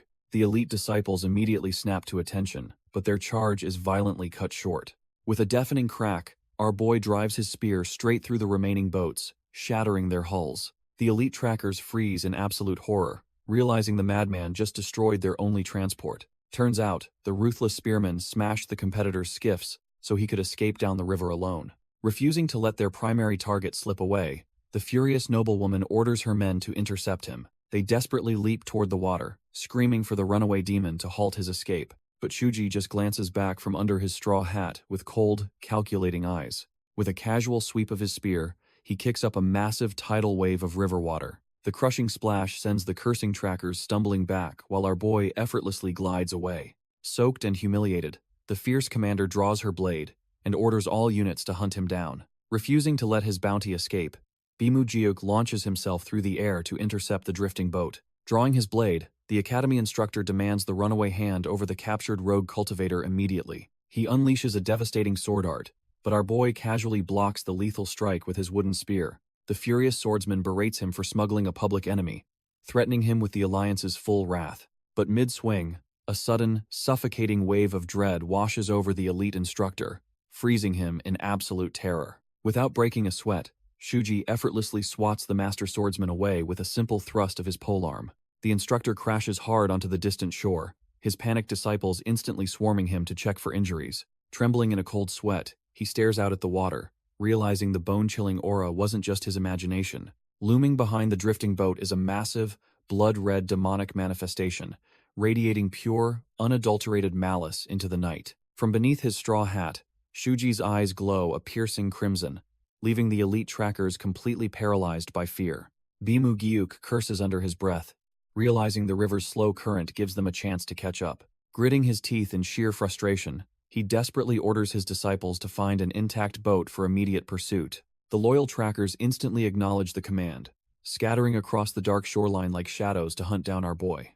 Meanwhile, a grim memory surfaces of a storm-drenched gorge on the tragic night the Tiger Pit sect fell. Aku's parents lie brutally slaughtered in the mud, their desperate final moments painted in blood and rain. In the brutal aftermath, a mysterious figure violently grabs a wounded survivor by the face to demand answers. The rogue cultivator interrogates the bleeding man, asking if he serves the demonic cult's right envoy. Oja-un scoffs at the revelation, officially introducing his true identity as the cult's left divine general. He stares down at a severed head, identifying the dead man as the traitorous blood demon who caused global chaos. Watching the blood demon's head burn to ash, the left envoy silently thanks whoever finally executed the ultimate enemy. Shuji reflects on the death plum blossom, realizing the rigidly disciplined man hardly felt like a demonic cultist. Our boy knows that if Oja-un hadn't been framed, he would have easily lived as a revered, righteous hero. Instead, he was forced into a life on the run, constantly drawing his blade against relentless waves of assassins. With a single devastating sweep of his pink aura, the rogue cultivator effortlessly cleaves through the mob of fodder. Watching from the shadows, our boy absorbs every brutal survival lesson, though he never truly views him as a master. The feeling is mutual, as the stoic swordsman coldly tells the kid to just walk away if he falls behind. Unfazed by the harsh words, Shuji glares back, fully aware he is only staying until he learns everything he needs. Whether he was casually brushing off our boy or butchering enemies, the left envoy's face remained an unreadable, icy mask. But that stoic facade finally cracked just once, standing before a lonely, weathered gravestone hidden in the tall grass. Pouring a drink over the dirt, the infamous killer softly admits that this forgotten plot is where his father rests. Showing a rare moment of respect, our boy drops to his knees and bows deeply before the weathered grave. The stoic swordsman sits back, casually regretting that he didn't bring his old man's favorite bamboo leaf liquor. A heavy silence falls over them before the rogue cultivator's icy demeanor softens just a fraction. He asks the kid a massive favor, requesting to be buried right here if the Alliance dogs ever kill him. Without a second thought, our boy gives a firm nod, silently swearing to honor the grim request. But as the brutal reality of the martial world sets in, he realizes that promise was destined to be broken. The legendary swordsman eventually met his gruesome end, his face battered and soaked in his own blood. Shuji could only stare in dumbfounded horror as his mentor's severed head was paraded around like a trash-tier trophy. Turns out, the infamous killer had faced nearly 100 pursuers alone, tanking dozens of blades before finally dropping. To make an example of him, those hypocrites gouged out his eyes and hung his mutilated remains at Manhwa. Boiling with absolute rage over his mentor being tossed away like garbage, our boy finally snaps. Years later, he marches straight up to the pristine gates of the Manhwa sect to fulfill that broken promise. The arrogant disciples absolutely panic, screaming that a massive demonic invasion must be breaching their east gate. But as heavy footsteps echo up the stairs, they realize it is just one man dragging a blood-soaked spear. He stands completely alone amidst a sea of drawn blades, his suffocating red aura instantly terrifying the guards. Recognizing his battered weapon and ragged clothes, the trembling swordsman slowly pieced together the intruder's true identity. The sect elder steps forward, utterly dumbfounded that the legendary Spear King is crashing their sacred territory. He demands to know why a famed battlefield hero would dare trespass on their prestigious mountain. Barely containing his murderous intent, Shuji glares at the hypocrites who brutally butchered his only father figure. Unleashing a monstrous wave of demonic energy, he demands the corpse, forever cementing his new title as the Spear Demon. Snapping back to the present timeline, a flickering fire illuminates a hidden cave deep in the wilderness. The tense silence is suddenly broken by heavy, ragged coughing echoing through the rocky cavern. The notorious rogue cultivator violently bolts upright, clutching his throbbing head as he gasps for air. He looks over and is completely dumbfounded to see our boy casually tending to the campfire. Grinding his teeth, the hardened killer glares at the teenager with deep, lingering suspicion. Still dizzy, he silently admits he has absolutely no idea who this mysterious brat actually is. But then the memories flood back, recalling how this lone kid effortlessly slaughtered his elite pursuers. Breaking the tension, the young spearman bluntly states that the rogue is only breathing because of him. Before things can escalate, the comforting sound of fresh fish sizzling over the open flames distracts them. Taking a hesitant bite, the rugged fugitive begrudgingly admits to himself that the kid's cooking isn't trash tier. Swallowing his pride, the rugged fugitive formally bows his head to thank the kid for saving his life. Shuji notes the rogue's stubborn honor, recalling how this former prodigy became the martial world's ultimate public enemy. Cutting straight to the chase, our boy bluntly asks why half the continent is currently hunting him down. The fallen swordmaster bitterly scoffs, mentioning the vile rumors claiming he brutally murdered his own junior sister. Without missing a beat, Shuji casually dismisses the accusations as complete garbage, leaving the hardened killer utterly dumbfounded. A sad smile crosses his face as he realizes a total stranger trusts him more than his oldest comrades. Overwhelmed by this unexpected faith, the rogue quietly stuffs his face with roasted fish to hide his shifting emotions. The crackling campfire fills the silence as the two outcasts share a rare moment of peace in the wilderness. Suddenly, the fugitive's expression hardens, warning the young spearman to just listen closely and let it pass. Shuji realizes he is finally about to hear the bloody, forbidden truth he never uncovered in his past life. The rogue's tale kicks off in a bustling tournament, where a fierce rival swings down with everything he has. But the brute freezes in absolute terror as a wooden blade stops mere inches from his throat. A pristine, much younger Ja-un stands victorious, forcing his outmatched opponent to bitterly swallow his pride and surrender. Without breaking a sweat, the wandering prodigy is officially crowned the undisputed champion of the martial festival. The arena erupts into deafening cheers as the crowd goes absolutely wild for their new rising star. As his grand prize, the announcer offers him the hand of the Azure Dragon Gate's precious daughter. Sparks instantly fly between the two as they lock eyes, sealing a seemingly picture-perfect romance. He didn't just play house. Our boy brutally slaughtered every enemy threatening his new father-in-law's sect. Blessed with lethal skills, striking looks, and newfound wealth, his legendary reputation quickly shook the entire region. Back by the fire, the hardened killer awkwardly blushes, embarrassed to admit his cheesy Jade Dragon nickname. Our boy just casually chews his food, completely unimpressed, and asks what any of that has to do with anything. The rogue explains that his skyrocketing fame quickly caught the eye of the prestigious Manhwa sect. Answering their call, he officially became a Taoist and was bestowed a legendary plum blossom sword. Life was an absolute dream as he quickly rose through the ranks, earning the deep respect of his peers. To top it all off, he had his beautiful new wife happily by his side to bless his journey. But the hardened killer suddenly grits his teeth in pure rage, hinting that this perfect life didn't last. The memory shifts to a quiet moment under the falling plum blossoms, introducing a mysterious new woman. Turns out, he had a remarkably close junior sister named Wol Myung, who trained right alongside him. She was just as stunning and talented as he was, leading local gossips to constantly pair their names together. He casually asks her for a moment of her time, completely unaware of the bloody tragedy about to unfold. Scratching his cheek awkwardly, he asks her what kind of gifts women actually like. The sudden, intimate question catches her completely off guard. Blushing deeply, she shyly suggests that a beautiful hairpin would be absolutely perfect. Thrilled by the advice, he excitedly grabs her shoulders and thanks her for the brilliant idea. Before she can even process it, the clueless swordsman happily sprints off into the distance. Left alone under the falling petals, she smiles softly, entirely convinced the gift is meant for her. Sometime later, she wanders through a bustling, snow-covered market district. Spotting a familiar figure ahead in the crowd, she instantly recognizes her senior brother. Her face lights up as she eagerly raises a hand to call out to him, but her heart is about to shatter as he warmly admires the floral hairpin meant for his wife. He gently places the beautiful hairpin in his wife's hair, completely oblivious to his junior sister watching. The sight absolutely shatters her heart, leaving her standing there in stunned, agonizing silence. Sensing a familiar presence, he quickly glances over his shoulder, prompting his wife to ask what's wrong. He brushes it off as nothing, and the happy couple continues their stroll through the snowy market. But the lonely footprints left behind in the snow tell a completely different, heartbreaking story. After that devastating day, she completely distances herself, refusing to train or even eat near him.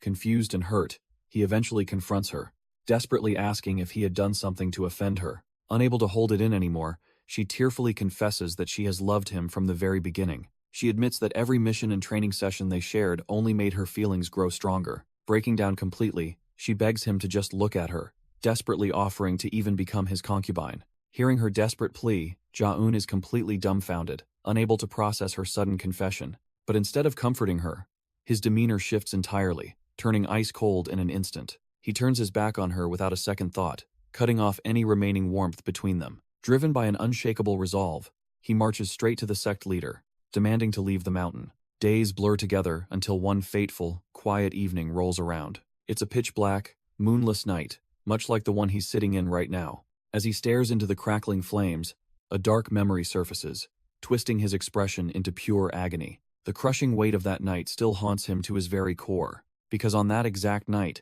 his beloved wife was brutally poisoned, sending him into a blood-curdling rage. Driven by pure panic and despair, he sprints through the darkness, gasping for air as his world shatters. Bursting through the doors, he desperately searches for answers, only to find his father-in-law standing there. Sweating and trembling, he demands to know why help arrived so late to save his beloved. But his father-in-law violently grabs his collar, mocking his useless title as the Plum Blossom Swordmaster. Stumbling backward, the crushing weight of his failure shatters his spirit completely. He reaches out with trembling hands, desperately grasping his wife's cold, lifeless fingers. Seeing her pale face stained with blood, the horrific reality finally sets in. A guttural choke escapes his throat as pure, unadulterated grief consumes his mind.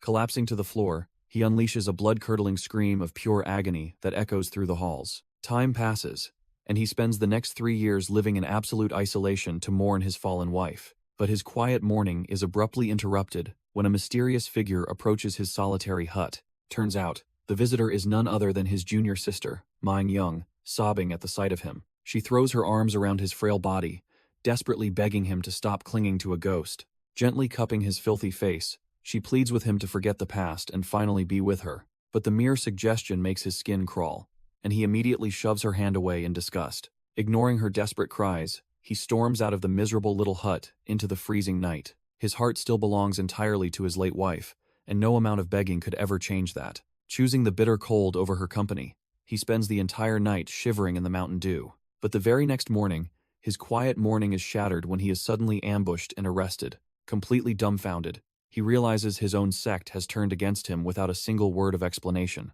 Dragged back to Manhwa in heavy ropes, he is forced to his knees before a looming elder. Staring up at the looming figure, the bound captive realizes it is his old comrade standing over him with a drawn sword. Completely bewildered, Ja-un asks if he has returned from the Alliance, demanding an explanation for his arrest, only to be harshly told to shut his mouth. The accusation hits him like a ton of bricks when his former friend furiously claims he assaulted and murdered his junior sister. The entire courtyard erupts in absolute fury, with his fellow disciples screaming for his blood for daring to stain their sect's honorable name. Overwhelmed by the deafening chants demanding his execution, the sheer weight of the horrific betrayal completely crushes his spirit. Back in the quiet warmth of the hidden cave, the scarred rogue tells our boy how he desperately confessed to every minor sin just to prove his innocence. He even went as far as severing his own left arm in a brutal display of sincerity, but the stubborn elders flatly refused to clear his name.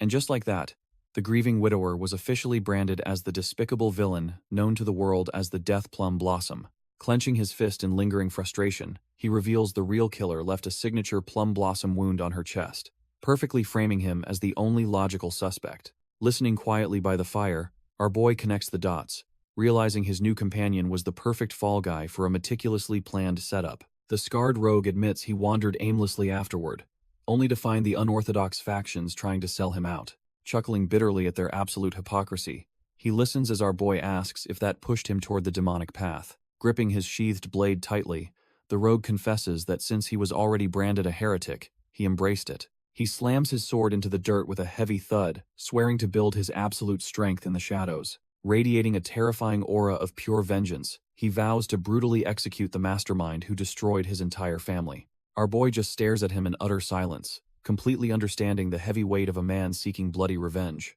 Without missing a beat, the young spearman casually points his thumb toward the dark cave entrance behind him. He points out the distant county wall glowing in the night, explaining that it marks the edge of the province. The rogue flinches in absolute shock when the kid casually reveals the existence of a hidden route straight to Xinjiang. Staring dead ahead, our boy promises to carve a bloody path so his new companion can reach the demonic base. The rogue suddenly shoots up in absolute disbelief, demanding to know if this kid belongs to the demonic cult. Brushing off the frantic questions, our boy simply picks up his woven straw hat like it's nothing. Tossing it on, the young spearman coldly tells the rogue to walk his own path if he lacks guts.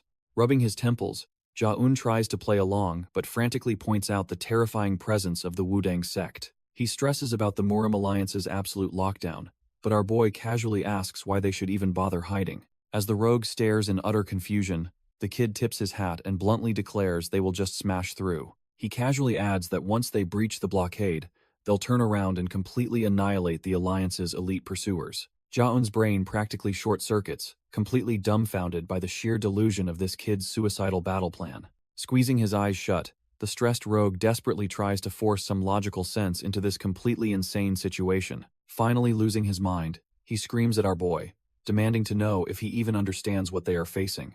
Shuji shushes the frantic rogue, calmly acknowledging the orthodox hounds on their tail, before claiming a breakthrough is easy. The rogue just stares back, sweating bullets as his brain completely stalls at the kid's sheer audacity. Tapping his spear, our boy teases that this must be the rogue's first time being a public enemy. Without waiting for an answer, the young spearman leaps toward the cave exit, ordering his bewildered companion to follow. Stepping into the blinding sunlight, he flashes a confident smirk, promising to breach those massive walls within half a day. Later, a massive crowd of bottlenecked travelers gathers outside the towering gates of Chojiang County in Hubei Province, hidden beneath a ridiculous fake mustache and a massive porter's pack. Our boy grumbles while navigating the chaotic mob. Losing his patience, he violently shoves his way through the dense crowd, nearly trampling a peasant and his kid. The furious locals immediately scream at the disguised spearmen, completely unaware they are yelling at a literal demon. As they aggressively demand an apology, our boy just clicks his tongue in annoyance, treating this infiltration like a chore. Flashing his official travel pass, an arrogant physician demands entry to deliver vital herbs to the notorious Pedo sect. The mere mention of the ruthless faction sends a sudden wave of absolute terror through the bottlenecked crowd. Exploiting their fear, the physician violently swings his staff at the trampled peasants, threatening them with his master's wrath. Suddenly, a mocking click of the tongue cuts through the tension, catching the arrogant bully completely off guard. Sitting nearby in a ragged disguise, our boy casually mocks the physician for being blind to his own impending doom. Furious at the disrespect, the physician raises his stick, demanding to know who this filthy beggar thinks he is.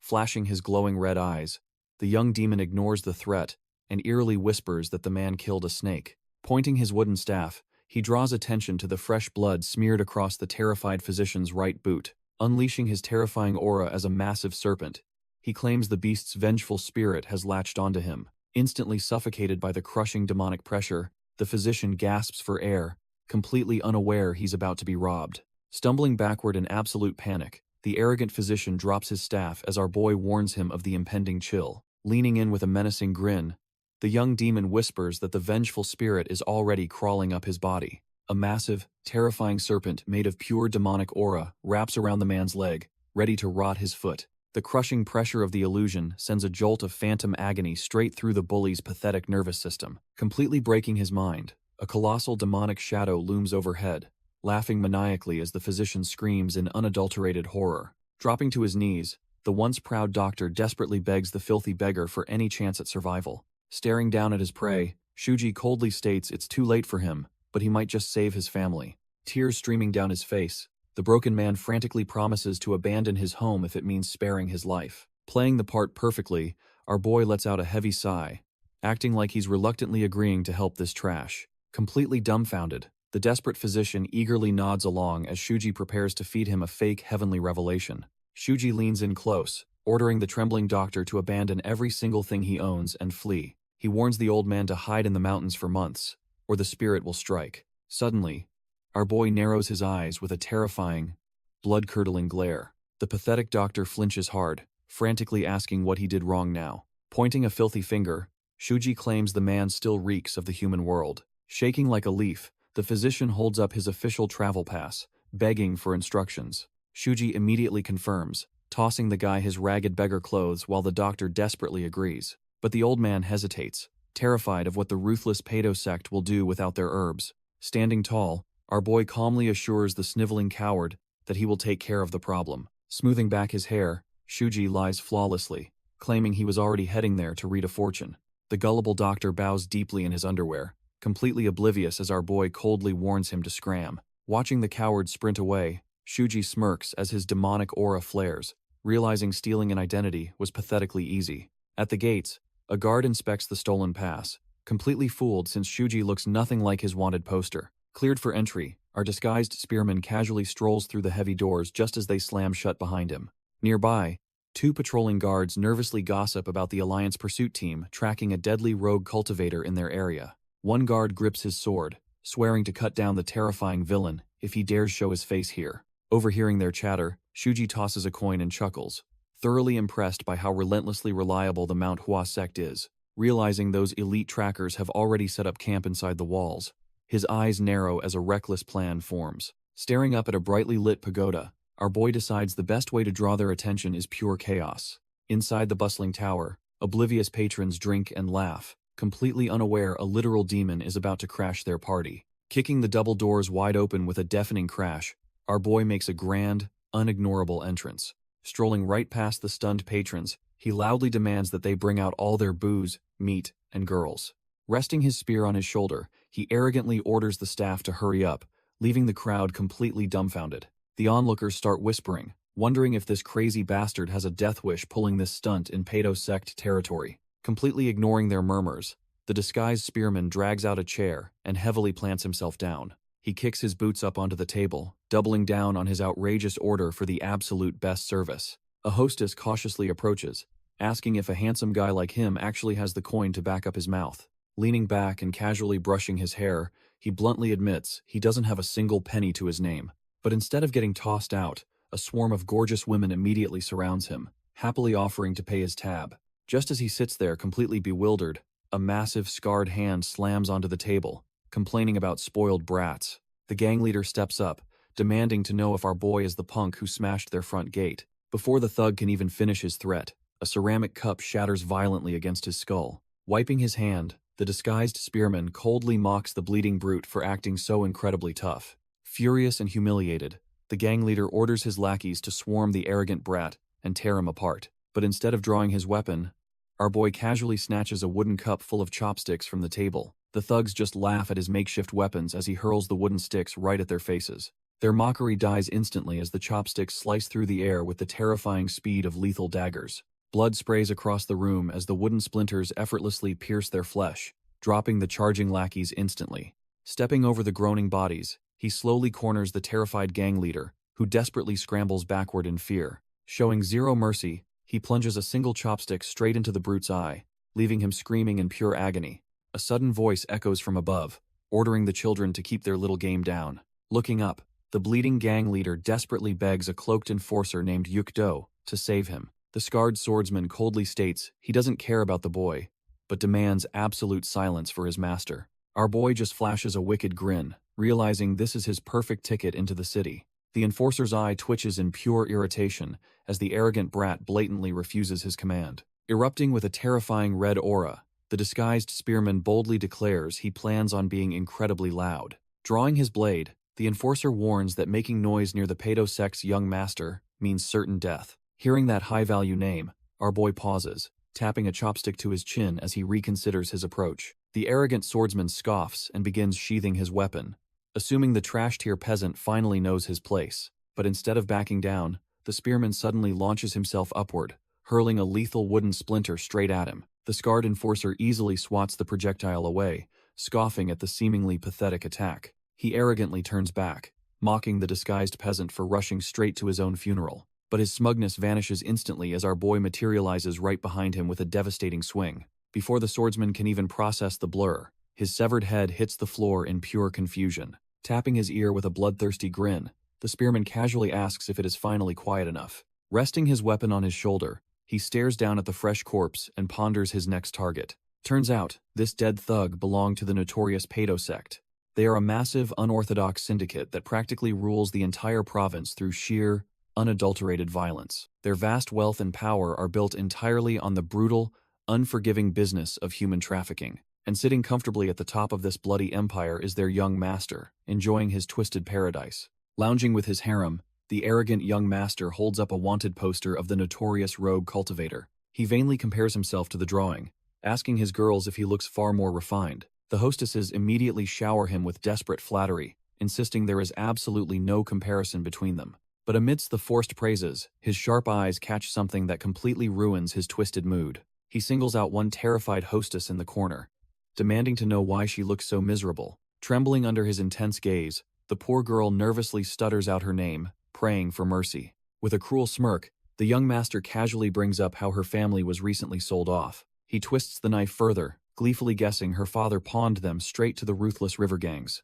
Chuckling darkly, he reminds her that those water bandits wring the life out of broken captives. Lifting her chin with a menacing finger, he warns her to smile if she wants to survive. He leans in close, sadistically ordering the trembling girl to do her absolute best for him tonight. Suddenly, a massive crash echoes through the hall, leaving the thugs and hostesses completely dumbfounded. Annoyed that his twisted fun was interrupted, the young master demands to know what the hell is happening. One of his lackeys nervously reports that some absolute madman is smashing through the adjacent rooms.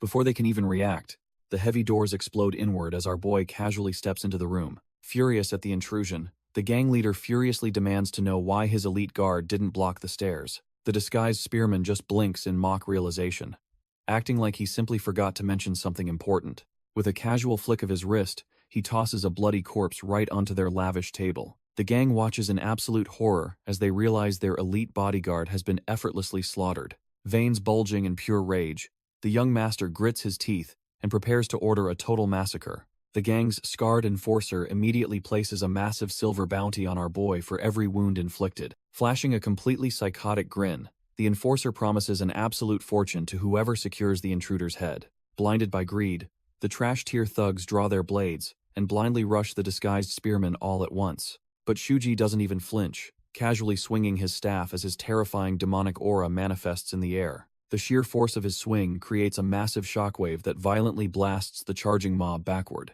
Moving with absolute lethal precision, the regressed demon steps into the chaos to deliver some brutal physical discipline. He brings his staff down with bone-crushing force, instantly caving in a thug's skull with a sickening crack. Another desperate lackey tries to block the onslaught, but the heavy strike shatters his defense and his face. The sheer impact sends the broken thug flying across the room, leaving his comrades completely dumbfounded. Realizing their numbers mean absolutely nothing, the remaining gang members freeze in pure, unadulterated terror. The older sect elder breaks into a cold sweat, finally realizing this intruder is no ordinary thug. Without missing a beat, our boy unleashes a volley of deadly throwing stars straight at his face. The elder barely dodges the lethal projectiles, frantically screaming for his men to alert the main association. But Shuji isn't giving them a chance to breathe. Tightening his grip on his blood-soaked staff, he lunges forward with terrifying speed, violently impaling a desperate lackey right through the chest. He quickly grabs the dying thug by the collar, pulling his bleeding body into a tight grip. Furious at the slaughter, two more elite enforcers draw their blades and blindly charge the regressed demon.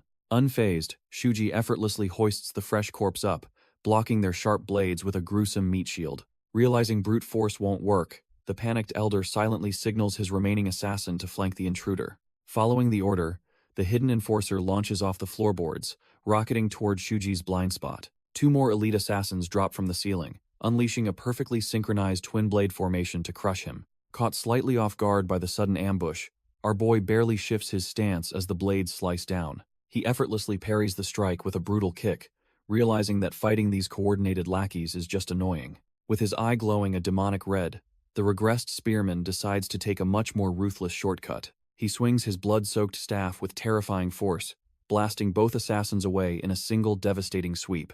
The shockwave of the brutal strike flies straight toward the arrogant young master, who screams in absolute terror. Seeing his boss about to be obliterated, the panicked elder desperately leaps across the room to intercept. He violently tackles the young master away, taking the brutal, bone-shattering impact directly to his own arm.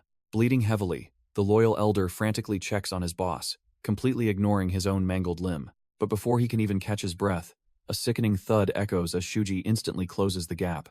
Shuji instantly impales the second twin assassin right through the chest, treating him like a human meat skewer. A terrifying red aura flares behind our boy as he smirks, reminiscing about his bloody battlefield days.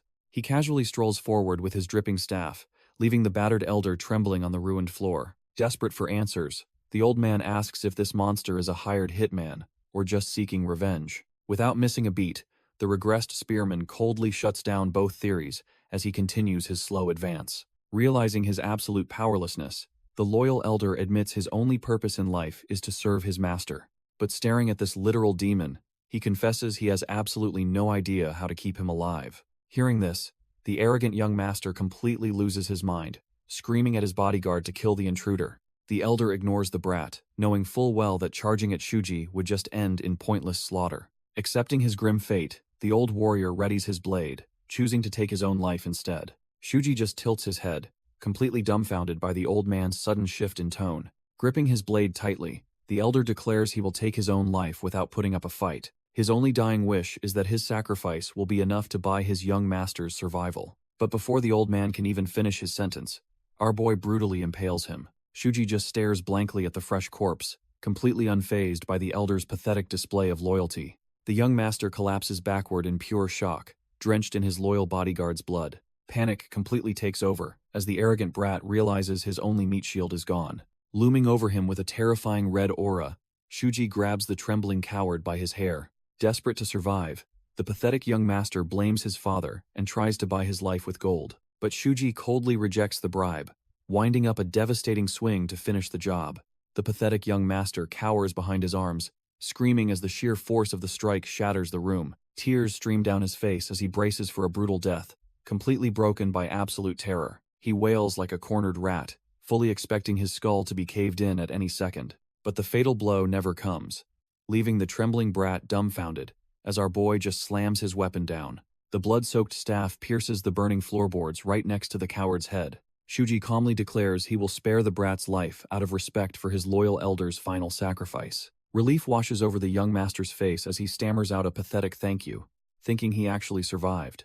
But his fleeting hope is instantly shattered by a sudden, sickening crunch of flesh and bone. Shuji ruthlessly cleaves through his limbs in a blinding flash, sending the arrogant noble flying backward. He promised not to kill him, but leaving this trash-tier scum completely crippled is a much more fitting punishment.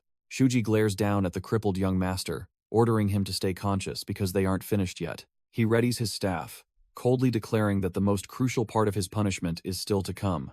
The arrogant brat can only watch in sheer terror as our boy makes his final, unexpected move. Instead of a fatal strike, a single drop of his own toxic blood falls straight into the coward's open mouth. His eyes bulge in absolute horror as the tainted blood instantly takes effect. Shuji watches without an ounce of pity as the pathetic scum writhes in agony on the burning floorboards. Recalling the loyal elder who bowed and begged for the brat's life, Shuji honors his promise to spare him. However, he leaves the screaming coward with a grim warning that exploiting loyal subordinates only leads to ruin. With his brutal work finished, our boy casually strolls out of the inferno with his staff shouldered. But his dramatic exit is suddenly interrupted by a group of furious hostesses, demanding to know what he is doing. The furious women scream that he just destroyed their home and their only way to pay off their debts. Shuji glares back through the flames, coldly stating that if they want a righteous hero, they have the wrong guy. With an effortless swing of his staff, he sends a gust of wind that knocks the hostesses to the floor. He makes it crystal clear that he couldn't care less about playing the hero or upholding some grand justice. Meanwhile, the captive girl watches him in absolute awe, tears welling up in her wide eyes. Shouldering his weapon, our boy declares he will simply walk his own path, leaving them to their own lives. But just as he turns to leave the burning wreckage, a desperate voice calls out to him. The young girl weeps tears of pure gratitude, thanking her savior for letting her return to her family. Hearing her words, Shuji suddenly remembers the innocent little girl who bought him a meal back in town. Realizing he just saved that kind kid's older sister, a rare, genuine smile crosses his face as he departs. Walking away with a smirk, he firmly rejects the title of benefactor, embracing his own chaotic path. Behind him, the massive gang pagoda is completely engulfed in a roaring inferno, lighting up the night. Over at the city gates, the stationed guards stare dumbfounded at the blazing horizon, completely clueless. Panic quickly sets in as they realize the raging flames are rapidly spreading past the main pavilions. Cursing their luck, the guards frantically scramble to deploy soldiers and draw water from the local wells. Using the fiery chaos as a distraction, Shuji sprints toward the exit with the unconscious rogue. He skids to a halt, panting heavily as the distracted guard immediately recognizes his ragged disguise. Tipping his straw hat, Shuji flawlessly slips back into his stolen physician persona, begging for an exit. But the stubborn guard completely dismisses him, snapping that they are way too busy for unauthorized departures. Playing the desperate doctor, Shuji grabs his arm, warning that a VIP patient will die without his herbs. The guard initially refuses, but freezes in absolute terror when Shuji drops the Paedo-sect heir's name. His eyes widen in sheer panic as the terrifying weight of that notorious identity finally hits him. Shuji flawlessly feeds them the exact gruesome details of the young master's shattered limbs to sell the lie. Sweating bullets, the guard realizes that if the gang leader's precious son dies today, they are dead men. Caught between a rock and a hard place, the terrified captain turns back to the disguised Spear King. Playing the humble doctor, our boy promises that saving the young master will make the guards absolute heroes. The captain chews his lip, weighing the massive risk of defying protocol against the gang's brutal wrath. Giving in to his fear, he barks an order to crack the gates just enough for the physician. Offering a polite word of thanks, Shuji wastes no time stepping out into the dark wilderness. But just as they cross the threshold, the guard suddenly shouts for them to stop, sensing a suffocating demonic presence. The guard captain suddenly halts them, demanding to know the identity of the towering man walking up front. Our boy instantly tightens his grip on his staff, ready to slaughter everyone if their cover is blown. The battered man freezes in his tracks, the tension in the air thick enough to cut with a knife. But instead of drawing his weapon, the guard's eyes widen in sheer, dumbfounded recognition. Turns out, the captain recognizes the bruised man as a simple waiter from the local pagoda. Before the terrified worker can stutter, Shuji smoothly lies that he hired him to guide his poor eyesight. Buying the excuse hook, line, and sinker, the sweating captain waves them through to lock down the city. Playing the grateful old physician perfectly, our boy offers a polite word of thanks to seal the deal. Wasting no time, the two sprint out of the fortress, leaving the oblivious guards completely in the dark. The captain immediately barks at his men to seal the gates, unaware he just let a demon escape. Shuji and the disguised Oja-un calmly stroll past the unsuspecting guards, carrying their luggage out. They step out into the open, leaving the oblivious soldiers completely in the dark. With a heavy rumble, the massive wooden doors begin to slide shut behind them. The gates close completely, sealing the fortress and securing their flawless escape into the night. Turns out, before reaching the exit, Shuji had dragged the real terrified waiter into the woods. He ruthlessly ordered the bruised man to swap clothes, threatening him with a brutally crippled fate. Left shivering in ragged clothes, the real worker could only sob in fear as they stole his identity. Back in the present, safely outside the walls, Oja-un finally peels off the uncomfortable fake bandages. Shuji casually remarks on how effortlessly they breached the heavily guarded perimeter. Walking through the outer market, Oja-un is dumbfounded that Shuji massacred a sect just for a distraction. Oja-un stares at the towering inferno, completely baffled that any sane person would orchestrate such absolute chaos. He realizes our boy couldn't possibly be self-taught at his age, and demands to know who trained him. Shuji just stays silent under his straw hat, letting the heavy question hang in the crisp night air. The raging flames trigger a vivid memory of the brutal massacres they once survived together in another life. Back then, they were just two battered warriors resting in the blood-stained grass, bound by a twisted fate. Snapping back to the present, the rogue cultivator shakes off the heavy memories with a sudden, gritty resolve. He firmly declares that he is simply returning the massive favor he received for being miraculously saved today. Even if he cannot fully grasp Shuji's cryptic motives, one undeniable truth remains crystal clear to his heart. Clenching his fist over his chest, he silently vows to repay the kid who pulled him from the abyss. As they walk away from the burning wreckage, he silently acknowledges that Shuji is a terrifying yet genuine hero. Oja-un openly admits his deep shame for ever doubting the kid's undeniably heroic nature. As they casually stroll away, panicking townsfolk sprint past them, screaming about the lunatic who torched the pagoda. Breaking the awkward silence, our boy abruptly stops and bluntly suggests they grab some grub first. Leaving the chaos behind, they eventually settle down at a quiet local tavern to lay low. The rogue cultivator practically drools over the spread, realizing it has been ages since his last real meal. Shuji just sighs and tells him to shut up and eat, which the starving swordsman happily obliges. While he aggressively stuffs his face with meat, some loud tavern gossip suddenly catches their attention. The local patrons are loudly complaining about the ruined brothel, cursing the mysterious arsonist who ruined their fun. However, the mood quickly shifts when someone mentions the silver lining of the Pedo sect's young master getting crippled. The entire tavern erupts into roaring laughter, raising their glasses to celebrate that trash-tier noble losing his manhood. Hearing the crowd mock the very man he crippled, the rogue cultivator pauses his meal to listen. He silently chews on his food, clearly conflicted about the brutal chaos they just caused. Noticing his hesitation, our boy drops more meat on his plate, telling him to ignore the background noise. He explains that true warriors do not fight for greedy cowards, but rather crush the corrupt strongmen exploiting them. Reassuring the starving swordsman that he did the right thing, he orders him to just shut up and eat. But before our boy can even take another bite, a deafening crash shakes the tavern and ruins his appetite. A massive, shadowy behemoth suddenly looms right behind him, radiating a suffocating aura of pure murderous intent. Heavy footsteps echo through the room as the once boisterous patrons freeze in absolute, spine-chilling terror. A giant hand effortlessly hoists one of the gossiping peasants by the skull, nearly crushing it like a grape. Turns out, the Pedo sect leader himself has arrived, furiously demanding to know who was mocking his crippled son. The poor peasant desperately begs for his life as the giant's fingers dig deep into his skull, but his pleas fall on deaf ears as the brute mercilessly crushes his head into a bloody pulp. Wiping the gore from his face, the massive warlord announces himself as Dumak Sung, the Pedo sect leader. Radiating a suffocating red aura, he demands the coward who crippled his son to step forward immediately. The rogue swordsman breaks into a cold sweat, glancing nervously at our boy who remains completely unbothered.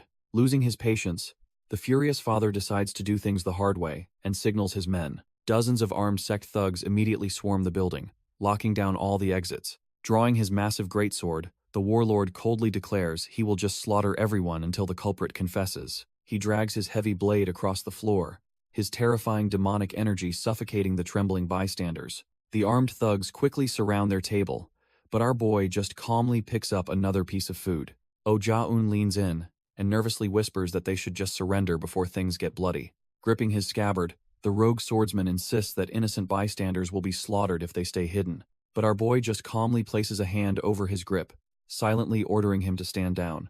Shuji casually glances over his shoulder, pointing out that this massive gang didn't actually come for them. Up on the second-floor balcony, a mysterious blue-haired woman sarcastically mocks the warlord's obnoxiously loud entrance.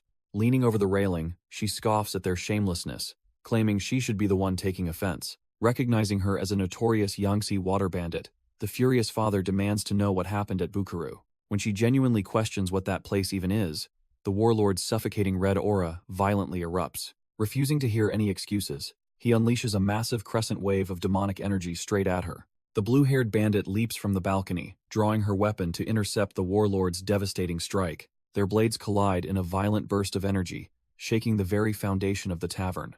Unfazed by his monstrous strength, she gracefully lands right on top of his massive sword.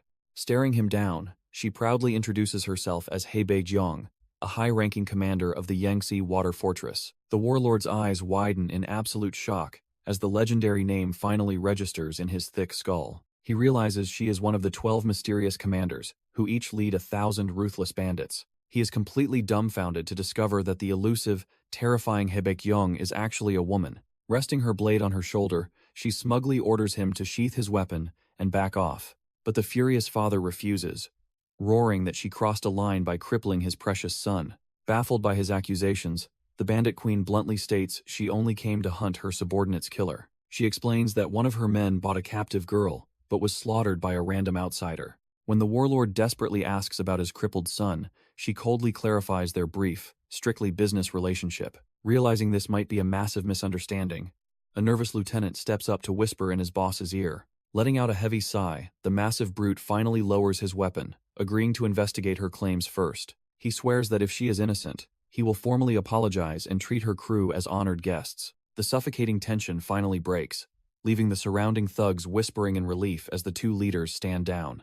But just as the dust settles, a heavy set of footsteps echoes through the room, shattering the fragile peace. The warlord's eyes widen in absolute terror as he senses a monstrous presence, frantically roaring to keep weapons drawn.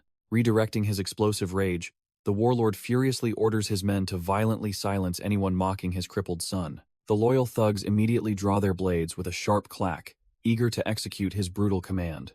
The streets echo with agonizing screams as the gang ruthlessly mutilates the terrified townsfolk begging for mercy. Watching the daylight slaughter, the water bandit lieutenant clicks her tongue in absolute disgust at their trash-tier methods. She wonders why her boss sent her alone to capture this mysterious spearman alive, sensing a demonic threat. Brushing off the headache, she leaps off the roof, deciding to just find their target and beat him senseless. Meanwhile, our boy and the rogue cultivator casually relax in a tavern surrounded by bleeding, groaning thugs. Noting the massive target on their backs, the rogue suggests wiping out one faction to ease their escape. With a cold nod, the regressed demon agrees that a midnight massacre sounds like the perfect post-dinner workout. The rogue cultivator glances over, curious about exactly how our boy plans to pull this off. With a cold stare, the regressed demon states his usual strategy is sneaking in silently and leaving a bloodbath. He rubs his chin, pondering the best way to actually breach the heavily guarded compound without raising alarms. A wicked grin spreads across his face as a brilliantly twisted infiltration plan suddenly clicks into place.